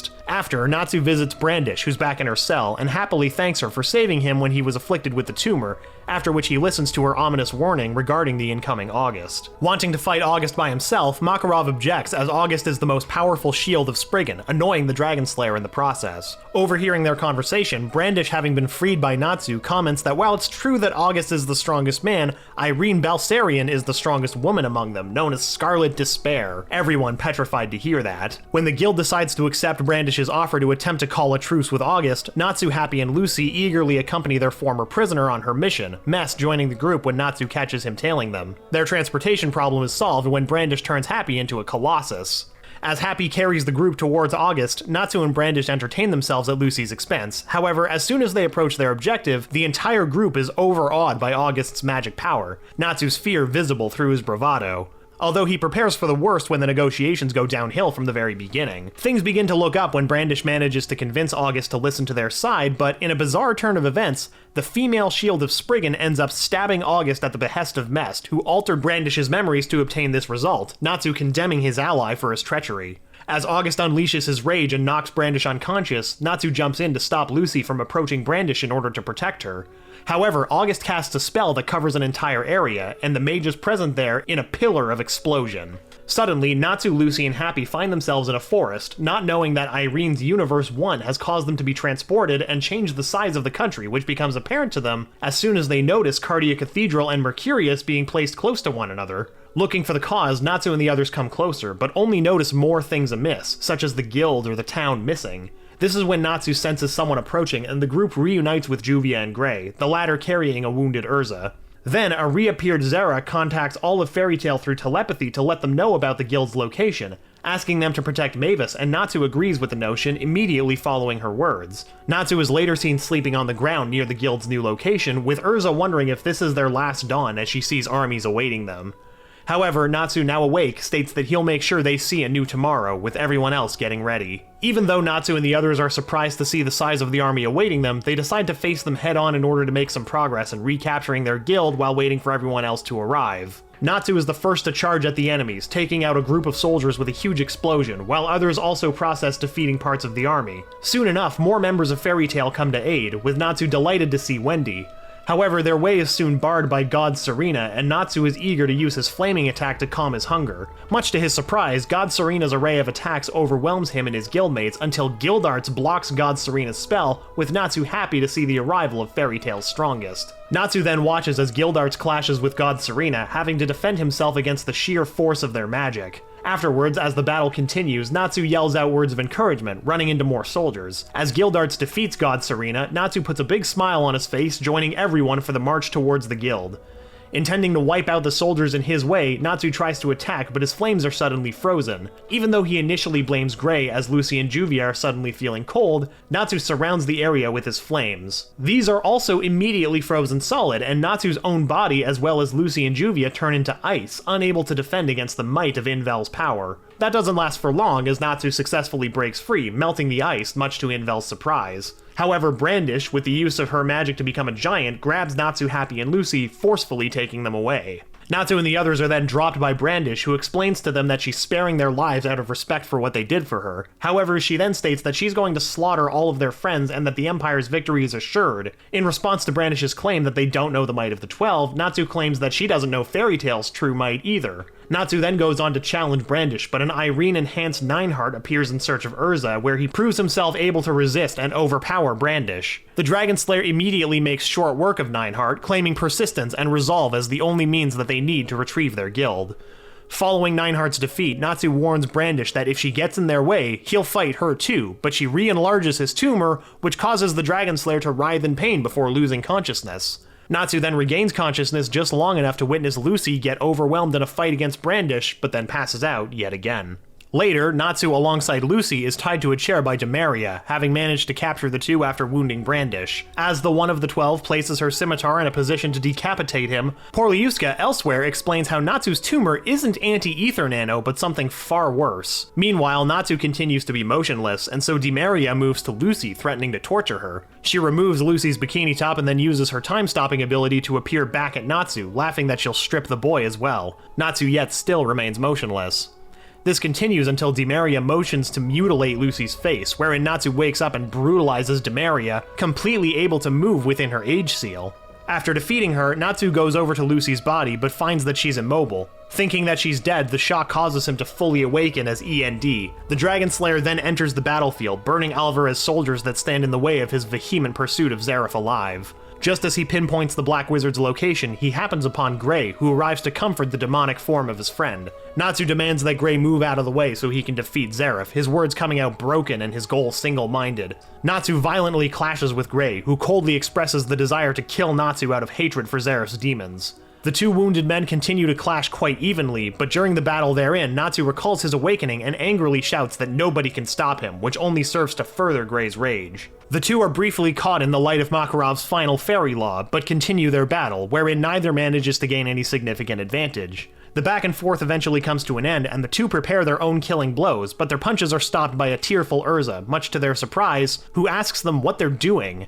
Natsu immediately recalls his words to Jalal during the incident at the Tower of Heaven, but after Urza paraphrases Makarov and dissuades them from continuing their fight, Natsu's steady demonic transformation reverses itself, and he and Gray are brought in for a hug on Urza's behalf. At that moment, Juvia, Wendy, and Carla arrive, after which Gray and Juvia collapse.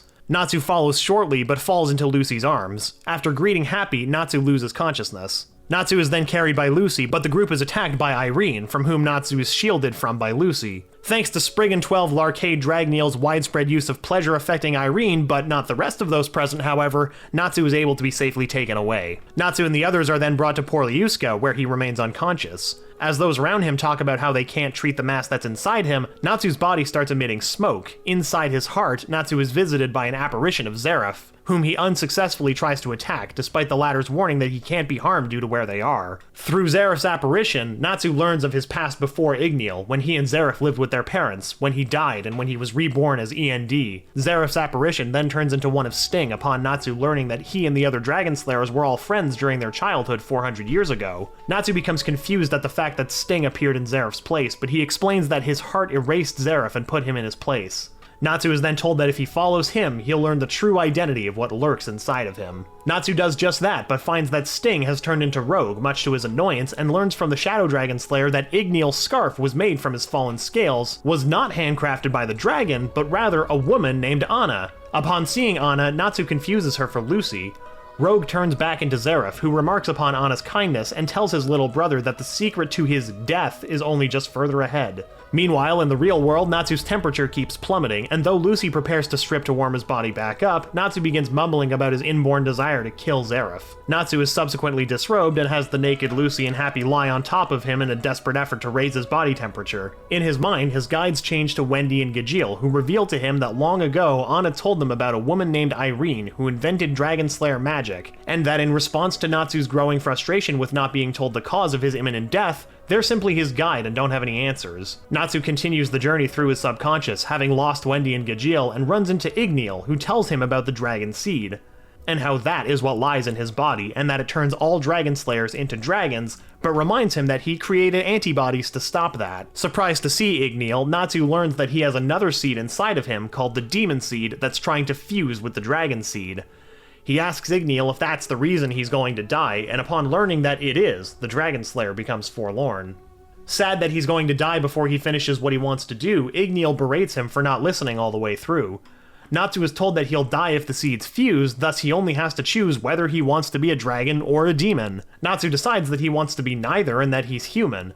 Igneal states that this is the correct answer, and that Natsu's doubt about his own humanity caused the seeds to grow, as they both crumble into pieces. Encouraged by his dead parent to walk on, Natsu wakes up, thanking Lucy and Happy for taking care of them after Porliuska tells him what happened to his body. Upon hearing Lucy's concern for his well-being if he defeats Zeref, Natsu reveals that he just had to decide that he was human for his life not to be threatened. He wonders where Urza and Gray are, but just after Happy reveals that Gray is in the next room and Urza is still fighting due to Irene's death, Universe 1 is undone, and Fiori is returned to its true shape. After the light dissipates, the three find themselves to be in Lucy's room, which Natsu finds to be perfect as they can easily head right for Fairy Tail. After getting dressed, the three leave the apartment and run into Brandish and a shrunken Demaria. Natsu gets close to Demaria, which causes her to fret, and apologizes to her for losing control. After Lucy and Brandish say their goodbyes, the group are approached by Porliuska, Evergreen, carrying Juvia, and Carla, who explain that Gray has disappeared. Before they can postulate his whereabouts, August reveals himself atop Cardia Cathedral and prepares to eradicate Magnolia, but is stopped by Guildarts. Smiling at the outcome, Natsu calls out for Happy to join him, and he runs towards the guild to fight Zeref. Lucy asks him about Gray, but Natsu tells her that he thinks Gray is heading for Zeref as well. Natsu arrives at the guild just in time to stop Gray from killing himself with Lost Iced Shell. Angry, he asks Gray if he forgot that he stopped him from using it once before. When Gray tells him that he can't stay in the guild anymore because he lost control and tried to kill him, a friend, Natsu says that he did the exact same thing, and then with tears in his eyes asks Gray if they're friends. He goes on, telling Gray to keep on living, but his friend worries for his life. Hearing his brother chime in saying that win or lose, he will die, Natsu stands up and says he won't die, and if that's his destiny, he'll burn it, which provokes Zeref. The two brothers then exchange blows, with Natsu being overwhelmed and battered around. Upon Zeref remarking that the loss of Igneel's power means he can't be defeated, Natsu stands up and declares that his own power will suffice. Before they can continue, everyone in the guild hall senses Acnologia's descent upon the battlefield. Natsu is told to die so that humanity can live. Natsu and Zeref continue their battle, with the latter gradually improving and managing to hit Zeref with Fire Dragon's roar. However, Zeref is shown to have shielded himself before the two continue their fight. As the two go on, Lucy and the others take their leave as the latter tells Natsu not to lose, and while grabbing Zeref, he affirms that he won't. Zeref then remarks that he's really enjoying himself. Natsu expresses annoyance at this until he's overcome by a sudden sensation. He turns to see Zeref Dragneel, who's made it to the guild, and casts a spell on him. Natsu questions Zeref's identity and is surprised to hear him call Zeref father, and struggles to stay awake from the spell as Zeref tells Zeref to kill Natsu. Natsu is then shocked to see Zeref blast a hole through Zeref. Natsu watches as Zeref stomps on Zeref's wounds, stating he has no child, and says Zeref is an Etherious that was one of his attempts at reviving him. He's disgusted when Zeref kicks away Zeref, calling him a failure, and tells Zeref to stop as the latter tells him to continue their fight. He then witnesses Zeref plead to Zeref as the latter shuns him, stating he has no children nor family before he destroys Zeref. Infuriated, Natsu questions Zeref as to how he can do that to his own comrade, to which Zeref states that Zeref was nothing to him, which causes Natsu to punch him, declaring that there was no such thing as a parent that doesn't love their own child. Zeref goes on about how he tried his best to obtain happiness and states his curse prevents this, as he wasn't allowed to have such a thing or family. Hearing this, an irritated Natsu grabs and tells Zeref that wasn't the way to have a family, as he must create his own happiness. He further tells Zeref that if he claims he doesn't have any family, any bond they may have shared was gone, before acknowledging and referring to Zeref as his older brother. Though slightly speechless, Zeref shrugs this off, stating that he didn't think Natsu would feel that way. Natsu states it was emotion, as Zeref agreed, calling Natsu E.N.D. before they prepare to face off again. Natsu then continues his battle with Zeref and manages to punch him back, causing a crazed Zeref to tell him to attack him with everything he's got, as the two are meant to destroy each other. Natsu then calls his brother out on repeating himself as the latter madly calls him by his demon name as an angry Natsu tells Zeref his name. Natsu soon becomes exhausted, which causes Zeref to berate him as he thought Natsu would be able to kill him. He then uses his magic to bind Natsu and decides to reveal his ultimate goal. Zeref reveals that he intends to use Mavis's power for something called Neo Eclipse, which would allow him to relive his time as a mortal in order to undo all the chaos he's done in the time he's been around. Zeref states by using Neo Eclipse he can defeat Acnologia, and Natsu would even be a human again. Shocked by his brother's ambition, Natsu questions what would happen to the current world, which Zeref nonchalantly states that it might disappear. Enraged by Zeref's callous regard for the world, Natsu tells Zeref that humanity had faced many problems but lived through them. Natsu soon learns that Zeref had found the space between times, stating it was filled with powerful time magic and that he sealed it off until he obtained Fairy Heart to use Neo Eclipse. As Natsu struggles to get free, Zeref mocks him by stating that he can't stop him just as Mavis arrives and Zeref moves to put his plan into action. However, Natsu enters Dragon Force and burns away the dark magic, telling Mavis not to engage Zeref as he just got fired up. Upon entering Dragon Force, Natsu is told by Zeref that it won't be enough, stating that it would be different if he could transform like Acnologia. Natsu states he's human and nothing like Acnologia, which is what Igneel wanted, but Zeref disagrees, stating that Natsu isn't a dragon and he's definitely not a human, calling him E.N.D. Natsu tries charging at Zeref, but Mavis intercepts him, wanting to speak with Zeref, but the latter grabs her by the head and, ignoring her pleas, he absorbs her magic as Natsu tries to stop this. Natsu charges at Zeref, but the Black Mage uses his magic to force him back, leaving him to watch as Zeref drains Mavis of her magic power. He catches Mavis after she collapses and curses Zeref for his actions before the latter takes on a new form with the magic he absorbed. Holding the unconscious Mavis, Natsu states he has no choice but to erase Zeref. But Zeref retorts that he is no longer capable of such a feat. In response, Natsu attacks Zeref with a Fire Dragon King's Destruction Fist, which seemingly erases Zeref and destroys part of the guild's wall. Collapsing to his knees, Natsu exits Dragon Force and apologizes to Makarov for destroying the guild again, but states that he's defeated Zeref. However, the wall reforms along with Zeref. The latter states to a shocked Natsu that his new power transcends time and space. He says it can never be depleted. He then impales Natsu through the chest with his bare hand and tells him that Makarov is already dead as Natsu sheds tears at the news before he collapses to the ground. Zeref then bids the downed Natsu farewell. Natsu remains unconscious as Zeref opens the space between time and the doorways of the guild. When Zeref prepares to step through the doorway, Natsu awakens by stating that the current world has his gratitude and that Makarov always told him that if he steps through the doors, he'd have to promise to return alive. He then gets back onto his feet with his wound healed, ready to face Zeref again. On his feet once more, Natsu thanks his friends for everything as he states he understands what's transpiring and berates himself for thinking only of himself and remembering his goal was fighting for the guild. Natsu then punches Zeref as the latter asks how long he'll stand in his way, as Natsu states until the day that everyone can smile again, which Zeref states is that's what he's trying to create. Natsu rebukes his brother's words, stating he was only thinking of himself and wants to reject the world.